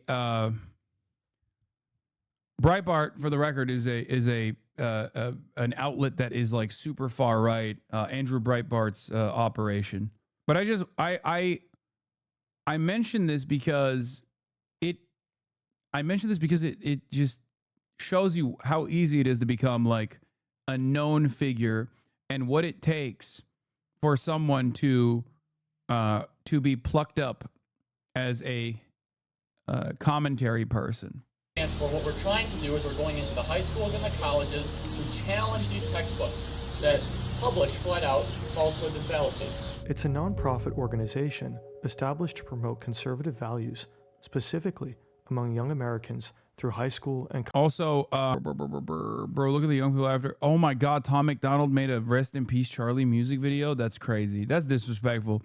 That's more disrespectful than anything any like leftist could ever say about Charlie Kirk, in my opinion. Tom McDonald making a music video post-mortem to honor you is unironically the most disrespectful thing you can do to any human being. College campuses. I'm only 19 years old. I'm fighting this fight every single day.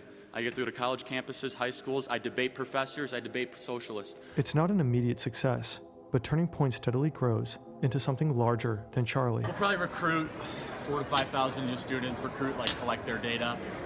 It's a high energy conference for us. Yeah. So when Turning Point USA, play it, bro, please. No, I'm not going to play Tom McDonald. Are you fucking kidding me? I don't want you guys to die out of cringe, maximum cringe. When Turning Point first comes into the fold, Charlie Kirk goes to Foster Freeze. His dad knows him, I think, through construction work, and Foster Freeze is a major conservative donor, right? So he gets audience with Foster Freeze, and he pitches to him an idea. This idea is, you know how they have super PACs that manipulate elections? I want to create a super PAC fund to manipulate student government body elections, both in high school and also in college. Okay? He says these are breeding grounds for left-wing radicalism. High schools and college campuses are breeding grounds for socialism and many different woke ideology that is an ever-present danger. The next generation is becoming too fucking right-wing. And that's how it starts. And for the longest time, it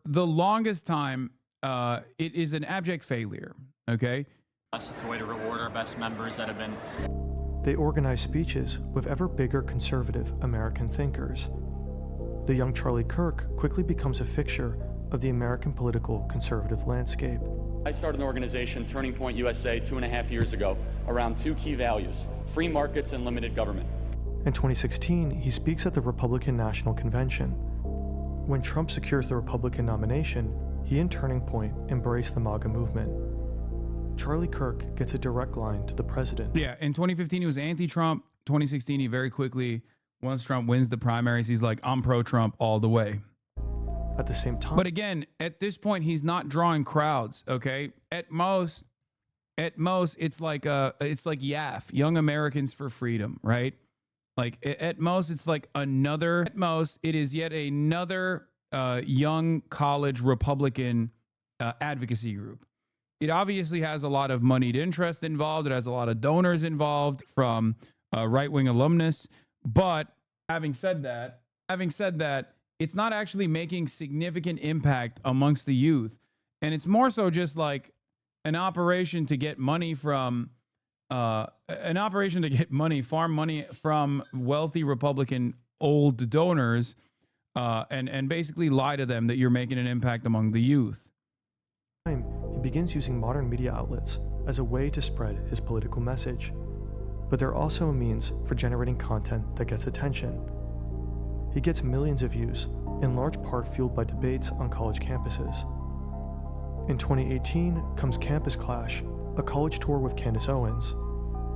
In 2024, the You're Being Brainwashed tour, a college tour with former presidential candidate Vivek Ramaswamy. On September 10th, 2025, Kirk initiates the the big jump off here goes from like what gained Charlie Kirk like a real young audience, because I remember covering this stuff back in the day. There was a demographic profile of like his marketing initiatives. I don't know if I can actually find it, but there was a demographic profile of like who Charlie Kirk was targeting on Facebook with Turning Point USA, and I remember laughing about it because it was all like 50 plus 60 plus year olds that they were farming ads out to. So like their entire audience was comprised of like old people. So it was just old people giving Charlie Kirk money with the hopes that they were actually reaching out to a younger audience, but only reaching out to an older audience that just wanted to see a young person say these things. But something changed with the TikTok meta. This is something that I do admit. A lot of people don't realize that like TikTok elevated Charlie Kirk to a real audience. TikTok put him in front of real human beings and real young people. And it worked so perfectly alongside the Trump movement the second time around. Okay? That's when he actually started seeing like mass audiences show up to these events that he was putting together. And it wasn't just like the Trump Republicans at college. American Comeback Tour, a series of events for college students across the United States. The format includes his classic Prove Me Wrong table sessions, where he invites attendees to debate his political and cultural viewpoints in a public setting. The event at Utah Valley University is designated as the first stop on this tour. Eyewitness accounts describe hearing a loud bang. There's just so much stuff. Before we had a flag and we had it so it was positioned above the tent so it would be in the camera and made us move. What was that? He just got shot! Holy shit! Holy Immediately following the sound, He doesn't Charlie actually Kirk's show, head right? jerks backwards. A significant volume of blood gushes from his neck. Although an autopsy is yet to be released, speculations state he is hit partially in his jugular and spine. Phone footage shows that audience members react to the noise instinctively, collectively looking to the right and then crouching down. People scatter in multiple directions. Yeah, in 2016, Charlie Kirk was used to convince old Republicans they had the support of the youth when they were with Bernie. In 2024, liberal Gen Z people are used to convince old people that they, Dems, have the support of the youth when they are with Charlie Kirk. How the turntables? That is exactly right. And that is the reason why I was thinking about, how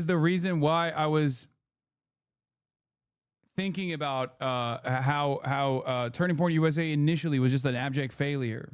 And the comparison was with the modern version of exactly that. Also, anyway, let's continue. His security personnel and multiple police officers cover him and try to bring him away to surrounding vehicles as soon as possible. Through phone recordings later released on Twitter, a figure is identified on the roof of the Losey Center. He just ran from over, where's my finger? From over there, ran in. a building located approximately 200 yards or 180 meters from Kirk's position. It seems the shooter is lying in a prone position, shooting down with a clear view of his target. This individual is observed both prior to and following the shot, and is seen retreating from the rooftop. Based on these videos, the shooter is placed at a more accurate guesstimation of 100 to 120 meters from where Kirk is sitting. Presumably, the shooter escapes over the roof of the building after taking the shot. Charlie Kirk is carried to a police vehicle, parked just behind the tent where he is speaking from. He's then transported to the local Timpanogos Regional Hospital. Initial reports indicate his condition is critical. Utah Valley University spokeswoman Ellen Trainor states that a suspect is in custody and it's not a student. Dare you! How dare you! How dare you! How dare you! How dare you! Political figures begin to issue statements. President Donald Trump posts on Truth Social, calling for prayers for Charlie Kirk. Vice President J.D. Vance also expresses calls for prayer. Utah Governor Spencer Cox condemns the violence, as does California Governor Gavin Newsom and many other prominent political figures. At 2:26 MDT, FBI Director Kash Patel also announces on social media that a suspect in the shooting is in custody. Now, we have a person of interest in custody. But only a couple of hours later, all statements are retracted. Cox clarifies that George Zinn, the individual initially detained, is not the assassin, but has been charged with obstruction of justice. A second suspect is also... They found the identity of the shooter just now? I don't think they did yet. Chibi Reviews tweeted about you 25 minutes ago. Please check it out. This guy is spreading lies and hate throughout his audience. Also arrested, but later released. As of right now, the authorities state their investigation continues. At around 2:40 MDT, Charlie Kirk's death is finally confirmed. President Donald Trump announces it on Truth Social. He is survived by his wife, daughter, and son. To my great fellow Americans, I am filled with grief and anger at the heinous assassination of Charlie Kirk on a college campus in Utah. The cause of death is confirmed as a gunshot wound to the neck. No further suspects have been taken into custody as of September 11th at the time of this upload. President Trump orders all American flags to be lowered to half-staff.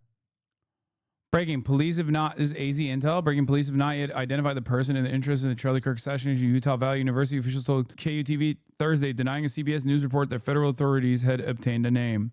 What the fuck, man? My friend's mom was talking to his mom while all this was happening. She told her that he had been dead for an hour prior to Trump stating it. What? Why would your friend's mom know that?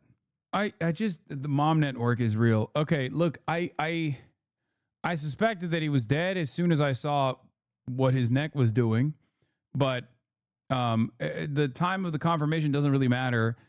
What is happening with this? What is going on here?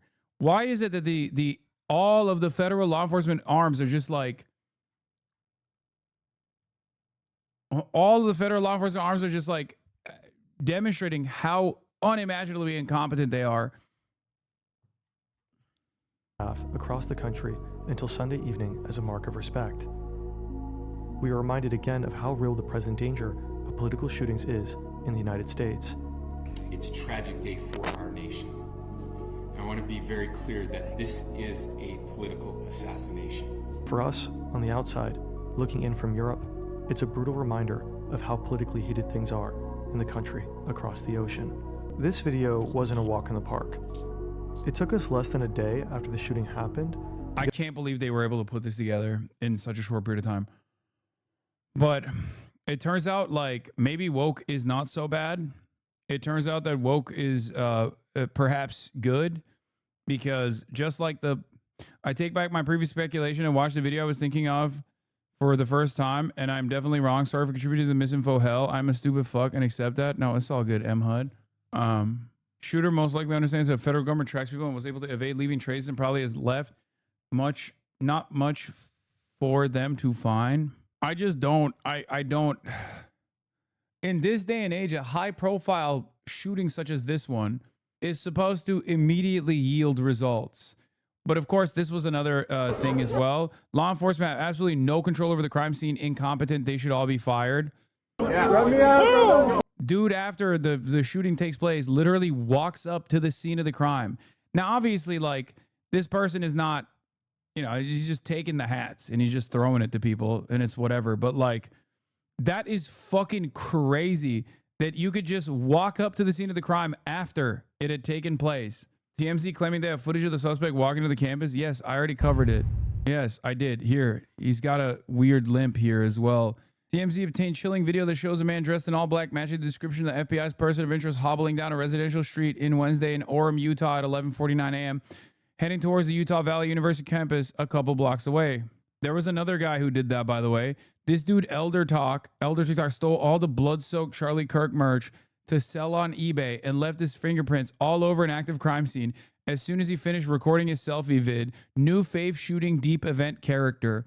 Yeah, I can't lie. I think Elder TikTok is a goated style individual. Truly one of the best and brightest that we have. As you guys probably saw this video, I showed it yesterday, but it bears watching again because it's just like it's peak 2025. He is, I mean, let's take a look. It's your boy Elder TikTok. There was just a gunshot at Charlie Kirk. We're in Utah. There's a gunfire. This is not a joke. Hey, let's go. Hey, let's go. Hey, let's go. It's your boy Elder TikTok. There was just a gunfire in Utah. This is not a drill. There is a gunfire in Utah. Shots fired here in Utah. This is not a joke. Charlie Kirk, Elder TikTok, Mormon Central, Utah. There was a gun that just fired off here at Charlie Kirk. I am not playing with y'all. Hey, make sure you go to church on Sunday. Read the Book of Mormon. This is not a drill. Make sure you go to church on Sunday and read the Book of Mormon. In between promoting his TikTok, on his TikTok that he uploaded to TikTok, in the immediate aftermath of a shooting. No indication that the shooting is done. Okay? No fucking self-restraint, no self-preservation, just all vibes all the way down. Hey, Jesus is Lord. Jesus will protect you. Jesus is your savior, bro. That's probably why, because Jesus is our Lord and Savior and our ultimate protector. So, you know. I'm not even lying. Make sure you subscribe to Elder TikTok on Instagram.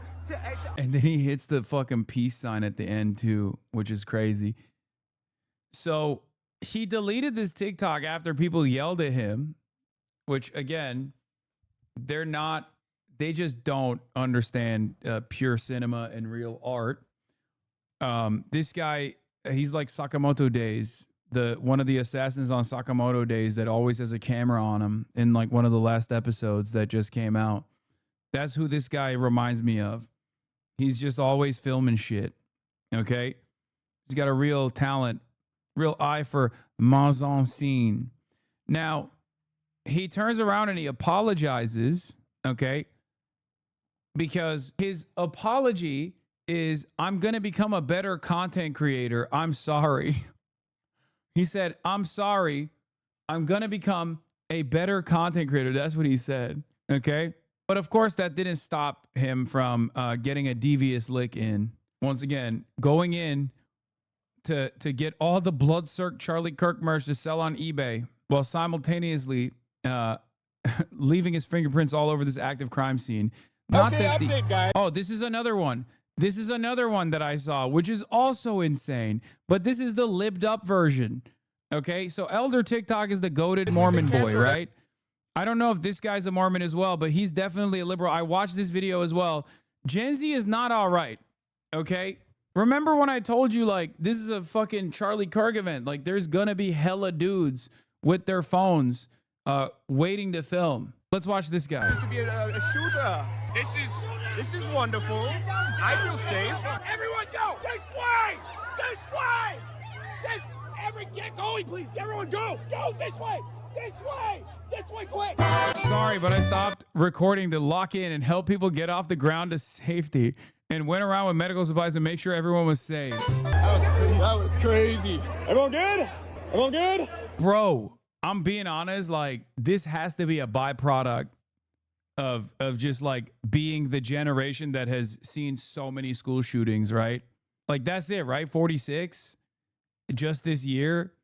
And you're just like, yeah, well, you know, there's another school shooting. Like, time to fucking film myself. Like, what the fuck? This is, I mean, that's crazy, man. That's crazy.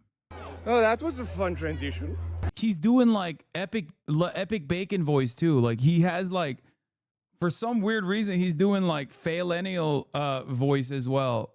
So due to the fact that there was a pistol being shot off after evacuating people, I'm going to leave. These guys aren't, I guess.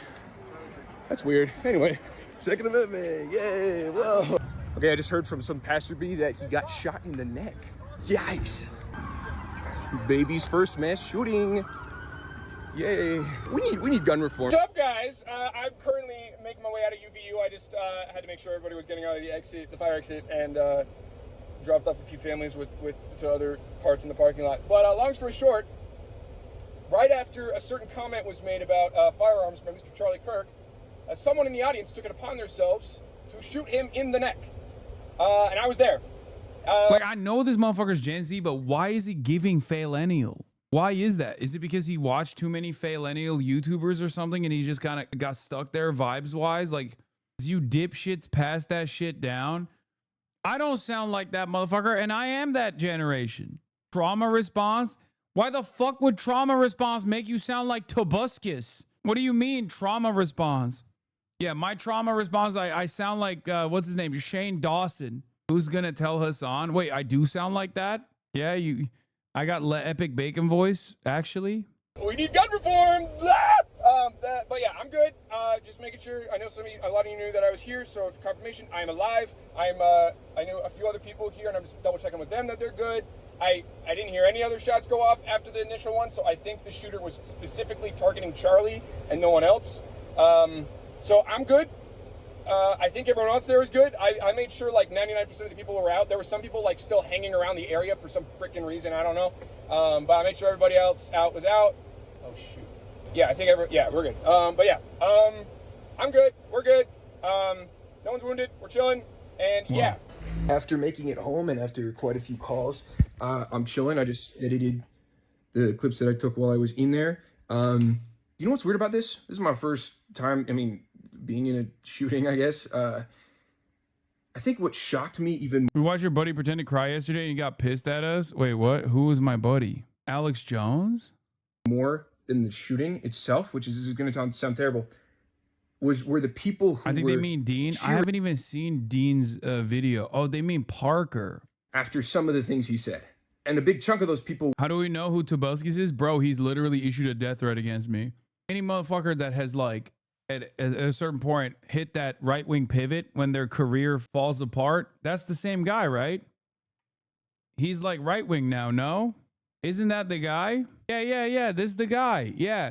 He went right-wing. And then when he went right-wing, since he went right-wing, he's been talking big shit. Yeah, look, see? You know what's funny? I wonder... Yep, that's it. That's him. I wonder if... Hold on. I wonder if he's like talking about toning down the political violence recently. Never mind. He's just been posting crazy shit. He's just been posting like an insane person. Is everything AI? What's the catch? Let's go for a walk. Bless your face to find out. Be good. There's some weird stuff going on. I love you. So confused today by this stuff. Okay, never mind. We're fine. What? He is right wing? Motherfucker, that was my literal idol as a very weird child. This makes me want to throw up. Hassan, he was a huge YouTuber. Yeah, that's what I've heard.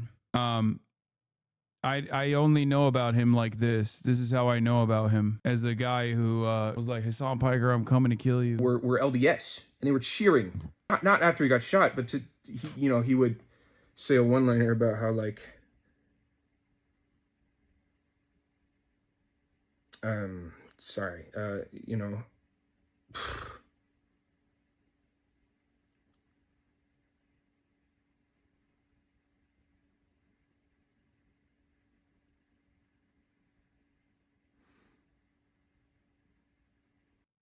Okay, I don't know where this video goes. What is this? Dean's video is wild. Dean Withers talking about Charlie Kirk is so crazy. I think it's crazy that he's like talking about some serious shit and he's like crying, and then there's a join my fan club sticker on his head. But I guess like that's just TikTok, right? Like that is just a crazy look. You know what I mean? Fake. He changed after he got negative feedback. What do you mean? Who changed? Who got negative feedback? I have no idea what the fuck you guys are talking about. He could have turned it off and he didn't.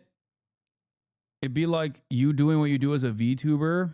What's with all the animations going on in the video? How am I supposed to take him seriously? Yeah, it's a TikTok live, man. Dean got negative feedback and posted a follow-up to his stream. I mean, like I said, I understand why people like Dean or Parker, especially Parker, who was there. POC Twitter and POC Talk are just pissed at liberal debate bros because they've only used POC struggles as a talking point against people like Charlie, just to turn around and shed more tears for Charlie against centrist clicks and MSM Night live invitations. Sean the Black was right again, Hassan. I don't know if it's as cynical. It might be, but I suspect it's because like you fucking saw they saw a dude that they know that they've been around getting shot. For real though, on Insta, like 40,000 libs defending Dean. I do understand why people would be frustrated at any empathy being shown to someone like Charlie Kirk, because like Charlie Kirk's entire output, like his entire political output, is just straight up dehumanizing black people, brown people, gay people, trans people. You know what I mean? It's just like that's the whole thing that he's done. So when you see somebody who you thought was like defending you and defending your rights, defending your humanity, right? All of a sudden shed some real ass tears. It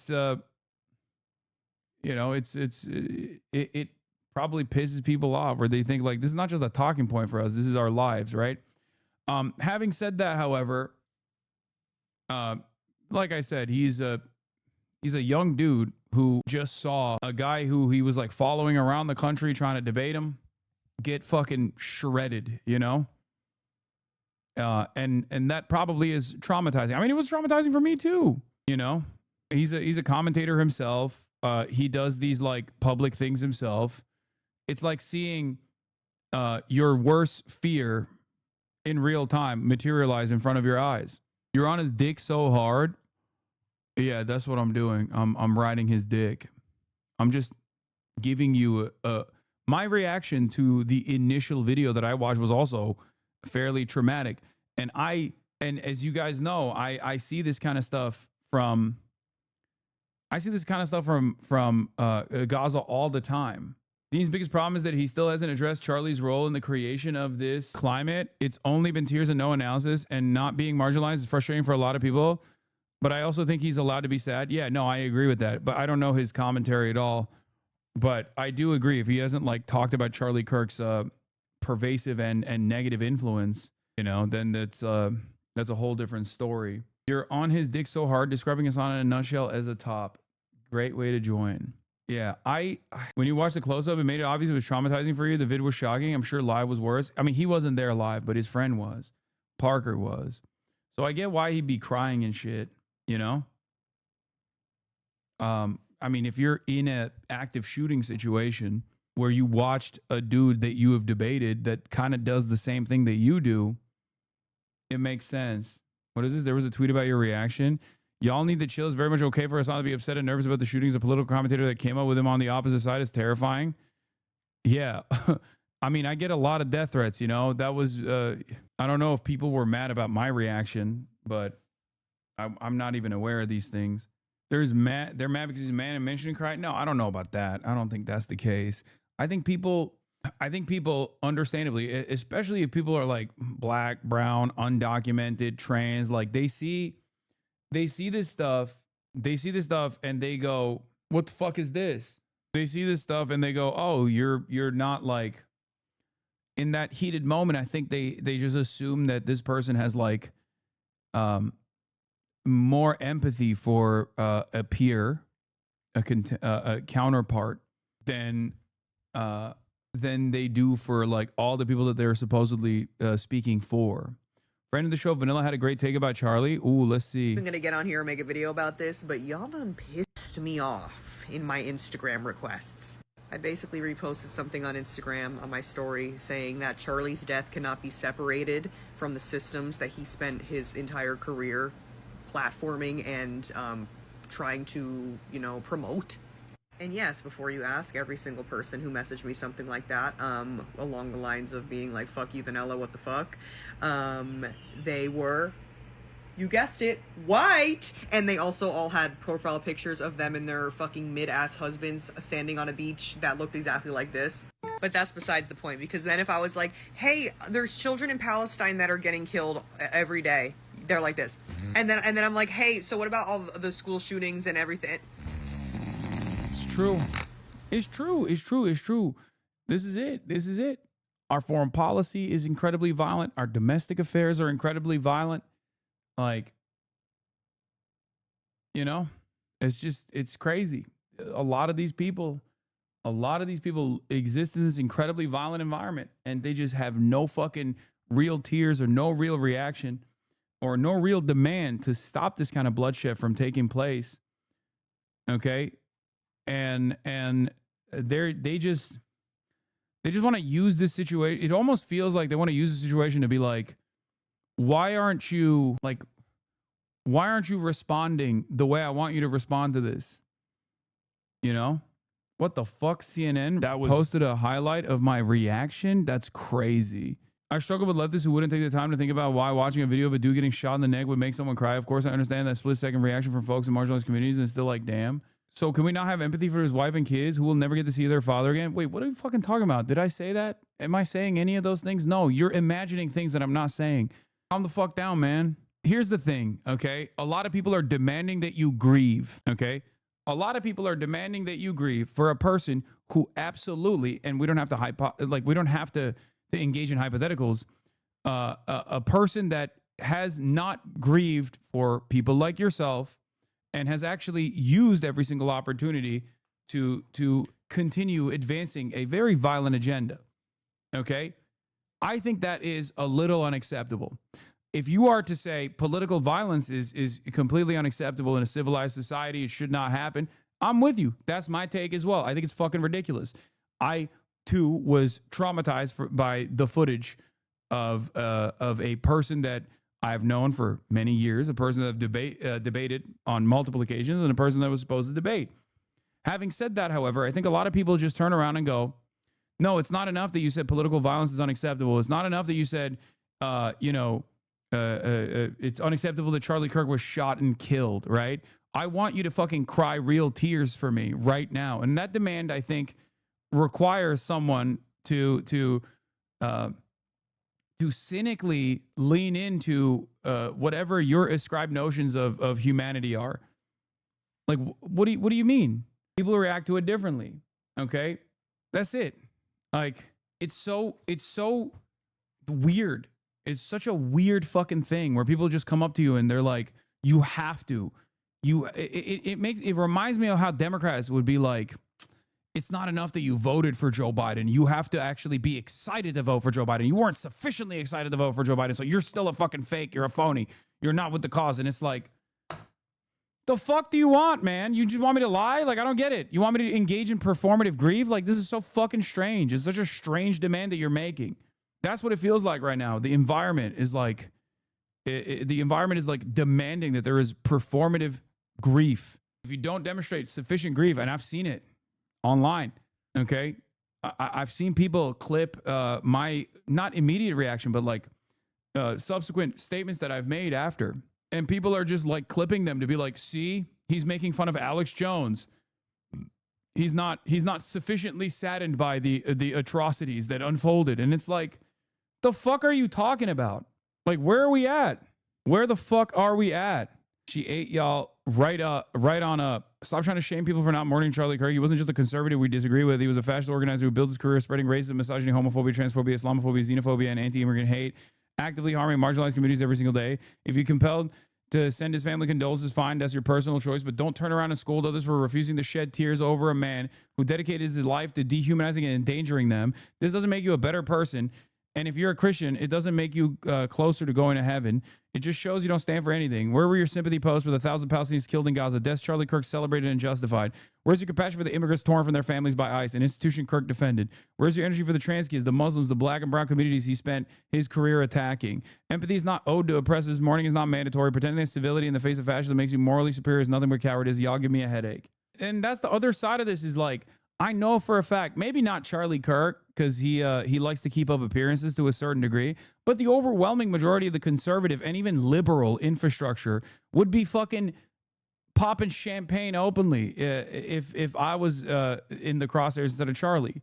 The very same people that wrote these glowing obituaries talking about how he was an incredible organizer, was an incredible activist, not reflecting on his output overall, not reflecting on his message overall, simply sheltering the public from what his major output was, but simply just saying this was a real mover and a shaker, but not in which direction, are the exact same people that would be talking about how I had it coming, you know? I'm not doing that, for the record. Okay? I'm not doing that at all for Charlie Kirk or for anybody. But it is ridiculous that it's not enough. It's not enough that, you know, you say, this is unacceptable, this is terrifying, this is really fucked up, right? It's not enough that you say that. You have to also just mourn in the same way that they're mourning, feel the same things that they're feeling. And it blows my mind. I don't know. Luckily, I've never had to do that in my career, and I will not do that. If there's something that I think is the utmost indecency, it's just like engaging in performative grief. Like, if you are a liberal author and you wrote if you're Ezra Klein, if your name is Ezra Klein and you're a liberal author, what do you think your black and brown coworkers are going to feel about the thing that you posted on New York Times? You know what I mean? What do you think they're going to think about you?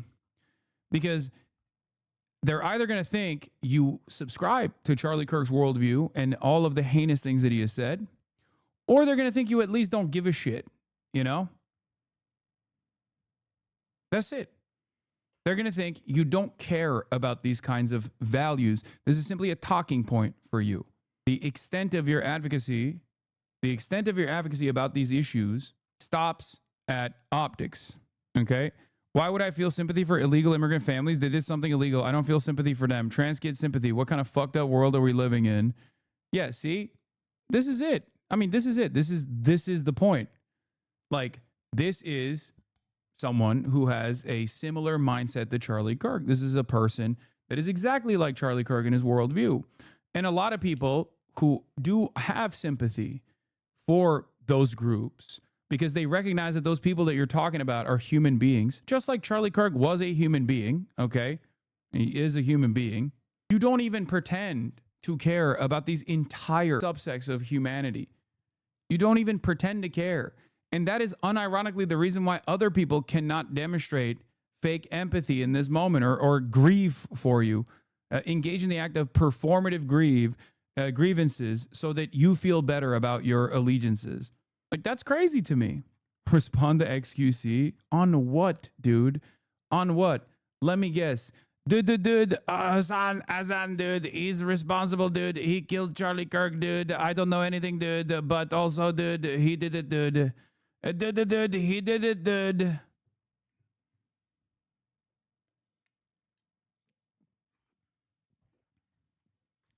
Did I get it right? Did I reach, Yeah, they hate you. You demonized him the most, Turk. I demonized him the most. What am I supposed to do? Not fucking argue against them? Like, this is what it... Do you understand? There was never a moment where I've ever advocated for fucking violence against Charlie Kirk, right? But I have obviously argued with Charlie Kirk, both in person and also on the internet. And the question remains, what do you think I should have done in this process? Should I have just said, oh, well, he's got some good ideas. Should I just lie? Nah, he mostly claims you're farming subs from this. That's all. Yeah, bro, that's a fucking pure projection. For content creators with no discernible worldview, no real policy opinions, okay? That's all this is to them. It's a trend to follow, okay? That's it. So whenever they say that, they're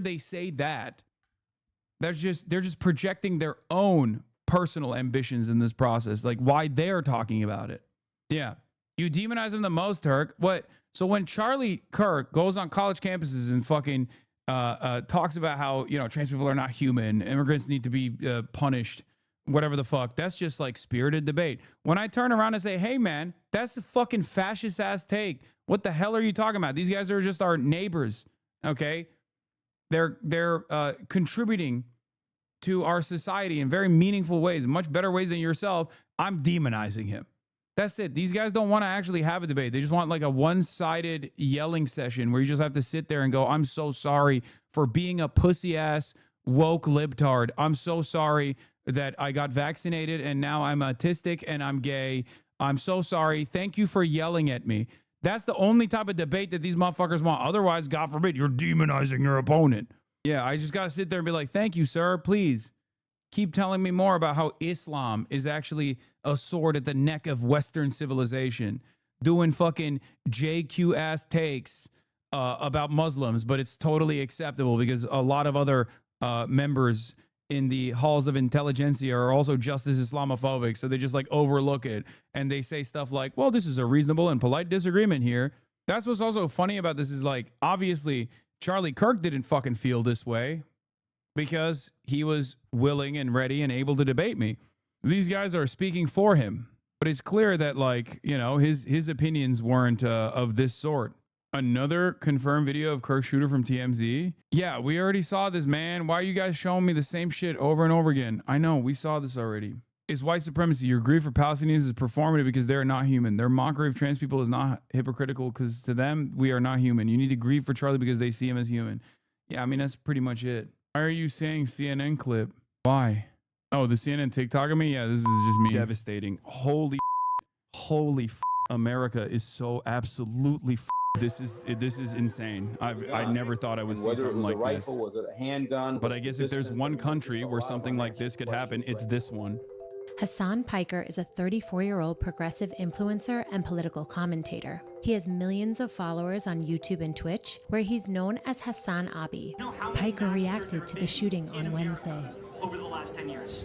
Counting or not counting gang violence? Where you can oh, he's dead. Oh my God, he's definitely dead. Oh my God, I can't believe I just saw that. Oh my God.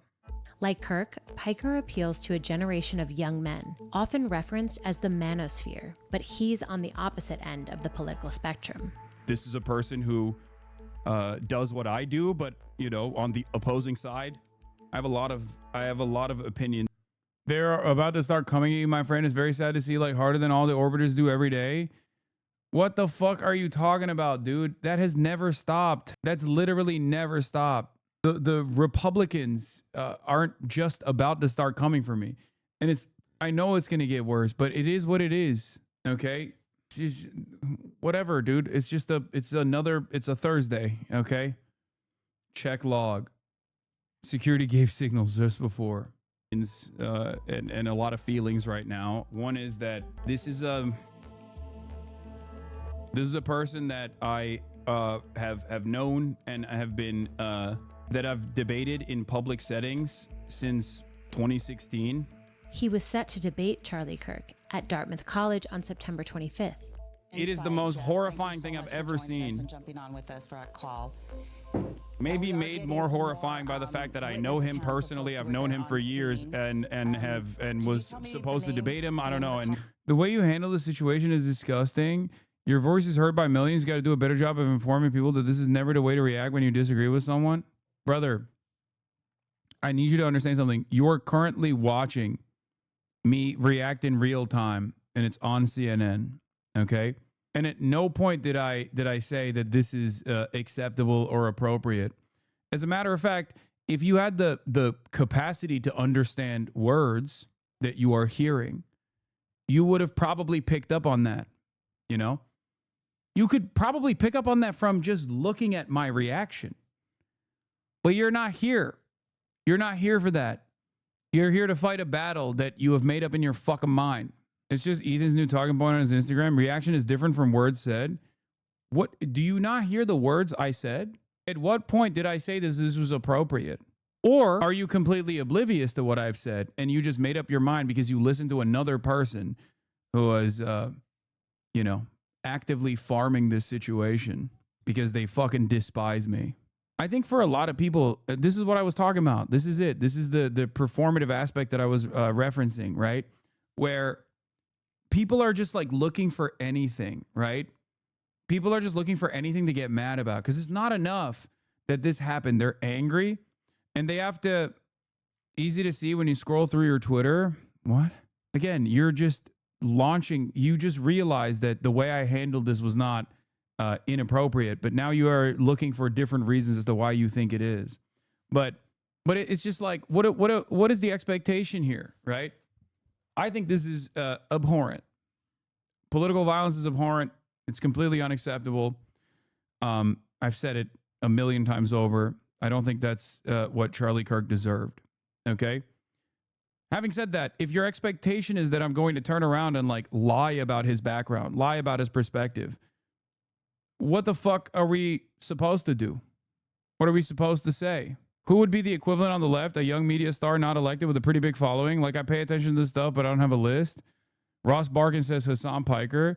The left does give more grace to the right when someone on the right is killed and vice versa. Major Democrats have been respectful of Kirk. Hard to imagine, to be honest, the same happening if a leftist or socialist was killed. Interesting. I didn't know him. Maybe I'm losing a step. Haha. Seems like the right-wing influencers have more mainstream sway. I've never been on the right, but I know a lot of them. Grew up on MSNBC, leaned to hate it, but never actually caught the next shit on the left. Hassan Piker gives a thoughtful, wide-ranging print interview, though. I do not think these weirdos are angry at all. I think they're excited by the possibility to mess with you and justify whatever actions they may do going forward. Yeah. And it's crazy, but it's like, it's crazy to consider because it's not like the Republicans are currently being like, well, we are in our moment of grief right now. Like everybody, we need to take some time away from politics for a second. Like they just very quickly turned around and were like, we need to immediately persecute every political dissident in this country. We need to throw them in jail and maybe sometimes assassinate them. Like they didn't even stop. They just immediately went, Charlie Kirk was the guy who wanted to talk to you and you killed him. Like, who is this you you're talking about? Especially when talking about someone like myself, like I very clearly chose to talk to him, right? A lot of these people are not even factoring that into the consideration. They're just like so angry. They just want to fucking kill. They want to kill. And like what he does for a living. I mean, look, I have a policy of not living in fear, and you know, but we'll see. I might have to reconfigure certain things.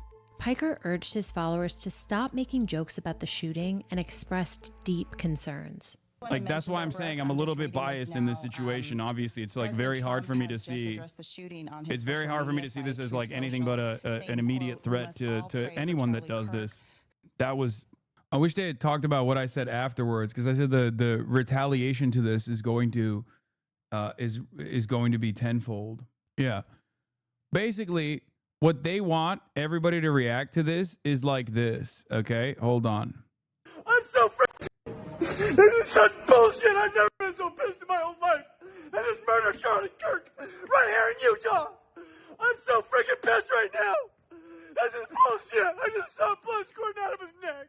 I love that guy. He would have been our next president. I am so pissed right now.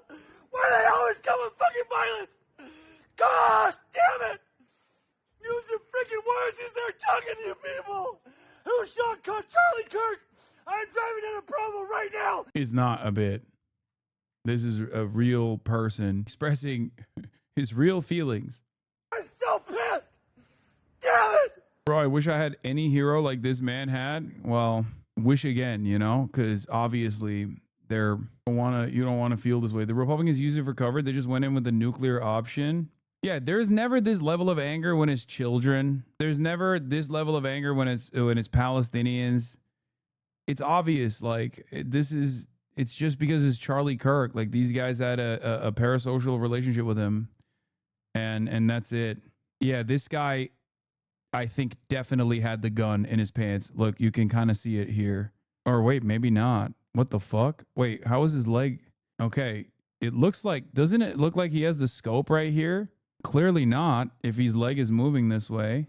He was limping before when he was walking, and I assumed he had the gun in his pants. But the pants are too tight anyway. He took it apart on the roof, I thought, allegedly. Oh, he had knee pads on. GOP just introduced a bill to have Kirk's body lie in the state capitol rotunda. Shut the fuck up. CNN thinks he built it on the roof, so why the fuck was he limping? Authorities also recovered a screwdriver near a rifle, an indication shooter may have used it to disassemble and reassemble firearm before using it, investigators believe. Removing stock would help shooter conceal weapon in bag or even in his clothing, they believe, per Evan Perez. This appears to be more trans or trans sympathy violence. These people need to be taken for what they appear to be, mentally unstable. Just look at the social media platform Blue Sky. That will tell you everything you need to know. And then they turn around and go, why are these people so violent with their statements? We will be introducing a resolution authorizing Charlie Kirk to lie in honor in the Capitol Rotunda should the Kirk family wish for him to be honored there. Kirk devoted his life to defending the freedoms defining our nations. He inspired millions, led countless souls to Christ, and never wavered in the defense of the First Amendment. He definitely did waver in the defense of the First Amendment. He said it was great to deport people for speaking out against Israel. What are we talking about? This is what I mean. These guys are just like, no, he very famously wavered in the defense of the First Amendment. He wants to put a statue of Charlie Kirk in the Capitol. Representative Anna Paulina Luna is circulating a letter calling on Speaker Johnson to put a statue. Okay, am I crazy? Do I feel like the normies are going to react to this differently? I mean, I don't know, because like every outlet has glazed him so much. Every outlet has glazed him so fucking much that maybe a lot of people are just seemingly seeing him as like a figurehead, like a MLK style individual or something. When I see stuff like this, it makes me feel like maybe I'm just out of touch or something. Like I just don't understand. Like, grief aside, for a person that you really liked and you really liked the opinions on, like this level of martyrdom feels fairly heavy-handed. So we can have a statue of George Floyd, but not Kirk. Wait, what? Is there a statue of George Floyd? What are you what George Floyd? Why are you bringing up George Floyd? Is there a statue of George Floyd in the Capitol Rotunda? What is going on? What does that have to do with anything? Yeah, I love and support Charlie Kirk. Please let his soul rest. Totally made up grievance. Okay? Totally made up grievance. Is there ever a thing that conservatives get mad about that isn't totally made up? Oh, the left, every Democrat needs to be fucking killed because they are all fantasizing about killing all of us. It's like, no, that's not the case at all, actually. Just listen to the words coming out of people's mouths for once, please. Rest in peace. Here's letting George Floyd rest in peace. Yeah, he never stopped. He posts so much about George Floyd. And I assume that's the reason why a lot of people post, like a lot of conservatives also they love talking about George Floyd. Like they will always bring up George Floyd for some fucking weird reason. Statue of George Floyd. Where is this? It's in, I didn't even know this existed, by the way. The piece was briefly displayed at Face and Fair House Theater in Harlem, New York. It was donated to the city of Newark and installed on Juneteenth in 2021. Is this what you're referencing? I don't even think the chatter knew this.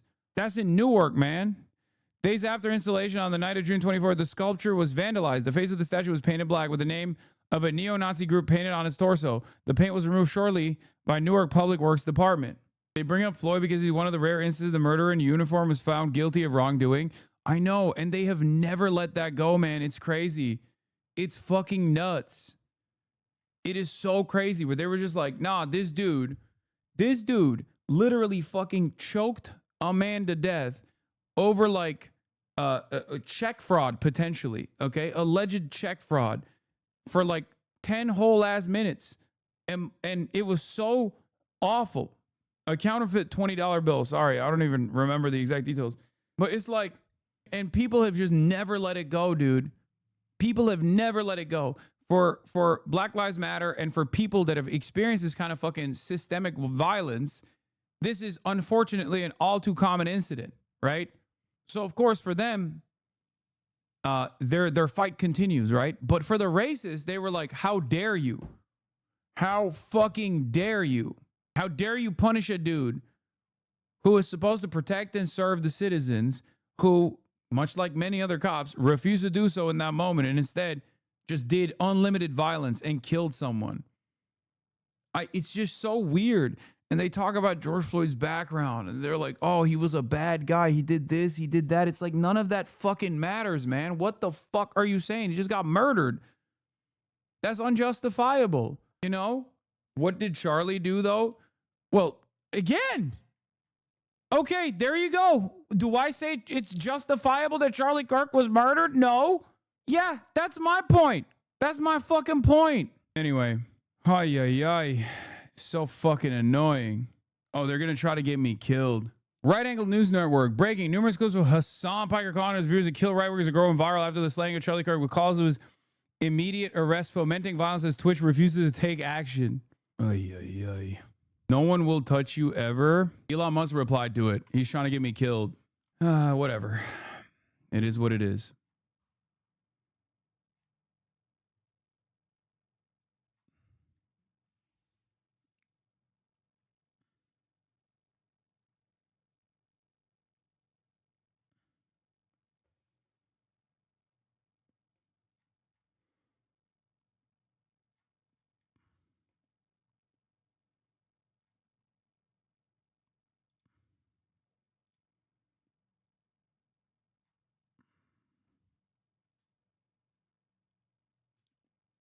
We are so cooked with all the dumbass shadows proving it.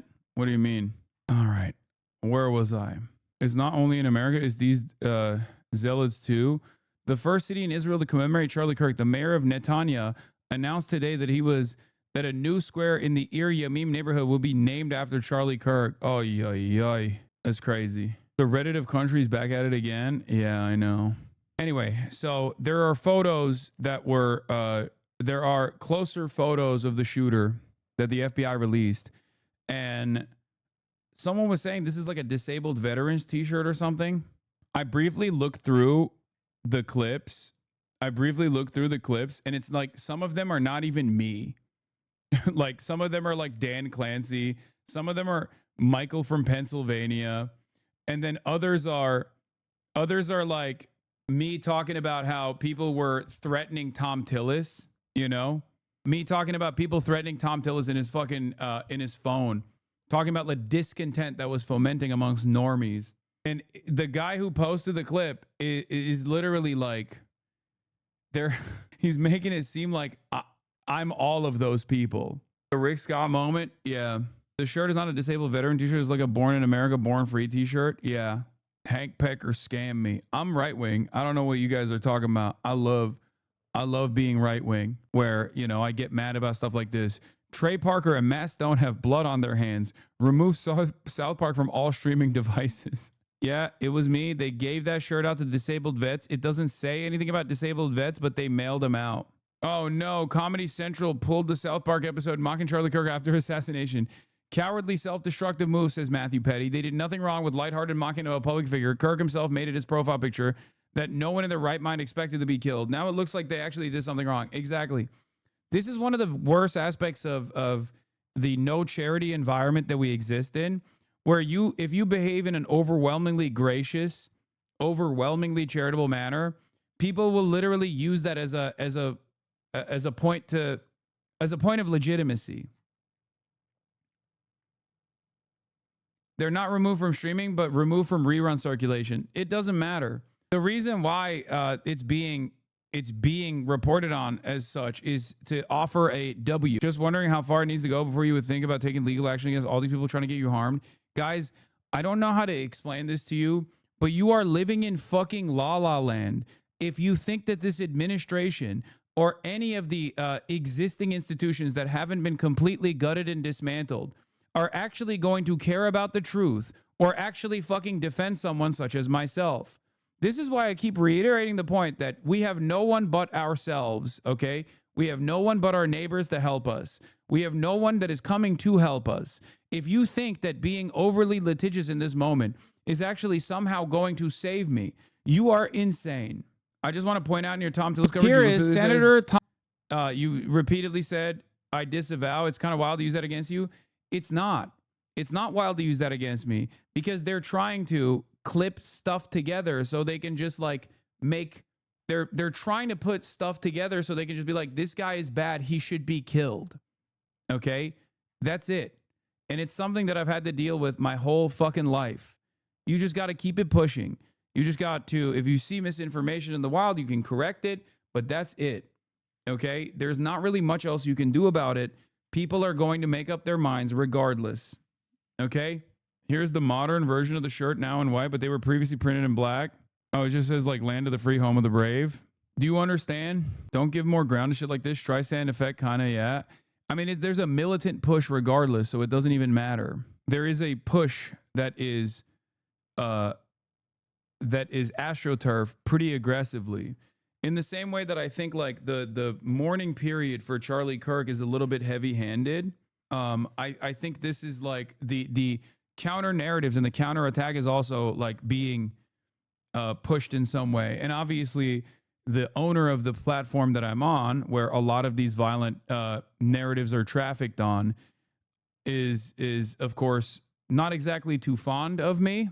So it is what it is, I guess. Let me finish this. Are we serious? Like, but now you want to wake up. Oh, but now we want to wake up. Now suddenly we're awake? Oh, okay. So yeah, that kind of really grinded my gears. So if that's you, I'm going to leave you with one big... Nice. Premium Hoggett Rage, is this the one? You mother... This is the one, right? This is the same one. Fucking animals! You liberal, progressive, deranged fucking animals! You are so hateful in your hearts to go out and shoot a young man who's like, what are we talking about? No one knows who did it. We still don't know who the fucking shooter is, man. And even if it was a fucking left-wing person, right? Because like obviously Charlie Kirk is right-wing, right? And that's the reason why. That's the reason why they're fucking running on with this narrative, right? They're riding this thing into the ground. Okay? But even if that's the case, like, what are we doing? That we have to just like punish every Democrat, punish every liberal, punish every leftist? Like, what are we talking about? How many fucking mass shootings have been conducted by Donald Trump's own loyal fandom? Yeah. I mean, he did January 6th. Charlie Kirk participated in it. You know, he bused motherfuckers to the Capitol. He paid for bus rides so that people could participate in a fucking insurrection. And he's president again. What a crazy situation we have found ourselves in, where these guys are just like literally everyone on the left, anyone that's marginally to the left of me, that has at any point in their lives exhibited empathy, is now open to attack. Ever hurted anyone with Christian values, a young, beautiful family, a father, a husband, a friend, a son. You shot him. Why? What do you mean? Because you didn't agree with his politics? Because you didn't agree with his ideology? That's the reason why he deserves to die? You fucking animals! Yikes. I will not be silenced, and I will talk until your ears bleed. Okay? I am Charlie. It's time we rise. Oh my god. Oh my god. Oh my god. Oh my god. Is he doing the Mockingjay? I just watched the Hunger Games for the first time ever. Oh my god, he's doing the Mockingjay whistle. Oh my god. Like, this guy thinks that the current administration does not resemble the Capitol. And it's like an eclectic group of leftists and liberals that actually resemble the Capitol, that control all the halls of power, control all the levers of power, that are just like dominating his life. Amazing. Amazing. Lace up your fucking combat boots, boys. Let's give the fucking left what they want. What the fuck is this, man? Found this earlier. Is Charlie Kirk and Hunger Games related? The healthcare games? Seen the Hunger Games tonight. Can't wait. The healthcare games. When the government runs healthcare, odds are never in your favor. FBI press conference has been announced. Oh shit. It's cash. It's cash money, baby. FBI Director Kash Patel, Utah Governor Spencer Cox, and other top officials will hold a press conference at approximately 9:30 p.m. Eastern time. So 6:30 our time. It's coming up, and CNN will have the live coverage. Do you think that the right-wing insanity is being prolonged by the fact that the shooter hasn't been captured? Yes. it's a bit of an opportunity for the right to fantasize about whoever they think, like, you know, it could be the shooter was family court, the family court judge that took his kids away. You know what I mean? The shooter is the guy that the neighbor that is kind of woke, that listens to NPR, that cheated, that fucked his wife. You know, like the shooter is everyone that has ever harmed these people. Okay. Sometimes the shooter is the ex-wife. Sometimes the shooter is trans. Always. The shooter is always trans somehow. You know, they straight up are using this lack of information as an opportunity to fantasize about who the shooter actually is. And it always comes back to somehow being an eclectic group of like left-wing values and liberalism that has harmed them in a meaningful way, that has wronged them in a meaningful way. We don't know anything about the shooter's background. TPSA host Alex Kirk called for public executions in a deleted tweet about an hour before Kirk got shot, but the left is the violent ones. On a more serious note, the delusional freaks are hyping themselves up. I'm ready. I'm locked and loaded for Democrats. I'm locked and loaded for Democrats. I don't know why he's looking at me when he said that. What the fuck? She breaks this down well. Charlie Kirk was shot dead today. Let's take a look at the legacy that he will leave behind. So how about we start with his campaign to dismantle the legacy of the civil rights movement. In a December 2023 speech, Charlie Kirk didn't just critique Dr. Martin Luther King Jr., he launched a full-scale character assassination, labeling him as awful and not a good person, claiming he's only admired for saying things he didn't actually believe. Now, he went even further. Kirk called the landmark Civil Rights Act of 1964 a huge mistake and argued that it created a permanent DEI type of bureaucracy. Now, he pushed the radical theory as well that the act, in his words, superseded the U.S. Constitution. And then when he was challenged, he doubled down, calling MLK a mythological anti-racist creation, and then bragged about targeting the sacred cow of modern America. On abortion, he publicly celebrated the overturning of Roe v. Wade. And here's what he said when he was asked if he would force his own 10-year-old daughter to carry a pregnancy to term after she was assaulted. And she was 10 and she got raped. And she was going to give birth and she would, no, wait. Oh, and she was going to give birth and she was going to live. Would you want her to go through that and carry her baby? That's awfully graphic. But it's a real life scenario that happens to many people. The answer is yes, the baby would be delivered. Now on gun. How do you think the right would react if it turns out to be like a Nazi groiper? They just move on. They still keep fantasizing about how trans the person actually secretly was. I mean, that's you're basically describing what has already happened. That happened with the Trump shooter, right? Like, the Trump shooter had the demographic profile and all the cultural signifiers of a fucking hog. And initially they said he was trans, and then they just moved on. And they still to this day say he was a leftist Antifa, or I don't know, funded by BlackRock or numerous other weird conspiracies. We're talking about a group of people that just totally find new made up narratives to suit their purpose. You understand? When David DePipe was outed as a Republican weirdo, everyone said he was a gay lover of Paul Pelosi. When the dude who shot the Minnesota congressperson and her husband was outed as a far-right evangelical Christian, they literally turned around and were like, nah, he's a Marxist leftist, actually, and he's working for Tim Walz. There are still tens of millions of Americans that unironically think this, okay? This is what happens when there's no interest in subscribing to reality. I don't know. I don't know what to say here. This motherfucker says you. I just gave you multiple examples of how Republicans hallucinate an alternative reality and believe it and get mad about that alternative reality to only continue this fucking anger boiling up instead of like honestly reflecting on the activities that people engage in on that side of the political spectrum. And his response is, says you. So yeah, if this guy turns out to be like a groiper who was pissed off at Charlie Kirk because he's not like radical enough or whatever the fuck, right? They're just going to move on. They're going to say he's a leftist. He's a leftist Antifa.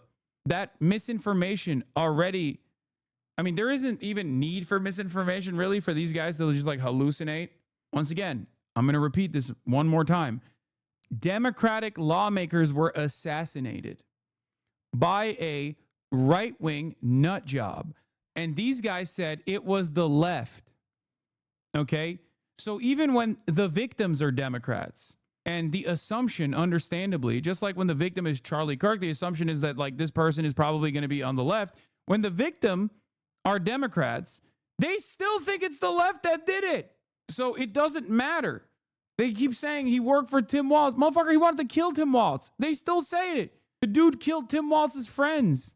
That's it. And I don't know. I don't know how to deal with this. It's like, it feels like we are held hostage. We're held captive by a terrifying number of schizophrenic people and their delusions.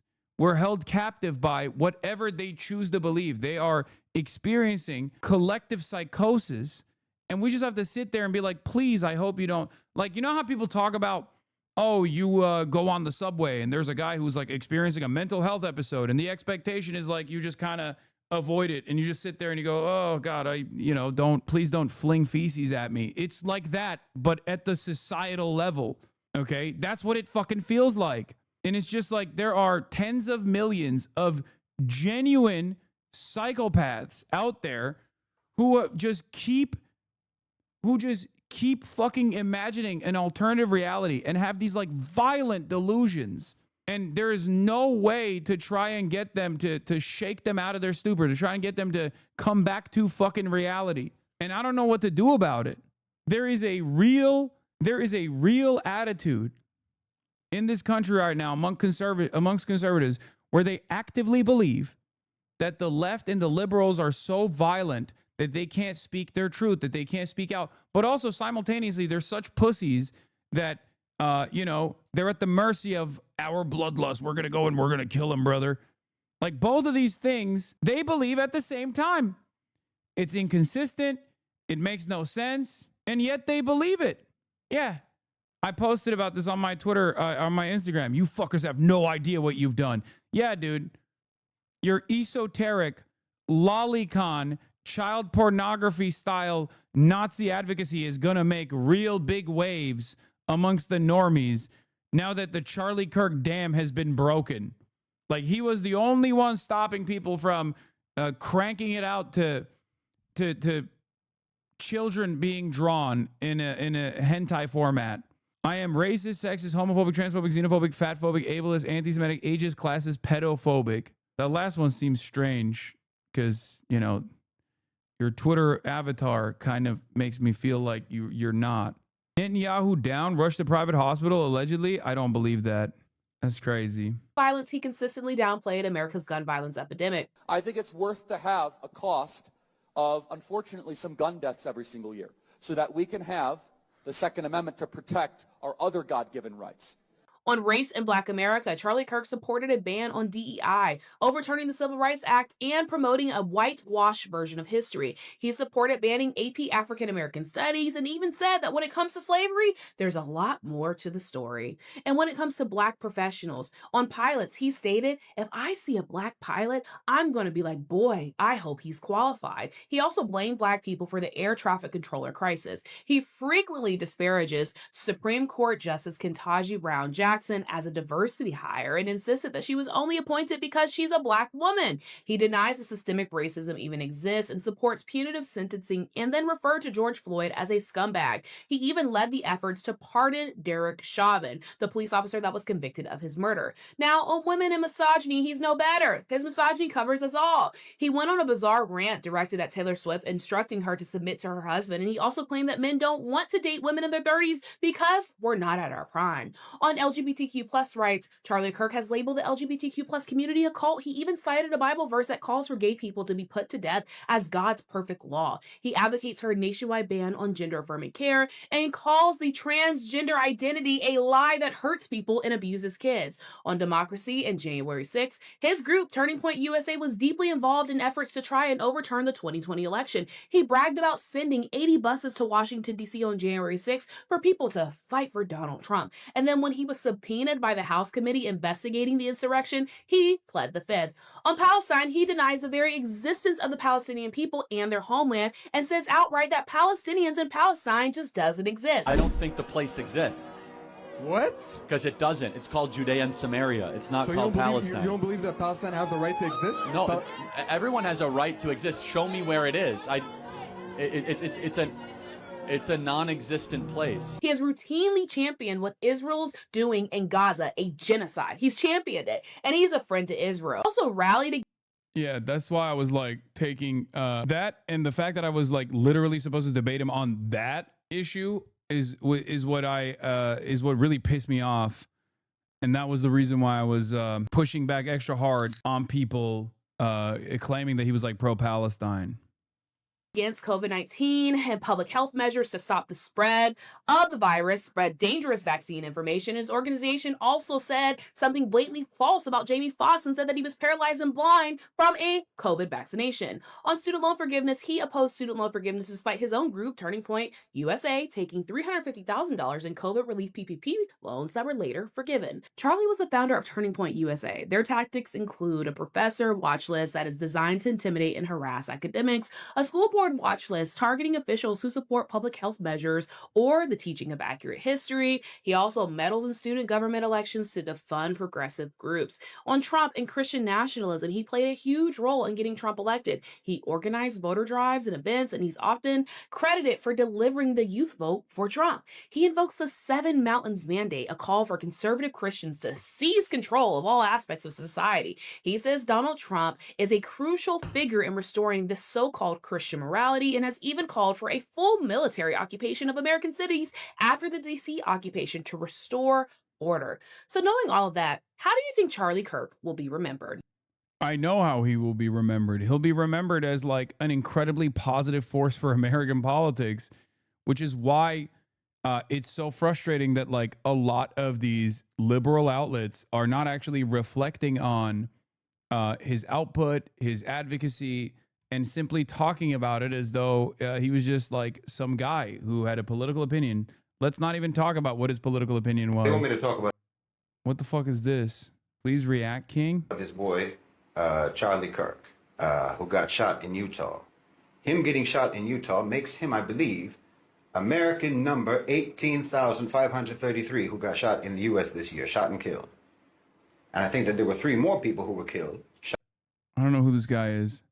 But all right, we're gonna watch we're gonna read the Politico article that took place that took place last night, where Adam Wren interviewed me about this instead of a 12-minute TikTok, because I think this was a decent summarization of how I felt at the time.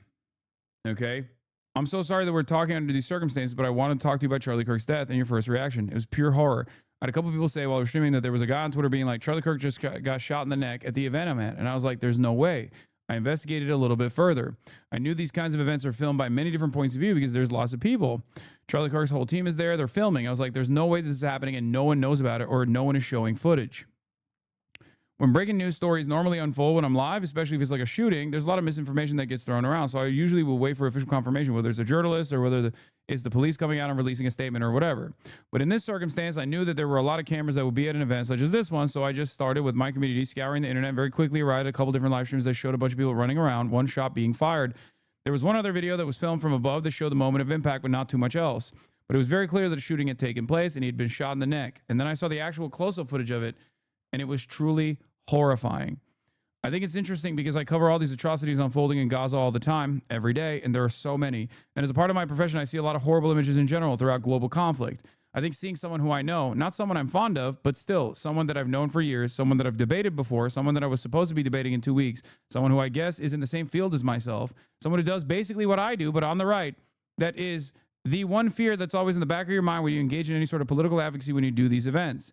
As a recipient of millions of death threats at this point over the years, watching that unfold in real time was devastating. Are you afraid now for the same kind of events that you do in the future? I've been thinking about that quite a bit. I don't know. I think right now I'm just going to wait out the environment. I'm just going to wait for the temperature to lower a little bit, but I'll probably go back to it. As a part of what I do, I also go to protests. I get shot at by cops. I'm constantly in these uncertain environments. While it feels like there's an air of vengeance right now with a lot of people immediately being like, well, we got to go and kill people, even naming myself and saying we're going to go kill Hassan in retaliation. There are a lot of people who are just very angry and frustrated and want to redirect it towards those who they believe are responsible for this. I've never advocated for such a thing and never would. I would put myself in the crosshairs if that was the case, right? I was supposed to be sitting next to this guy 2 weeks from now at a public event. I'll probably just wait it out. But at a certain point, you can't let fear dictate your life. And that's been my modus operandi in spite of all the death threats that I've received for many, many years at this point. It's just unfortunately part of the process. It shouldn't be. So you've already seen the death threats since Charlie's death. Yeah, I mean, yeah, but I received death threats even before this all the time, nonstop. Like I said, it's almost seen as a part of the industry. What does it say about our nation that you're already receiving assassination threats and that Charlie was assassinated? I'm skeptical that we can come back from the precipice here. Like I said, it's a little different when you watch someone get assassinated. But unfortunately, I think political violence has become more of a forefront in our discourse, in our generation's discourse, more so than ever before. Maybe I'm wrong. Maybe I have recency bias, but I don't remember any point in the past decade of my career where it was this transparent, it was this out there, it was this celebrated to this degree. And why do you think this is? I mean, that one is easy. This is something I talked about in the aftermath of Brian Thompson's murder as well, allegedly at the hands of Luigi Mangione. It's seen as a pressure valve for people. Democracy is supposed to be a pressure valve. So when democratic institutions are not working to meet the demands of the overall population, there's a lot of discontent.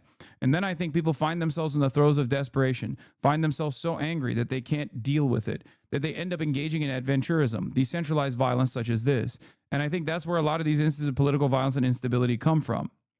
What do you think it said about Charlie Kirk that he thought debate was one of the ways to release that pressure valve? I don't think he was ever debating people for the purpose of finding the truth or from a position of intellectual curiosity. I think a lot of people say that. Debates are only productive in the sense that it can test your opinions against your interlocutor's opinions, and it's good. It's galvanizing. I've always said that 40% of the audience on either side have already made up their minds, and they're not going to change. But then there's 20% of the margins that could swing in either direction, and it's for that 20% in the middle that you entertain the intellectual sparring. For Charlie, I think the format was more so just to humiliate his ideological opponents. And he was very successful at doing propaganda of this sort by going to college campuses and listening to what people had to say and then giving them the right-wing talking points on the matter, getting a couple dunks in the process. That's a big part of debate culture. Having said that, it still can be productive. There are still people who can have their minds change in the process where they go, wow, my worldview that I took for granted is maybe seemingly not so smart. There's some productivity that you can derive out of debates, which is why I was entertaining doing it with Charlie. You mentioned Luigi Mangione. Do you think we're going to see more of this kind of political violence in the future? I think if left unaddressed, a lot of these societal wounds are not going to heal. They're only going to worsen. So unfortunately, the future does seem kind of bleak in that regard. We need structural solutions to these systemic problems. It does feel like there's this political football, this back and forth about culture war narratives, culture war issues, demonization of the political opposition, rather than seeking to address these problems. At first, it might come across as just simply unproductive, or maybe productive if your goal is to change the discourse away from seeking out constructive answers to the issues that people are facing, but unproductive in the long run. Because, like I said, if left unaddressed, people become increasingly more resentful, and in that volatility, they do dangerous things. This is me and Charlie Kirk at Politicon. Tell me about your decision to debate Charlie, who the invitation came from, how you decided why you thought it was important. It was Dartmouth, I believe. They reached out to my team. I said I would do it. Charlie Kirk is a conservative firebrand who has seen a lot more real organic growth, especially with his TikToks in the last couple of years leading up to the election, and certainly during the election and the aftermath of the election. He is someone who is very well connected to the administration. I don't usually shy away from debating people like that. I think it's good and maybe even productive to have this kind of back and forth discourse to show what his worldview looks like and to test it against mine. How do we heal the discourse? I don't think it's necessarily about getting together and singing Kumbaya. I don't think that's the way to solve it. There's a social contract that everyone abides by. When they consistently feel like that social contract is getting violated with regular frequency, oftentimes due to structural violence that they experience, poverty, things of that nature, the affordability crisis that people are experiencing. Housing is incredibly costly. Healthcare is incredibly costly. The only method of upward social mobility throughout history has been to get a college education. That's incredibly costly. Everything seems unaffordable. Everything seems worse than it was for the previous generation, and I think that's what we have to solve. If we don't solve that, people are going to continue growing frustrated and angry. People are resentful. People are more malleable and more susceptible to radicalization, and they're more willing to act out in a violent manner when they feel like there's no hope, there's no other option. I'm curious, what do you think about some of the response to Charlie Kirk's death on Blue Sky? They're sort of making fun of it and mocking it right now. It feels like a real hellscape. I don't go on Blue Sky, so I can't speak for people on Blue Sky. But I think it's the same in some ways as the Luigi Mangione situation. I think the reception to that was rather positive. It was shocking for a lot of people, myself included. And I think the reason for that is because we've just become more vicious. I know this from my own personal experiences as well. I know that if I were to be assassinated in a similar fashion, the right would erupt in joy, probably even more loudly than what some liberals may be experiencing. I think that's just how it is now. We are very polarized, and in some ways that polarization is understandable. In many other ways, I think the rhetoric that came from Charlie was understandably seen by many people as being inherently violent. A couple that quickly come to my mind is, even in the aftermath of school shootings and gun violence that takes place in the United States of America far too commonly, far too frequently, Charlie Kirk has said things that I think a lot of people have been frustrated by, saying empathy is a weakness and that we shouldn't be guided by empathy in the aftermath of these horrifying mass shootings, or things like gun violence is an unfortunate byproduct of having the freedoms of the Second Amendment. I think when people see that, they fight fire with fire, if you will, in their minds. They think it's fine. A big part of that is we have also become desensitized, utterly desensitized to violence in general, both as a byproduct of our foreign policy around the globe, but also because of how violent America has become. I mean, this was the 46th school shooting that took place this year, the shooting of Charlie Kirk. And while that was happening in Colorado, there was another school shooting that took place an hour after Charlie Kirk was shot. That's not normal. After a certain point, people only see so much of this and they go, I don't really care about this. And I think that's where we're at. Obviously, I try to maintain my humanity and I try to urge others to do the same, but I do understand, even if I myself don't partake in it, where this resentment comes from. How do you maintain your humanity, twitching and then absorbing images like the ones you saw today and just being an increasingly digital world?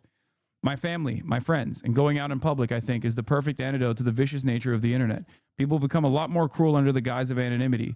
There's a cliche, right? Oh, you wouldn't say that to my face, or you're a keyboard warrior. And in some respects, that is true. I feel like a lot of people are far less vicious when they get to see the other person, when they get to be around the other person. And recently, before the internet, before the technological availabilities, that was the overwhelming majority of our interpersonal relationships. It was always in person. It was always face to face. And I think we've lost that. And that's how I try to keep myself as grounded as possible, which is ironic, of course, since political violence such as this one also makes it harder for me to go out in public. But that's why I said I can't let fear dictate my life. Why do you think Charlie resonated so much with Gen Zers? It's something that I think about quite a bit. I think there was a lot of discontent towards Joe Biden and his policies, or at least a lack of movement in a positive direction in this country. And for a lot of Gen Zers, they didn't experience the first Trump presidency. They were too young to fully comprehend it. And I think their adolescence was, to a certain degree, taken away by lockdowns during COVID. And they saw that as the left's invention, even though they happened under Trump as well as Biden. And it wasn't as rigid as people remember it. But regardless, I think they just saw that lack of economic hope, lack of job opportunities, the notion that they'll never be able to own a home or retire at a reasonable age, becoming a reality for them in real time. I think that was poisonous for the collective consciousness of Gen Z. And they attributed a lot of that to the existing administration for understandable reasons. They haven't been around for too long, right? They haven't seen that both Republicans and Democrats oftentimes contribute to the same pain and lack of movement in the appropriate direction. So they thought the same thing that people thought in 2016. They thought, let's give Trump a shot. The institutions clearly are not working for us. Let's put a hatchet through the middle of these institutions. Let's destroy and rebuild them anew. Though the Gen Z opinion on Donald Trump has swung dramatically in the opposite direction again, I think that discontent is already clear. What's the best case scenario where we go from here as a society after Charlie's death? And what is the worst case? Best case is reasonable, comprehensive gun reform in the direction of safety. That sounds insane. I don't think that's going to happen anytime soon. But worst case is what I'm seeing on Twitter. More and more of Twitter becoming real life, where people are getting increasingly more belligerent, increasingly more angry. There's eventually going to have to be a boiling point, right? There has to be a point where all that anger and frustration mounts. And in the absence of any sort of pressure valve to release that anger, I think people will look for different targets that they have designed as the reason for why they feel the way they do. It could be a litany of different marginalized populations, black and brown people, undocumented migrants, trans people, the left, broadly, liberals, broadly. I fear that this is the worst case scenario. People in this decentralized way seeking out vengeance, seeking out some distorted sense of justice in their own minds.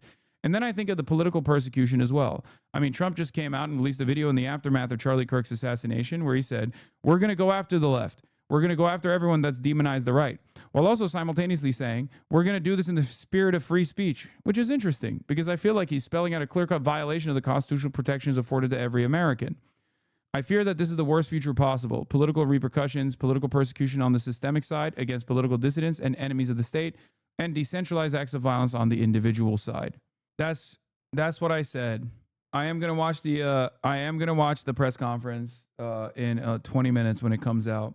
Now the question that I have is, like, if I can do this off the cuff in an interview after, you know, talking for 10 hours that day. Okay. How the fuck can't Ezra Klein put together a couple words that actually reflect accurately on what is to come? You were mentioned on Barkin's New York Mag piece on political violence by Ross Barkin. Kirk, for all his dynamism and influence, was never a force on the scale of Martin Luther King Jr. or Malcolm X, and since he was not an American president, merely the appendage of one, he will be no more than a historical footnote half a century from now. But Americans of the past decades, if coming of age in a far more violent and terrorized eras, did not have to reckon with such blood-drenched visual spectacle as the videos of Kirk shooting that have circulated widely on social media. Technology did not permit them, minutes after the deed, to consume all of it in full, to drown in unmediated horror. Imaginations or grainy photographs and film had to suffice. JFK's brains were blown out in the Zapruder film, but it was not broadcast publicly until 1975, 12 years after Lee Harvey Oswald aimed and fired in Dallas. And even then, it was an 8mm film shot with a Bell & Howell home movie camera. Hassan, as a 20-year-old Gen Z, I think what you said about why Charlie was so magnetic to us was entirely accurate. I'm a leftist myself, but watching my 15-year-old brother go through the same thing. And as a current college student, even in the medical field, I don't feel confident that I'm going to be able to afford a home or have a life. It was very well put, as always. Kudos to you. You got it. Is it like very hard for new immigrants to come to America now? Yes, dude. 100 P. Kirk's death was everywhere all at once. What is this? Home invasion. This doesn't mean, however, the violence is going to stop, or at the very end, or at the very minimum, this sort of targeted violence that is aimed at those who hold power or representative of an elite that must be in the febrile and diseased mind of the killer brought to justice. As assassination attempts surge anew, the mass shooting as a reality of American life begins to fade. There are still such shootings, as seen at a Minnesota Catholic church last month, but they were, to a disconcerting degree, far more common in the 2010s and early 2020s. All one needs to do is recite the place names: Sandy Hook, Aurora, Isla Vista, Charleston, Las Vegas, Parkland, and Uvalde. There have been so many that an American can begin to conflate them and the killers themselves over time lose notoriety. Columbine in 1999 inaugurated this heinous era, and there was a long, dark period when alienated young men could dream of the infamy bestowed upon Eric Harris and Dylan Klebold. Other mass murders like James Holes, Adam Lanza, and Elliot Rodger, best remembered for his incel manifesto, became for a brief period. Pop culture figures in the media wrestled with its role in publicizing the identities of these men and the sinister screeds they left behind. Mass shootings proliferated with the wide availability of firearms, assault rifles in particular, and the realization on the part of the killers that slaughtering unarmed people who are not famous is far less challenging than plotting the death of an American president. Ronald Reagan was wounded and not killed. Gerald Ford survived 2 assassination attempts within 17 days in 1975. The mimetic theory of desire, pioneered by French historian, philosopher René Girard, posits that humans look to others rather than to themselves to determine what it is they want to do. They long for what others long for and sculpt themselves accordingly. Violence itself may follow a similar current. One mass shooting begets another, which begets another. Would-be killers aim to imitate their dark idols. Now the political assassination seems to be making ugly reappearances in America. There may be more men. They are usually men, stewing in the shadows, waiting for their opportunity. Hassan Piker, the leftist streamer who was set to debate Charlie Kirk later this month, reacted with great sadness and horror to the assassination of his right-wing rival, even as many of his own followers did not feel much sympathy for the conservative who had vilified the LGBTQ plus community, the immigrant community, and many other marginalized groups. The reverberations of people seeking out vengeance in the aftermath of this violent, abhorrent incident is going to be genuinely worrisome, Piker said.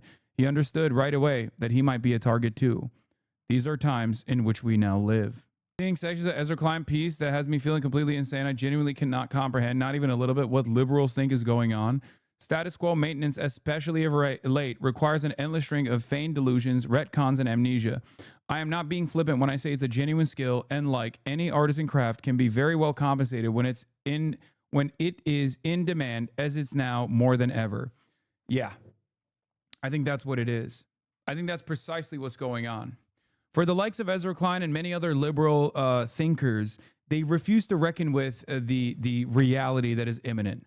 They are getting paid handsomely to dull the masses into submission, to make them feel as though fascism isn't here.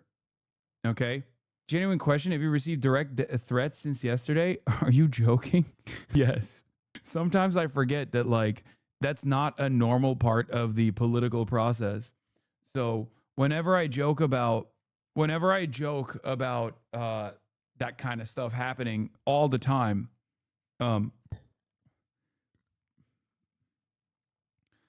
it comes across as like shocking to people. Yes. Damn, your TikTok audio is being used to spread awareness. Before about people gun say, awareness? wear a bulletproof vest. Again, he got shot in the neck. A bulletproof vest would not have saved Charlie Kirk. Okay? Security did not save Charlie Kirk. The only thing that could have potentially saved Charlie Kirk from getting shot in the neck was if our administrations, prior to this one and this one as well, actually had reasonable gun control as a policy provision in the immediate aftermath of, I don't know, 100 other school shootings that took place. That's crazy that people are lip syncing that. What was on? You look different? Yeah. There's another take on Klein's op-ed. The leftists are not mad at Ezra Klein for speaking out against the killing of Charlie Kirk. We're mad at the specific claim that a man who spewed hate for a living was practicing politics the right way. Most of us abhor both his killing and everything he stood for. Speaking only for myself, I think it's good when people across the aisle condemn the killing and offer sympathy to his family. And silly to be mad at Zoran for doing so. But there's no reason to praise a man who ever extended that basic humanity to anyone outside his own tribe. And it's so unbelievably fucking stupid that we have to pretend, even for a minute, that the far right in America isn't openly fantasizing about killing us every single day. It's like the role reversal that liberals engage in. You know how I said, and we'll keep saying over and over again, that like modern conservatism is about inventing a reality to get mad at, and then constantly getting mad at that reality that you invented to get mad at.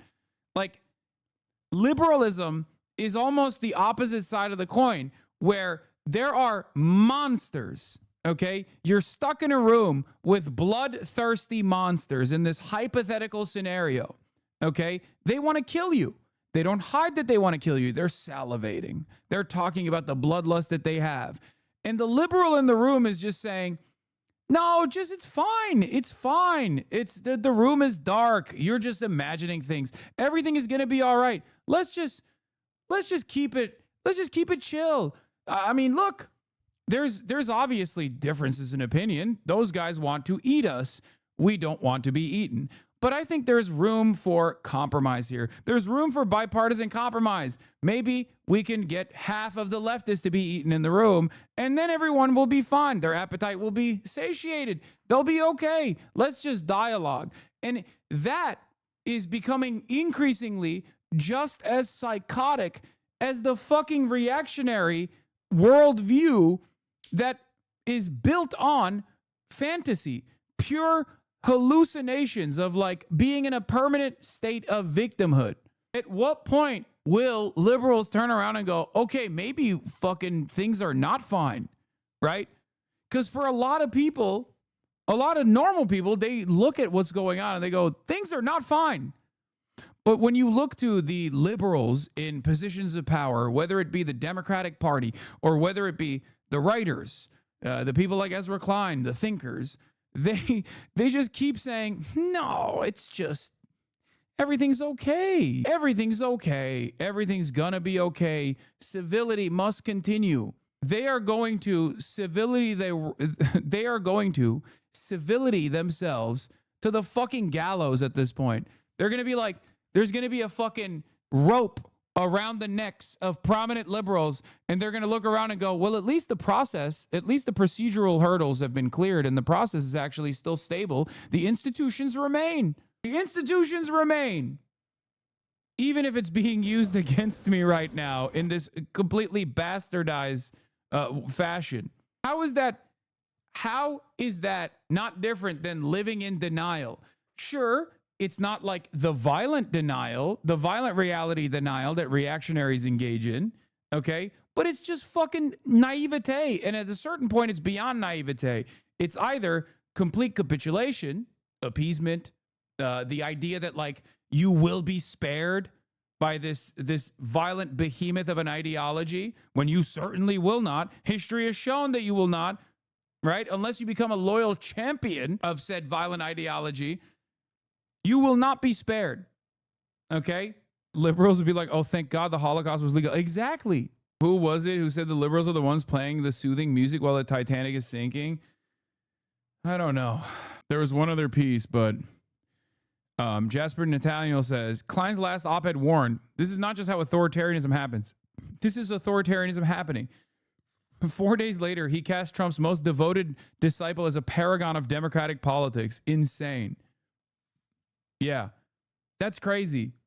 And I don't know if these guys are doing it deliberately. I don't know if they're doing it out of a fear, out of like a real discernible fear of political persecution or something. They're using their institutional prominence to like whitewash, launder the reputation of Trump and Trumpism in general. But it's just, I don't know. I can't understand it. Maybe a good test is, would I have said these things about Charlie Kirk when he was alive? If not, then perhaps you are under the mistaken impression that being murdered ennobles you. Yep. And for the record, liberals do believe that. They do. Once you're dead, you have to be remembered as a good guy, no matter what. Hamas Piker has no shame. Okay, got it. The ultimate fear, political commentator says after Charlie Kirk's shooting, political influencers who debated Kirk were visibly shaken as news spread. Commentators across the political spectrum were shaken up in the immediate aftermath of the fatal shooting of right-wing influencer Charlie Kirk at Utah University campus. This is the ultimate fear for a political commentator. This is it. This is the thing that you don't want happening. This is the thing that you never want happening. Hassan Piker, popular socialist streamer known for his Gaza war advocacy. What does that even mean? Gaza war advocacy. Incredible to watch the Charlie Kirk shooting receive 100 times more media coverage than Israel assassinating the prime minister of Yemen. Yep. I mean, that in and of itself is a reflection of white supremacist values. Okay. The tribute of Charlie Kirk to look at, worth looking at. Stop, bro. I said I wouldn't, but it's going to be tough not to see this, you know. So tired of the hatred, and the wokes are terrorists right in unison. Like in the same 2-second sequence. I'm tired of all the hatred. We should kill all the leftists, bro. We should murder all of them. Where's the violence? Why is there so much violence? Why haven't we murdered every leftist so far? My mom sent me this after disowning me and claiming I'm on the side of evil. Charlie Kirk dying ruined our relationship. Insanely absurd shit. So I gotta be brave, cause this is America. Lately it's scaring us, but one good man can change. Dog, you are literally Canadian, bro. Stop it. Wait, someone said look at his previous video. The devil is a Democrat. This is all he does. There can't be a market for this, man. Like every couple of weeks, he just comes out with a song like, I hate family court. Like every couple of weeks, this motherfucker, who is Canadian, by the way. So people cheer when Kendrick gets political, but this is trash. Yeah. My dad loves this motherfucker, dude. That is so embarrassing, bro. That is so embarrassing. That's crazy. I'm so glad I've never actually been around a dude who just like puts this shit on the aux. I don't know what I would do. I think I would just perish on the spot. As an Ohioan, trust me, there's a market for this guy. It all in a day. Brain worms. I mean, I see that. Damn, son, where'd you find this? Dude, it's fire. I put that shit on, dude. I put that fire on. Hold on.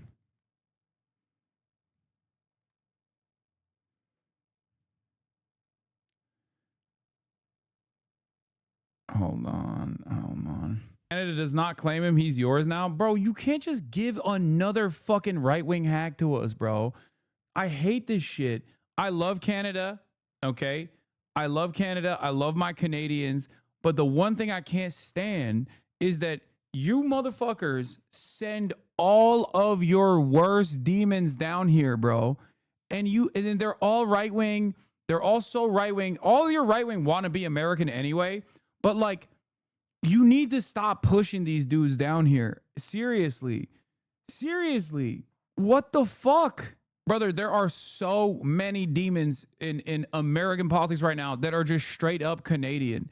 So many right-wing demons, dude. I just don't understand why Canadian reactionaries will be like, I'm American, actually. And then they will literally migrate to the United States of America just to be American reactionaries. It's a good trade. It's not. We need to put a fucking tariff for that shit, dude. Honestly. Stop having a place they feel at home in. I'm trying my hardest, bro. I am trying my hardest. You don't understand. It doesn't work. The more I try to make it so that like right-wingers feel uncomfortable, the more people keep saying, it's I should be killed. They leave Canada because they think it's communist. I don't know what to say about that. I'm gonna be honest. That's I mean,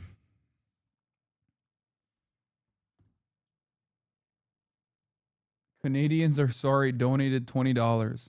They leave on their own so they don't have to be around us woke commies or whatever. This is divine punishment for the Canadian slander. Bro, the Canadian slander came because of this. Is chicken or the egg? All right, we got more on this. While we wait for the press conference, Democrats react to President Trump blaming the radical left. Well, look, the bottom line is this is a time that all Americans should come together and feel and mourn what happened. Violence, which affects so many different people of so many different political persuasions, is an They made a website with a list of people they think incited the shooter. Yeah, I mean, that's Israel shit, low key. I feel like the American right is becoming more Israel style by the day. Like they are making like Canary Mission style websites to like dox people for not reacting in the way that they wanted to Charlie Kirk getting assassinated. It's pretty crazy, but you know, we are Israelifying every day. Very cool. This is why I used to always say like fucking Nick Fuentes and those like American fascists. They're just like they mostly come across as like jealous that they don't get to do what Israel is doing, but for white people here in America, you know? Affliction of America. And coming together is what we ought to be doing, not pointing fingers of blame. This moment requires leadership that brings the American people together as opposed to trying to further divide us. Political violence in any form against any American is unacceptable, should be denounced by everyone, and moving forward, we have to figure out a better way to come together, not as Democrats or Republicans, but as Americans. Charlie was outspoken on the trans issue and many issues, many. See, they're saying it. Like, how come the New York Times can't write that in the obituary? You know what I mean? They're saying it. Republicans love it. So for me, it's like, if the Republicans are openly presenting it as like a good thing, but the liberal newspapers are refusing to talk about this shit, then what are we doing? Like, it almost feels like you're priming up your audience to feel some type of way about this, where it's like, this guy just got taken out. Like, it's not even about like creating a structure of permission or justification for what took place. Okay. But it's just crazy to not even like put a footnote in there to be like, yeah, this guy was pretty incendiary. Issues. But there's one particular group. Because if you do, then you have to admit he deserved it. No. I've been saying it all day. I've been saying it for the past 2 days. You know, I don't think he deserves it. I don't think anybody deserves that. But also, I think it's important to be fucking honest. You know, it's important to be honest. The reason why the New York Times is not doing that, of course, is because they are worried that their audience might think that. Can you just admit the time of liberal institutions aligning themselves with fascists is now? What do you mean, can you just admit? That's what I'm seeing, I'm experiencing, and I'm yelling about it every day. What the fuck is wrong with you? And I'm trying to snap liberals out of the stupor that they found themselves in, where it's like, the time is now. That's been running around killing Americans in the name of transgender ideology lately, and it's transgender activists or individuals or those who proclaim that they are. I mean, they're all murderous. But there's a particularly high Wow, she's woke. She didn't say all trans people are murderous. Some of them are very fine people, I guess. Percentage committing crimes these days. And it is responsible. There's a very high percentage of trans people that are committing crimes these days. What are you saying? And important to say so, which is what Charlie was doing. The thought that this was a person acting to avenge some sort of trans person or objecting to Charlie's stance on the trans issue is entirely chilling to me, because when Charlie and I first became friends, this was an issue he wasn't even talking about that much, but he was seeing was resonating with some on the right and was a growing issue. And he told me that one of the reasons why I kept coming into his algorithm and catching his attention was because we were talking about this issue, and his sister, who's also outspoken and a Christian, had been forwarding him, I guess, a bunch of videos she'd seen on our show. That's what he told me. And of course, like many on the right, it became more and more in his lens over the past few years because it's grown in the public sphere. it's hard to avoid. And you've got the vast majority of Americans right now ignoring it out of a sense of politeness or kindness. And then you've got this smaller faction of us who have been jumping up and down about it. And Charlie became one of them. And I, of course, had become one of them and am one of them and will continue to be one of them. And on that front, to Charlie's killer, there's no such thing as a trans child. I'm sorry, but you're an insane person. Actually, I'm not sorry to say that. You're out of your fucking mind, lady. What are you saying? There is not, like, we don't know anything about the fucking shooter, man. What are you saying? What is going on? She's out here being like, nope, I know for a certainty that this was a trans shooter. He even basically alludes to the fact that, like, this trans issue wasn't that significant until we realized that, like, a lot of dumb fucks respond to it so positively. So we've just been harping on it over and over again. Isn't it cool NBC gave this person a show and millions of dollars? Yeah. Like, what is happening? How do you live in this media environment? I know the FBI presser is about to start, chatter. I'm literally here. I'm here. I'm watching it. Is that guy, does that guy have a fucking mohawk? Oh my God. Oh my God, that guy has a mohawk. Oh, that's crazy. That's cool. That's cool. And he's a gamer. He's got an Alienware laptop too. Yeah, that's the AT guy for sure. That's not a law enforcement officer.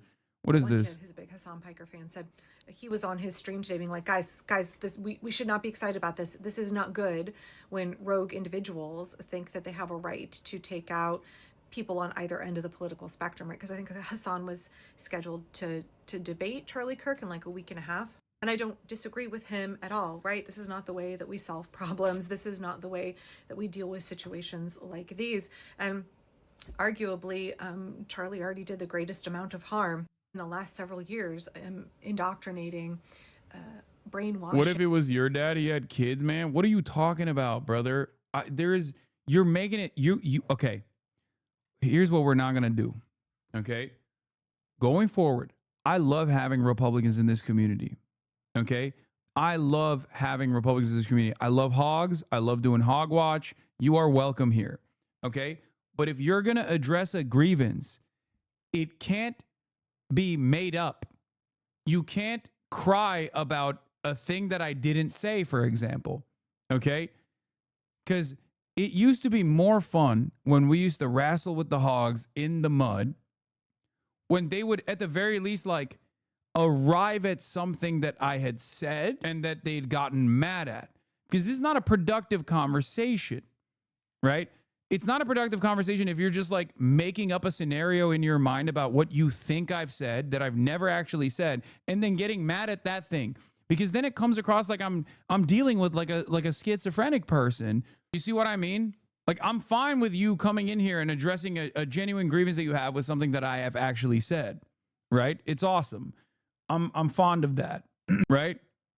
But you can't just be like, the implication here is that, like, I think this was good, and that's not something I've said. As a matter of fact, we're watching a video of someone who is repeating that I was talking about how this was a bad incident.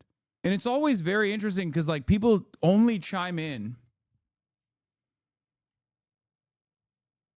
People only chime in about this shit when it's like very clearly press conference about Charlie shooting about the show. I know. You did a whole interview saying it's bad. It doesn't matter. It doesn't matter. Anomaly uncle. Okay, I'm trying to understand. All right, good. You can hate me all you want, by the way. I don't have an issue with that. I actually kind of like that. Okay? But just, like, at least make it directional at something I have said, right? Also, the Republicans are and not even Republicans, but, like, this guy is literally just a fucking this guy is a straight up Nazi baked Alaska. Here's communist scum Hassan the Hun. Reason the conference viewers to kill right wingers until their intestines fall out. Why the fuck's he not in prison right now? We can't do this. We can't do this thing where, like, I'm very clearly being sarcastic, or I'm very clearly making a joke, or I'm very clearly talking about, like, what someone should do at a debate, you know what I mean? And then take that sincerely, okay? It's one of my most it's just a pet peeve that I have that I absolutely despise when people do this thing where they're like, well, this guy is my opposition. This guy's my ideological opponent.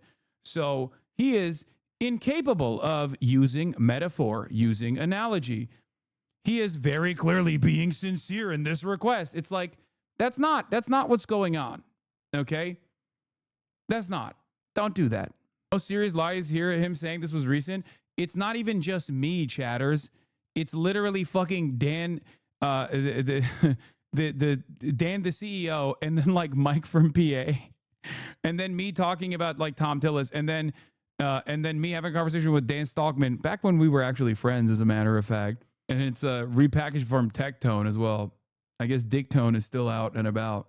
Also, that's not even the worst version of that. There was another right-wing account that also boosted that, and then Elon Musk replied to it. Are you the only one they're laying this at the feet of? No.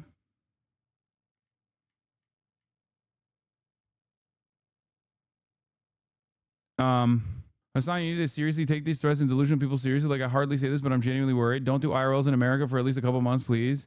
I'm sure they're laying it at other people too. I'm just seeing it because I'm the recipient, you know? But I'm certain that they're yelling at like everybody. No, the press conference hasn't started yet.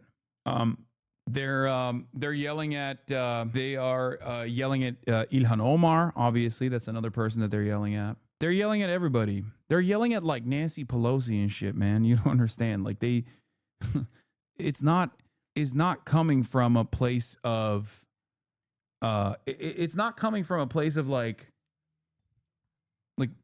logical disagreements or whatever. It's just like it's just angrily posturing at perceived enemies that have created an environment of perceived victimhood, you know? Young men for the alt-right pipeline. Like, so much damage has already been done. So I guess what I'm saying here is that it's okay to have complicated feelings about it. It's okay to say my feelings don't fall into one side or the other of some of the public reactions that we're seeing. This is not good. I think the political right will spin it in a way that's very bad. They will try and use it to take away our, Second Amendment rights. We're already watching the Trump regime trying to trample on and take away the Second Amendment rights of trans folks. And bro was so horny to fucking say that someone is claiming that I'm calling for the murder of right-wingers when I have not. That they sent a threads.com post. I'm sorry. That is like that's worse than going to Blue Sky, man. That's crazy. That's crazy. You might as well send me a Pinterest. Apparently Threads is huge internationally. In this country. I made a video just last night where I was talking about how political violence delegitimizes resistance movements. It turns popular opinion against resistance movements, and it gives the regime an excuse to try to take away more of your rights and to crack down. What makes you different than Charlie Kirk? This could happen to you. Not trying to be baity, but you should be careful, man. Bro, I know. Why are you guys telling me something that I already know? And it's been repeated a million times over. Like, I get that it's coming from a place of like kindness. It's a sincere opinion. You're like worried, right? But like, I know this already. I know. Y'all gotta stop being more anxious about what might happen to me than even myself. I was a government official in Utah that was fired today by the Utah State Legislature for social media posts by Charlie Kirk. Oh my God. Where the fuck is Kash Patel, bro? Oh, they're coming out. Right on cue, baby. Let's go. You're about to see the worst press conference. I'm telling you right now, Kash Patel, incapable of sticking to a script, utterly incapable of coming across as a sincere person. It is about to get crazy in here. Who knows?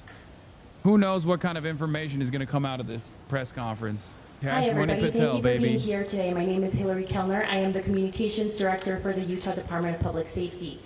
This evening we have FBI Director Patel. Yeah. Our takeaway from this is going to be like, did Kash Patel do this? Because the way he's talking about it is like so suspicious.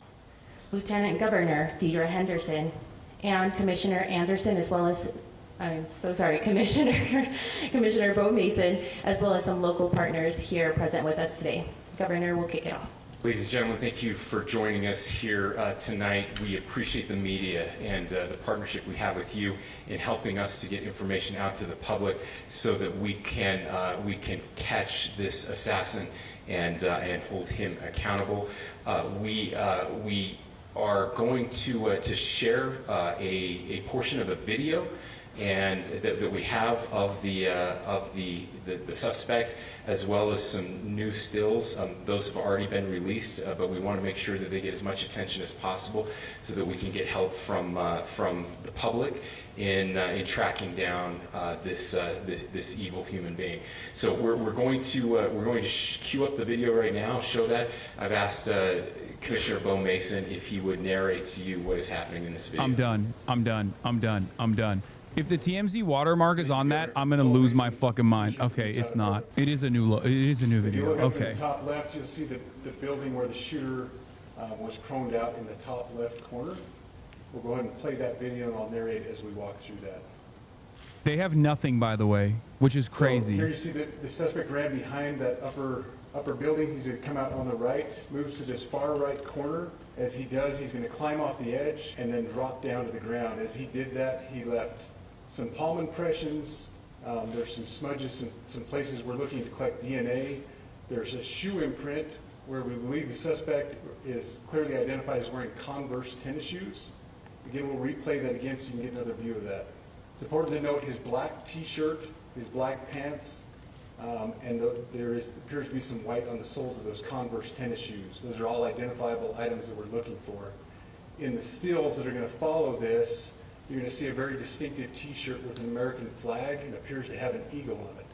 There's also a baseball cap with a triangle on it. Dude, that's crazy. A pair of sunglasses.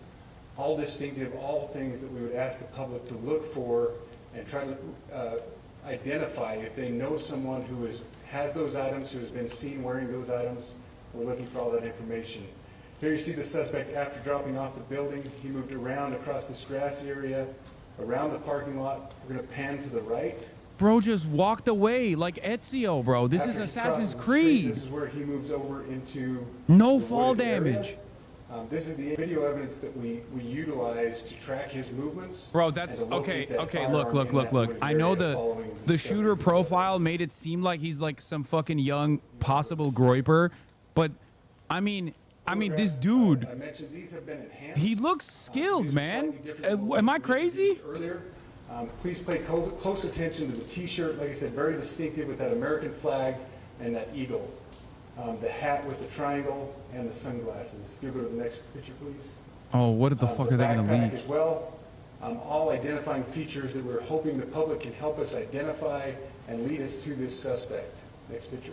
And again, there's a better picture of the hat with that triangle logo, and again, the t-shirt. Blue jeans, and you get a good look at those Converse tennis shoes as well.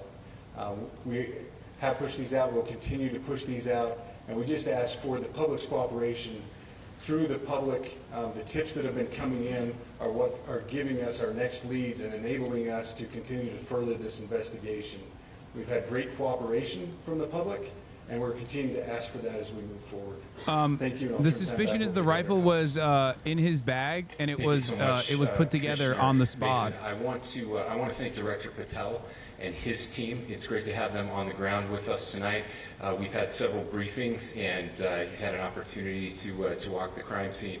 We appreciate our local law enforcement here. Again, we have Mike Smith, who is the county sheriff here. We have all of our local chiefs of police that are here as well, all working hand in hand with the state and with the FBI as we move forward with this investigation.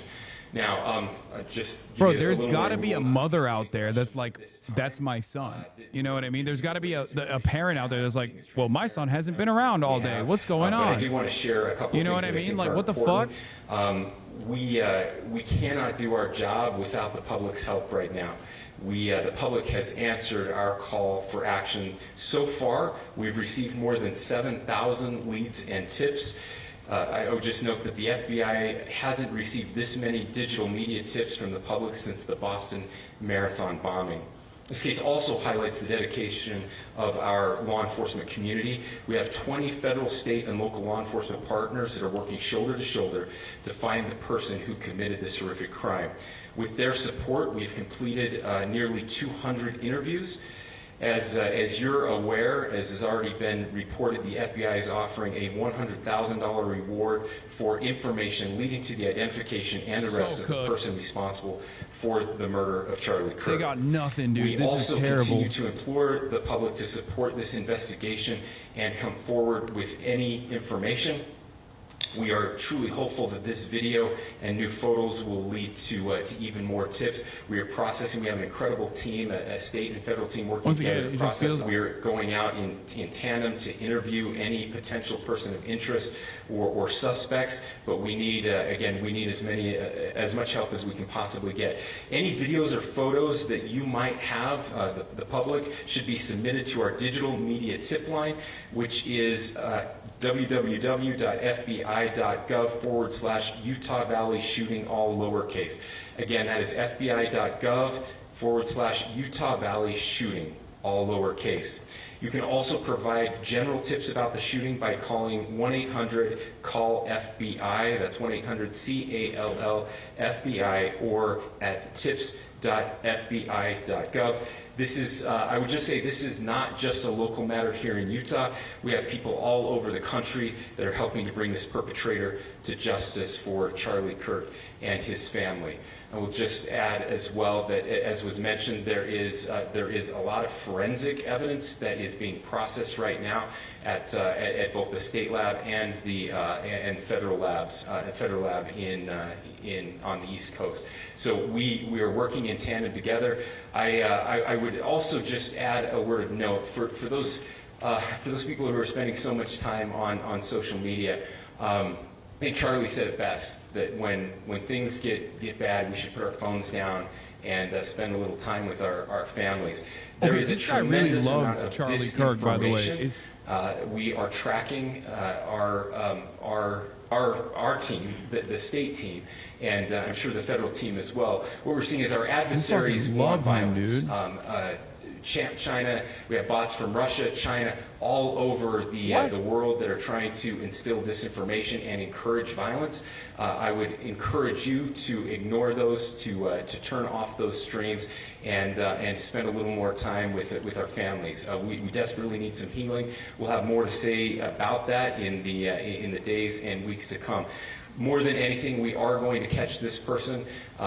Last thing I will just say is we've been working with our attorneys, getting everything that we need, affidavits ready, so that we can pursue the death penalty in this case, and that will happen here in the state of Utah.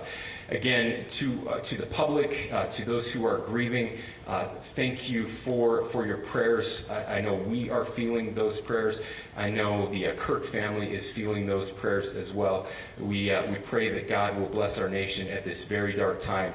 We can start healing by finding this perpetrator and holding him accountable, and we need your help to do that. Thank you. Wait, nothing from... That's it? That's it? No cash money? No cash money? Dude. Bro, they knew if they had Cash Money Patel on there, people would be like, okay, you did it, right? Like, why are you being so weird and finicky? But it is alarming that this is the only new revelation we got from this. It's nothing. It's literally nothing. They gave us nothing. They know less than we do, man. What the fuck's going on? They know as much as the guy who was using Grok to artificially enhance the images that they released earlier. They're probably being careful and don't want the killer to know if they know more. Very common in investigations. Yeah, very common in investigations when you go, hey, we're right at the precipice of apprehension, but please, we are begging you to send us any information you have because we don't know shit. American public, save us. The fact that the FBI is so hamstrung now that they can't find the guy who shot their friend does not bode well for everyone who is not their friend. Incompetency. Yeah, what the fuck, man?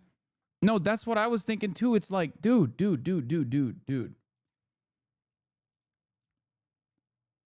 This puts the conversations that I've had with federal law enforcement in the aftermath of receiving like what they consider to be credible death threats in a totally different light. It makes so much more sense. They'll just have like a Discord printout of a screenshot, and they'll be like, hey, this is this seems like I just these guys are fucking useless, man. What is happening? I thought that they were just like fucking around.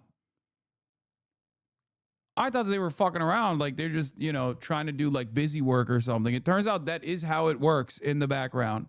All of the billions of dollars of television was just to make us think that there's like brilliant dudes back there, like, you know, a team of lawyers. Like this is because that's what the FBI is, right? Like CIA's the criminals, FBI is supposed to be like a bunch of suits, bunch of lawyers, and they just get together and they investigate, you know, they're diligent investigators. Turns out that's just movies, man. They just straight up are like, I don't know. You'll be like, where is the guy? You don't have anything on him? You don't have anything on him because this is the guy who killed your friend. This is the guy who killed your friend. And you're over here talking about like, you know, as Charlie Kirk would want us to put our phones down and touch grass. It's like, no, man, keep the phones up. Keep dialing. Do something. What the fuck? You made this a big deal, okay? And in some ways, especially, once again, too close to the issue for myself, okay?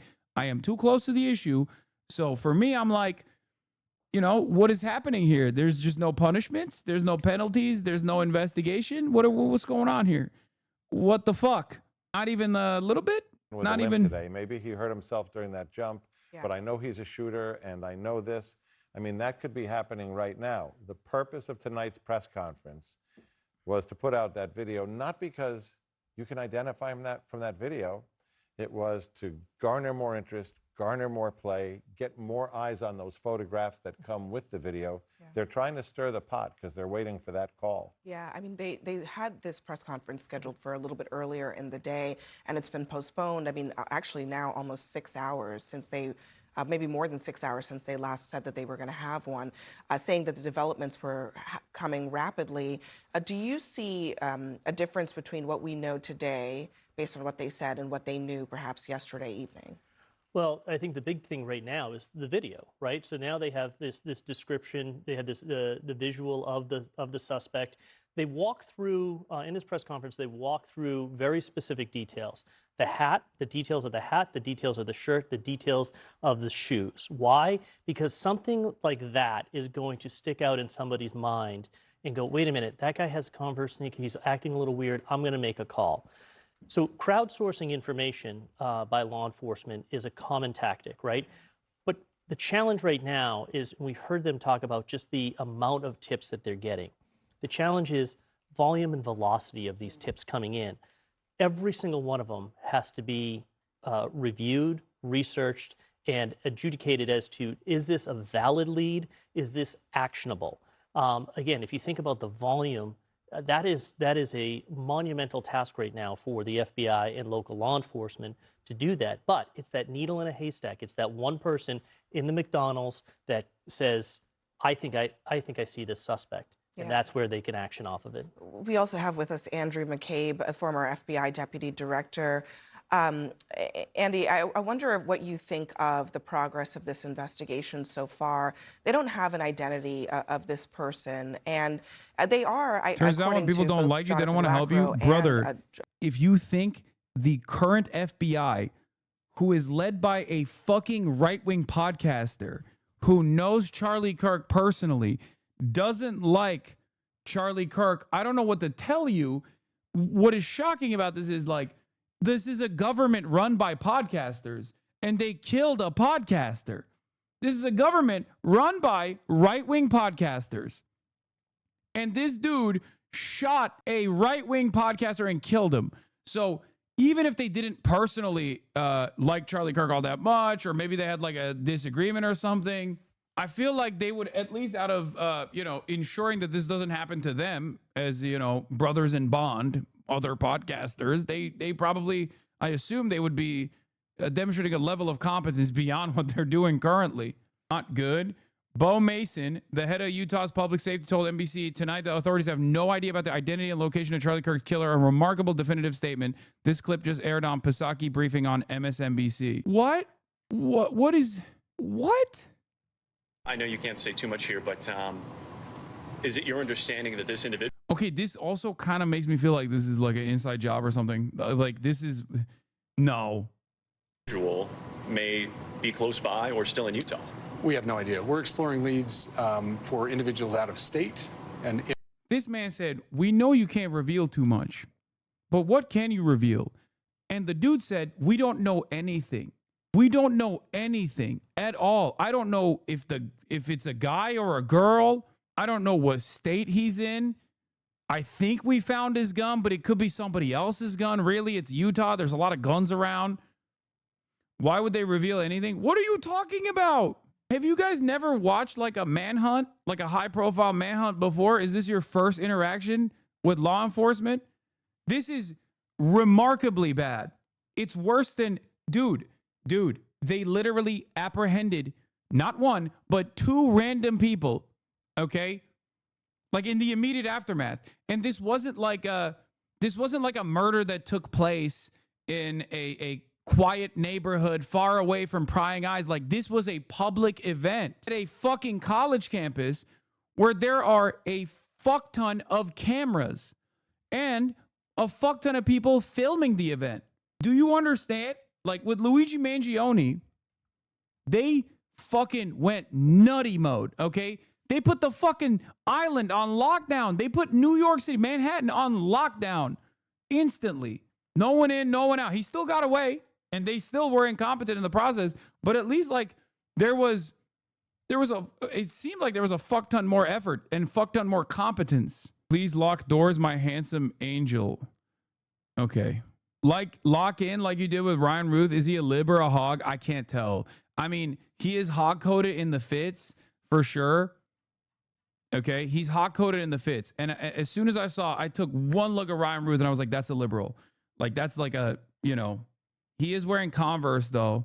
Hogs wear Converse too. Converse is a lib shoe. I mean, I don't know. I think he might be griped up. Yeah, it's definitely a results-based business. This is a disaster. I will say, like, how many fucking libs are in Utah, dude? I mean, there's some, but I feel like you need to be in a super densely slammed, libbed up environment to have a lib that's like cracked enough. You know what I mean? Like there's not that many fucking, I mean, I know they're all in Salt Lake City and I know it's a college campus. There's libs there too. Right. But you have to, it's a game of, I mean, you're looking at this like a game of statistics, right? Like there is a higher likelihood that there's going to be a crazy lib in an area that is super densely slammed with a bunch of liberals. Because a person coming out and like taking the initiative and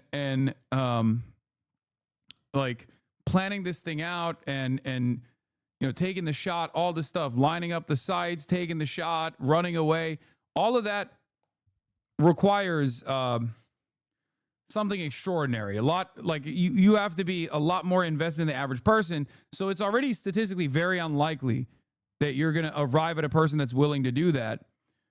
But then for that person to also be like in the minority in a state like Utah, it just makes it even harder.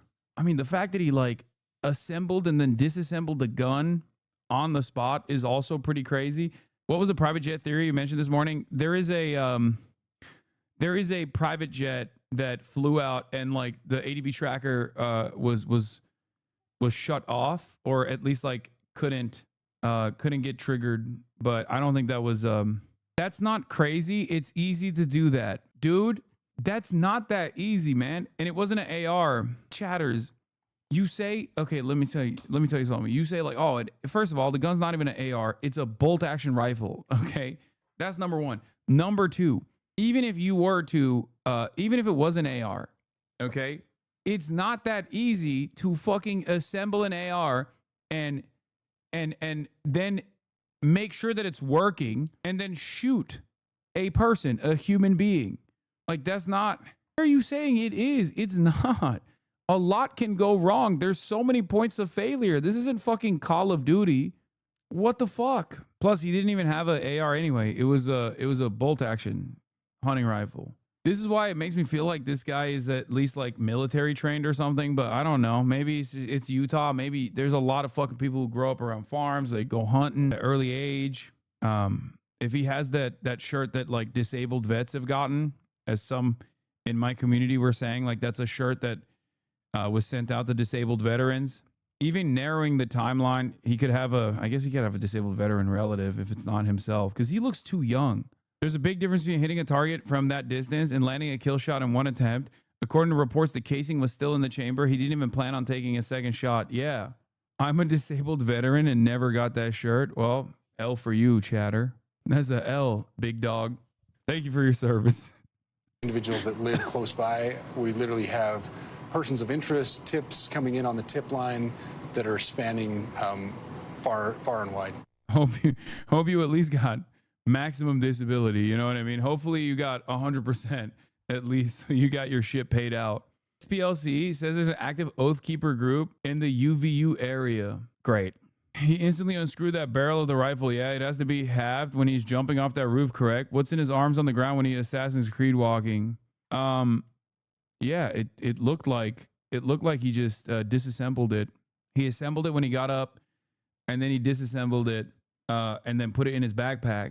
But then it doesn't make sense because he like trashed it later, right? Because they found the gun, and I think they found the gun assembled, or at least that's what they made it seem like. So that doesn't make a lot of sense either. So what? Like he fucking disassembled the gun and then assembled it again, only to trash it? That also doesn't make sense. Is he wearing meta glasses in the new angle? No, I don't think so. The focus was inside the courtyard area where the shooting had unfolded. Abby?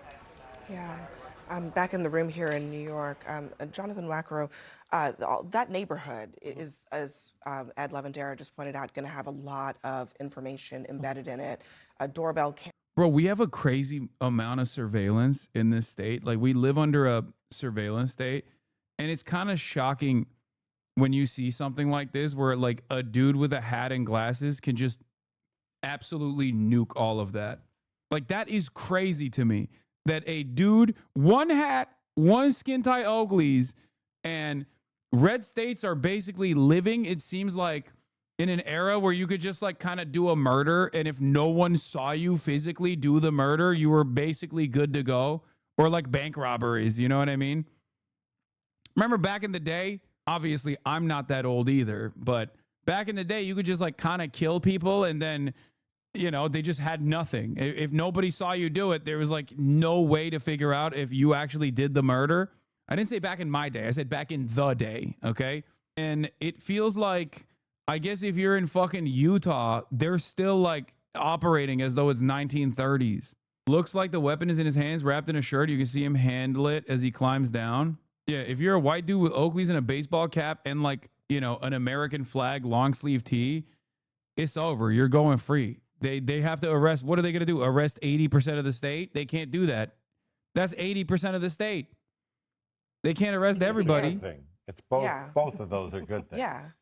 Tons of video to go through, and you know, as Jonathan said, you know, you do that video canvas till you don't see him anymore. Someone also brought up a really good suggestion. They said he probably has arm tattoos. That also does make sense for why he was wearing a long sleeve. You want to get him as far as you can get him till you don't potentially have him anymore, because that might take you to the vehicle he jumped in. Yeah, I was going to say, I mean, knowing whether there was a vehicle that he jumped in is super important, and I'm not sure that hasn't been that's the gun revealed, wrapped around in the shirt. That would certainly or be like a some big, kind of cloth. Step. Yeah, and I mean, then, you know, there's the possibility of, well, did he go to the interstate? And then there's the second question, which is, we know the university parking lots had license plate readers, but the interstate might. The state police would know where they are, and, you know, if that vehicle, even if you didn't have the plate from the video, if it passed an LPR, you would get that as a piece of data. The point is, absent somebody giving them a great suspect that they arrest and confesses tonight, they'll do the hard slog, no matter how many days or weeks that takes. Until the right tip comes in, because essentially Think about it this way. Look at the investigation to the Utah student murders. Yeah. Right? No real witness except who saw a dark figure leave the house. No motive, no connection between the victims. And they were able to piece that together with tiny bits of evidence that then came together with so many different techniques, from the video to the license plate to the cell phone towers to the video of the car stop from a police officer months before of a person who had already changed the license plate. These can come together with one bold call, like Luigi Mangione from somebody in a restaurant and the mom starting to get suspicious in San Francisco that that might be her boy, or it can come together through 1,000 pieces that finally fit together like a puzzle. And Juliet said it. I mean, if you look at those photos, if you know that man, you know him. Yeah. That seems clear. I mean, we can't see his face and his eyes, but his demeanor, his height, you would know that person. Andy McCabe, I just want to ask you, Kash Patel, the FBI director, flew to Utah today, but did not speak. And this is after a couple of days of several tweets that really got ahead of what they actually had in terms of a suspect or a subject in this investigation. What do you make of the fact that we didn't hear from him tonight? Cash money. Yeah, Cash money really Patel, hard baby. to figure out. There are many good reasons why you wouldn't go. If you're the director, you would not go out to the scene of an ongoing crisis, post-crisis investigation. I think that's many of the reasons why, typically directors don't do that. One of the reasons not to do that is because the presence of the director imposes a huge burden on the field office. There's all kinds of arrangements that have to be made. There's all kinds of security concerns that arise. Transportation becomes very complicated. And that's the last thing you want to do to the field office while they're in the middle of investigating a critical incident. So again, it's strange to go out there under those circumstances.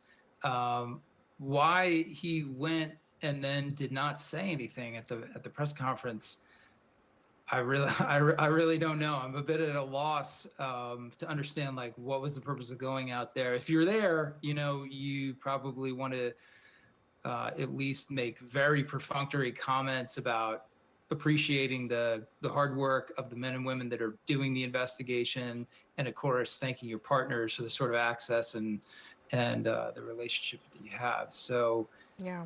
It is puzzling. I don't even know how to kind of guess at that at this point. Yeah, I am curious. So Jonathan Wackrow, do you have any thoughts about that? No, it is odd, right? Because you announced that both the deputy director and the director were there. They came out. Yeah. They walked the site. They assessed it. Now you're sitting at a press conference in front of the nation, and there's silence. Again, it's something that. Again, and that burden of the director and the deputy director in the field office, I mean, we were just talking about how much they have to do, how many tips they have to go through. Mm-hmm. Helpful, unhelpful in this moment? It can be detractive, right? I mean, it's not additive to the investigation. There is that risk that when your boss's boss and your boss's boss's boss show up together, that the distraction is, we're going to put a lot of effort into briefing the bosses. Right. And the briefings were definitely mentioned tonight. Right. So about everything we know and everything we're doing and answering their questions. That's time when the leadership is focused on briefing their bosses instead of leading the investigation. It can be very distracting. When they canceled the noon press conference because of fast developments in the case and announced that the director was flying out, I speculated two things. One, there's a break in the case and they're going to announce a name or an arrest. Or two, that there isn't a break in the case and they wanted to bring the power and voice of the FBI director to generate more coverage, which just makes it odder that he did show up dressed in an FBI raid jacket and jeans and then didn't speak. It's just and that was a lost opportunity. If nobody else will say it, I will. This guy looks a bit like Charlie Kirk himself. Very strong possibility we're in a Looper-style situation. That was the moment to reassure the public from the director's point of view. If you're there, tell the... Bro, I mean, they've run out of options. They have no idea. Might as well go with this. Don't let Kash Patel see this. He's going to run with this narrative, okay? If you see Kash Patel, if Kash Patel sees this, he's going to go along with it. Anything is possible. Anything is possible, man. Yes, I have seen the transvestigation of the element to shooter. This is a moment of incredible tension for this country. And it strikes me that, particularly on the right, there's been a skepticism about this idea of foreign influence and even this word disinformation. I was surprised to hear it uttered at this press conference, but it must be so serious that it was raised. I mean, what do you make of that? It is, I want to sort of pick up on the narrative of what is Kash Patel, the director of the FBI, whose biography is not consistent with the biography of former FBI directors, and who has made fundamental mistakes as an FBI director over the last 24 hours, getting ahead, tweeting an investigation, being wrong, focusing our attention on an Arab American or some crank in the crowd. All of it distracting. That is what they did, by the way. They did. They literally, oh my God, that was actually kind of funny. They immediately went and arrested the only Arab dude in the crowd. Turns out he was a fucking Heritage Foundation guy. They arrested the only Arab guy in the crowd. And it turns out he was a fucking Charlie Kirk supporter. The state is looking at this. It's worried about disinformation. And they interrogated him, and then they have to release him. People who but they also on revealed his name in the process. All citizens of Utah. And I thought that was interesting, and I don't know if that explains why Patel was not. Why are you milking an assassination for meaningless content? Fantastic take, man. You're right. I should actually refuse to look at CNN. Have you seen any of the major news outlets? This is the news, okay? Obviously, I have my own proximity to the story as well, but, you know. People are angry. The president is directing our focus on a theory of the case that we have that is just not true at this stage. We don't know who the guy is. We don't know what his motivation is. There's allegations about various groups and identities and sexual identities that are just not true. And that's where the Chinese I and did Russians cover fill the space with the threats being made to confirming these narratives HBCUs. that pit The Americans against DNC each headquarters other. So received a bomb threat as well. when we are looking for leadership, it is important to commend the governor. As a former sniper, I can say that this accuracy doesn't require professionalism. You do need some experience, maybe 100 and 200 rounds total with a scope and a bolt action. However, what makes me think this was a professional acting is the fact that he got away so far. That requires planning in cold blood, considering the amount of cameras and smartphones around. That's what I said. Like, I think the shot is also, I think the shot also requires training, especially when you're killing someone, like a human being, okay? But the fact that he was able to, like, set this up and then get away with it, and it's not even like it's not like a totally random situation. Like, this is a major event. There are thousands of people there, and there's hella cameras everywhere. And even on the cameras, if you notice, like, his face is hidden, not touching the railing, like not touching the fucking stairway rails. I don't know. The bullet drop was calculated within a margin of error too. Even if he wasn't aiming for the neck, the guy's a trained professional. There is no way that he left zero DNA behind. Also, that's the other thing. Like, how do you not leave any? Like, I mean, sure, you got the arm sleeves, right? No arm hairs or anything, but like nothing. Like, you were on the gravel. He was laying down on the gravel. No hair. He left prints behind that are being processed. Look into the prints they found. Yeah, no, I heard. No, he has footprints, and they said paw prints. I don't think they said fingerprints. Dude's a paw prints, palm prints, manimal.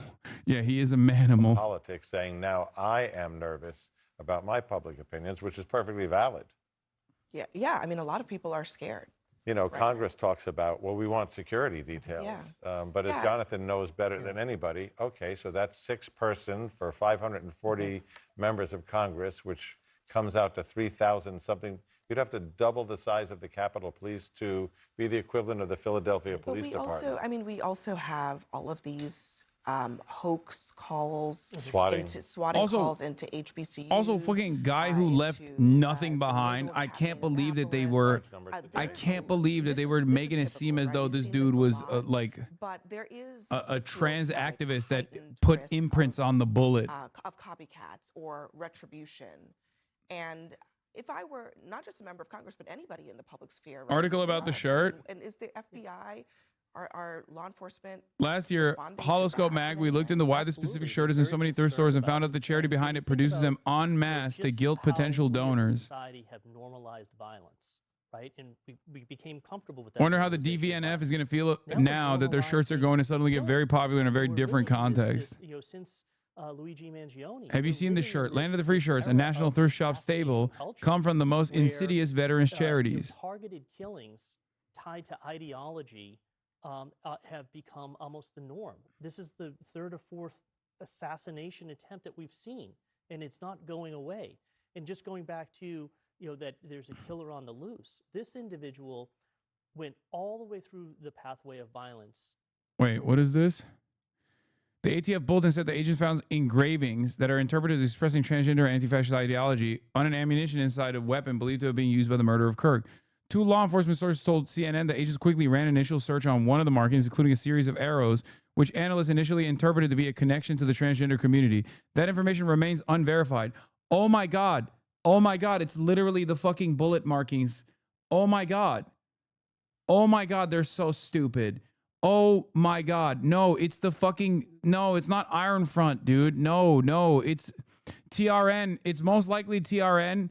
And it is literally the fucking, the stamp that they put on the back of the bullets. Oh my God. How can you be at the ATF? How can you literally be at the ATF and not know that these are like regular stamps that they have?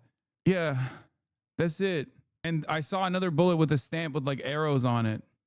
Our Bureau of Alcohol, Tobacco, and Firearms knows nothing about ammunition. They thought that an arrow imprinted on a cartridge was a transgender symbol. It's actually a head stamp. Every cartridge on Earth has this. Some have arrows. It identifies the manufacturer. Idiots.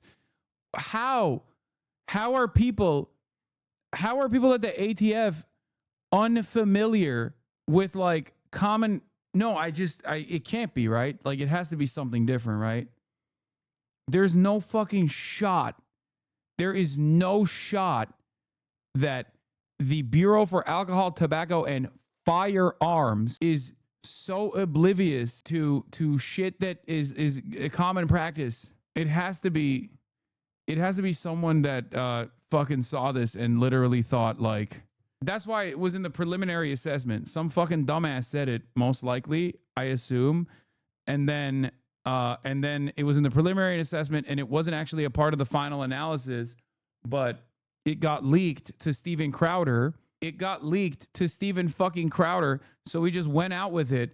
And then Wall Street Journal and CNN both, in an effort to not be outflanked by Steven Crowder, went along with this information as though it was valid because they probably saw that the report was valid, but without making an additional assessment on whether or not this was finalized and ready for approval. And that's how we arrived at like the shooter was trans and there's like trans engravings on the fucking bullet.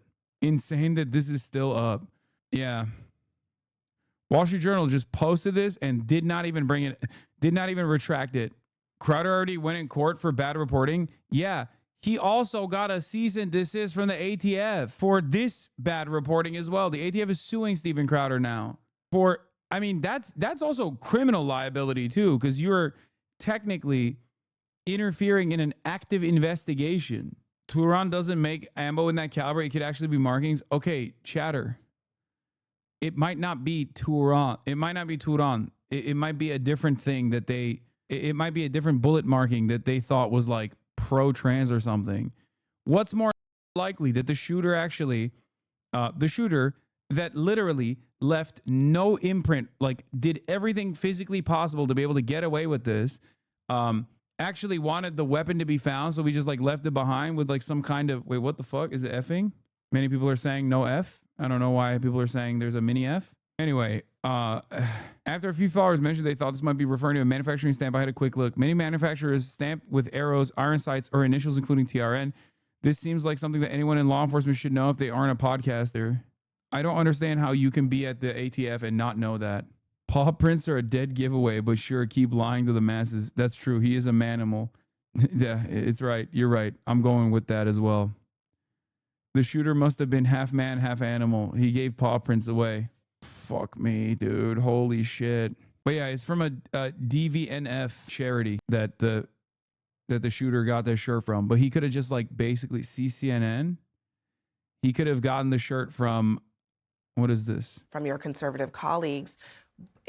I don't know if you've been on the Hill earlier today, or I mean, is that improving any, or is it still as tense as it seems? Well, one, you got to understand that Congress is a microcosm of the United States, right? So there's a lot of tension within the United States. I would argue that the president is right here, and he's right for blaming the left, because just look at the facts. The facts are the school shooter in Minnesota was a left-wing lunatic. The facts are the school shooter in Tennessee was a left-wing lunatic. So these shooters are more and more becoming these radical leftists. Both of them were So when the fucking president says that, neo-Nazis he's in a not wrong. Telegram I group. can guarantee you this. President Trump is going to hunt down and find the killer of Charlie Kirk. And if he's not dead already, he's going to bring him to justice. And we should all be rooting for him, because this has rocked the foundation of our republic. When you don't have First Amendment rights, regardless of if somebody's left-leaning or right-leaning, it absolutely destroys the fabric of our nation. I just want to note, though, I mean, you cannot omit, just a couple months ago, Democratic Minnesota state representatives were assassinated. By a left-wing lunatic. No, not by a left-wing lunatic. And so I do think that... No, say it. I think the point He was everybody right-wing. is Just trying say he to was a make is right-wing that lunatic. What if is we want to going get to the on? bottom of It's the violence, political violence, division, and hatred that leads to violence, that might lead to retribution if this is not handled properly, don't we have an obligation to talk to all of us, not just to talk to one I hate this shit, part bro. of the country? The I think that's what you saw tonight, right? The reason why we had this press conference is killing was to put everybody's eyes to find this killer, right? And needed everybody, regardless of who was tuning in or not. The sooner we find this murderer, the better this country is. And if we don't find it, it'll be at a detriment to everybody. Sure. Congressman, with all due respect, this country Gasparian. is hungry for leaders. And you are an elected member of Congress, and no one's been apprehended yet. I understand what you're saying about political violence, and there has been political violence perpetrated by individuals who identify as on the left. But there's also been political violence perpetrated by those who are clearly on the right, as the attack on Nancy Pelosi's husband makes abundantly clear. Please, I am begging you, lead the country from your position of power and try to bring the temperature down. I knew Charlie Kirk personally. Right. Charlie Kirk and I disagreed on almost every political issue. Mm-hmm. But what I appreciated about Charlie Kirk is he provided a platform for people like me to speak to a completely different audience and make my case. And I appreciated that about him, and I would like it if members of Congress, both on the left and right, found a way to harbor those types of conversations, both on the House floor, the Senate floor, and also on shows like this. Well, first off, if anybody is murdering, if anybody is using political rhetoric and using political violence to silence their people that they don't agree with, we should all be against that. We should all push towards curbing that. Not just elected officials, but everyday individuals should also push for that. And part of that is we got to hold one another responsible and accountable. We can't just say, oh, it was somebody else's fault. All of us play a role in this. And look, I think the president is bringing us together. The fact that, you know, we forget it's 9/11. We forget it's the Memorial Day of 9/11. And where was the president? He was at Yankee Stadium today, shaking hands, bringing life to it. Wow, he was I'm not a really, Yankees fan. he was but you really see bringing that America picture together. with him and all the Yankees baseball players. He the was crowd. also referring to the political left as radical lunatics. He was at the U.S. Open. He was at speaks from UFC. both sides The of his president mouth. has been very and active, since and I his appreciate election that. in 2016, Can the I ask political you- rhetoric in this country has devolved further. Can I ask you to respond to that part of what she's addressing, which is what the president said? When I saw someone say this this week, when you hear people, usually online, say they did this, they did that, when we're talking about one man who is a lunatic shooter, criminal, that is so discordant to a lot of this country they're just normal people who are appalled by this. But when you generalize an awful event like this to Oh my God, a whole stop. half of the country, as President Trump seemed to have done today, That's crazy. you're saying that that's bringing the country together, but a lot of people don't hear that. What I'm saying is, sadly, there isn't just one incident. This isn't just on a decline. This is Bro, this person who is an elected representative has just been lying the entire time. And even Anna's pushback was like not as aggressive as should be. He's just straight up fucking lying. He like talked about 3 Nazis basically being radical leftists. And instead of blaming one another, that. But I think the problem is you, sir, as a congressman, just singled out leftist attacks, and that of course leaves out things like the attack on the CDC just a few weeks ago. It leaves out lots of other attacks. I think the point is, particularly in your point of oh yeah, I forgot about that. Particularly on a day like 9/11, there's an obligation not to try to get political points, but to look at the broader cycle and to say we all need to step up. And we all, so am I, sir. I mean, look at the school shooter at Minnesota. What are the facts in that case? You apparently don't even recognize the facts around the assassination of the state legislatures. Look at the fact. Let's start with the alligator nearest to the boat, which was the Minnesota school shooter. Great. Right? What I'm getting at the person was a fucking neo-Nazi. Was in a neo-Nazi Telegram group. Was in a white supremacist neo-Nazi Telegram group. I'm losing my mind.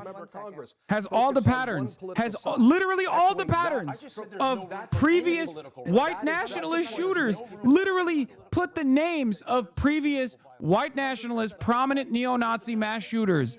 What are we talking about? How in the ever-loving fuck did this conversation turn into, oh, the person was actually a leftist? What do you mean? That's crazy. I feel like I'm losing my fucking mind. It's just a lie. He's just lying. He's just straight up lying. Makes people afraid. I can't watch this shit, man. I can't. Senator This makes me so Kevin pissed. said about what the mood is on Capitol Hill among his colleagues about this issue. I was thinking yesterday, trying to drive out of the Capitol off the plaza, you've got 1,000 people working their way on foot, and we're very, very accessible. I like being accessible, but being accessible is starting to look like being vulnerable. And so I think there's a lot of us are concerned about that. Being accessible is starting to look vulnerable.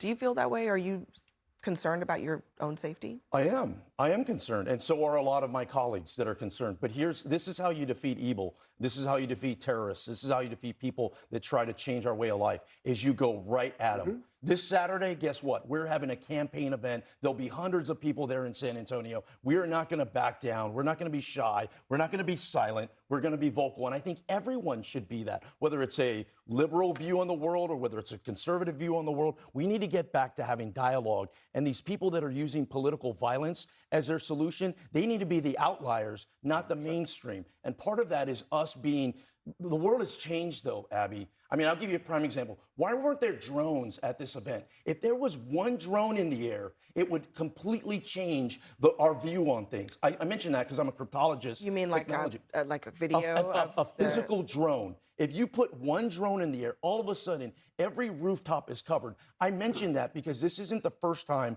there's been a shooter from a rooftop. I want it to be the last it's woke. time. So let's he's right. Woke Utah didn't do drones. How much you want to bet this motherfucker's invested in a drone security thing? How much you want to bet this motherfucker's invested in like a mass surveillance drone security company? The future is going to look very different for these types of events. I want you to all stand by. I guess they didn't have rooftop control, man. What the fuck? Drone control, not gun control, drone control. Still dealing with moderate to severe ulcerative. Oh my God. So was the shooter in the Evergreen High School shooting yesterday. Desmond Hawley, 16, who was suspected of shooting and critically injuring 2 students, had been radicalized by an extremist network, the authorities said. Very high likelihood, also a part of that fucking Telegram network, just like the Minnesota shooter, just like the Minneapolis shooter. But hey, guess what, dude? They could just say, oh, these guys are woke. They did it for wokeness. These guys, at this point, like back in the day, not every one of these guys would fucking leave like a manifesto behind, right? They wouldn't leave like telltale markers of what their, opinions are, who they want to kill, why they're doing this. Nowadays, they just write it out. They put a fucking manifesto online. They film themselves writing the manifesto. They fucking cover their guns. They cover their guns with like white supremacist shit. They say they're doing it for white supremacy. They say they're doing it because they're fucking neo-Nazis.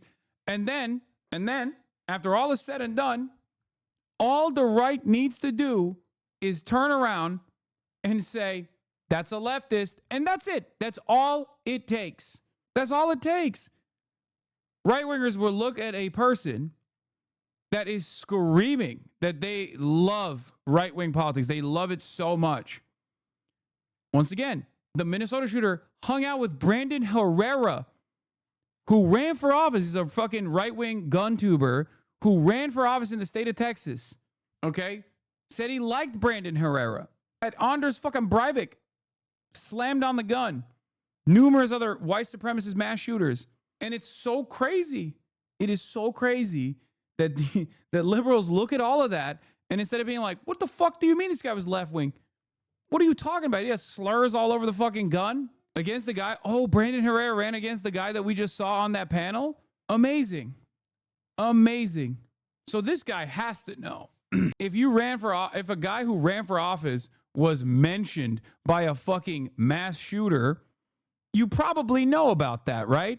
So you know the shooter wasn't a leftist, right? Was shot. Taking a question from somebody who did not like him. That's right. Somebody who totally disagreed with him. And very few people are willing to subject themselves to that. That's actually very true. And I do really appreciate that about Charlie Kirk. I appreciated the fact that he wanted to, again, provide a platform for people who disagree with each other to have civil debate. And I think what we have moved away from as a country is a shared identity as Americans, regardless of what your political views are. You know, after the biggest and most tragic terrorist attack on U.S. soil on 9/11, the one thing that was different then compared to what's happening today is that Americans came together because they saw each other as fellow Americans. They had that shared identity. I don't know why we've moved away from that. I don't know why we have dug in our heels in all the different things that make us different. But we have to be able to live in this pluralistic society, respect one another, and accept the fact that we're going to have political disagreements. It doesn't make you a bad person to disagree with someone. No, that's the essence of democracy. Exactly. As a matter of fact. And part of that means recognizing you can disagree without demonizing people. But what's happening is dangerous. We've been through periods like this, the late 1960s and early 70s, there's a lot of political violence. Exactly. But you look back, today is 9/11. On 9/11, 2001, I was on the steps of City Hall. And you saw the way our country united. Yeah, to kill Muslims. For man-made disasters to unite. But to kill random people far, far away, by the way, that had nothing to do with it. Our country did not unite. And also their neighbors, too. That too. The country was so united. We can't demonize people we disagree with. And political violence is always wrong, whether it's on, quote-unquote, your side of the aisle or the other side. John, let me give you an example of where this is working. Why am I here in New York? I'm here in New York because there's a bipartisan congressional delegation that came here to D.C., came here from D.C. As part of the House Homeland Security Committee, both Democrats and Republicans going and visiting the 9/11 memorial together. Right now on Capitol Hill, you can't get Republicans and Democrats to be in the same elevator. More or less get us to travel with one another and spend this. But I tell you what, that was the first time that I had visited that memorial, and it was somber, the emotions I went through. I spent 20 years in the military. You know, I remember 9/11 like it was yesterday. Like less than a week later, I was in Afghanistan. So here was an area that really changed the whole scope of my life, as did a lot of other veterans that served in Iraq and Afghanistan. So to your point, it is happening. There are some bipartisan moments that are occurring, but there needs to be more, and they also need to be more public. Yeah, and people need to be honest that they're happening, because some people don't even want to admit it. And next for us, I want to talk about a disturbing revelation from the governor during that news conference that we just brought you about foreign actors in all of this discord. Hold up. Didn't it take a few months to invade Afghanistan? I mean, yeah, but that shit, the preparation for it, you know, there was a lot of hatred that needed to go somewhere. One big issue leftists face with this is Hawk's view, Groypers as socialists because Nazis identified as nationalist socialists. Okay, well, that's crazy. Oh, Mr. Drone Tech. Oh, Mr. Drone Security. There he is. Representative Tony Gonzalez. This is the way. Back in American drone technology is a win for our economic and national security interests. I'm telling you, man, these guys don't go on television for no reason. Every time they go on television, it's to improve their bottom line, okay? They about to blame this on China if they don't find the shooter tomorrow? No, they're just gonna keep blaming it on trans people, like, and the left. That's also part of the reason why I'm like, you know, just I don't even know what to say anymore. It's just So far, the biggest source of disinformation hasn't been Russia or China. It's been Kash Patel and anonymous agents, the trans ideology and Antifa bullet. Remarkable statement from Governor Cox on social media aftermath of Charlie Kirk's murder. There's a tremendous amount of disinformation. He says there are bots from Russia, China, all over the world that are trying to instill disinformation. I would encourage you to ignore those. You know what's funny about this is like, this is us. This is homegrown. That's your fucking neighbors. That's your followers, Governor Cox. That's the motherfuckers who voted for you that are running around being like, that's right, Antifa, transgender, Antifa. That's the ones who are running around.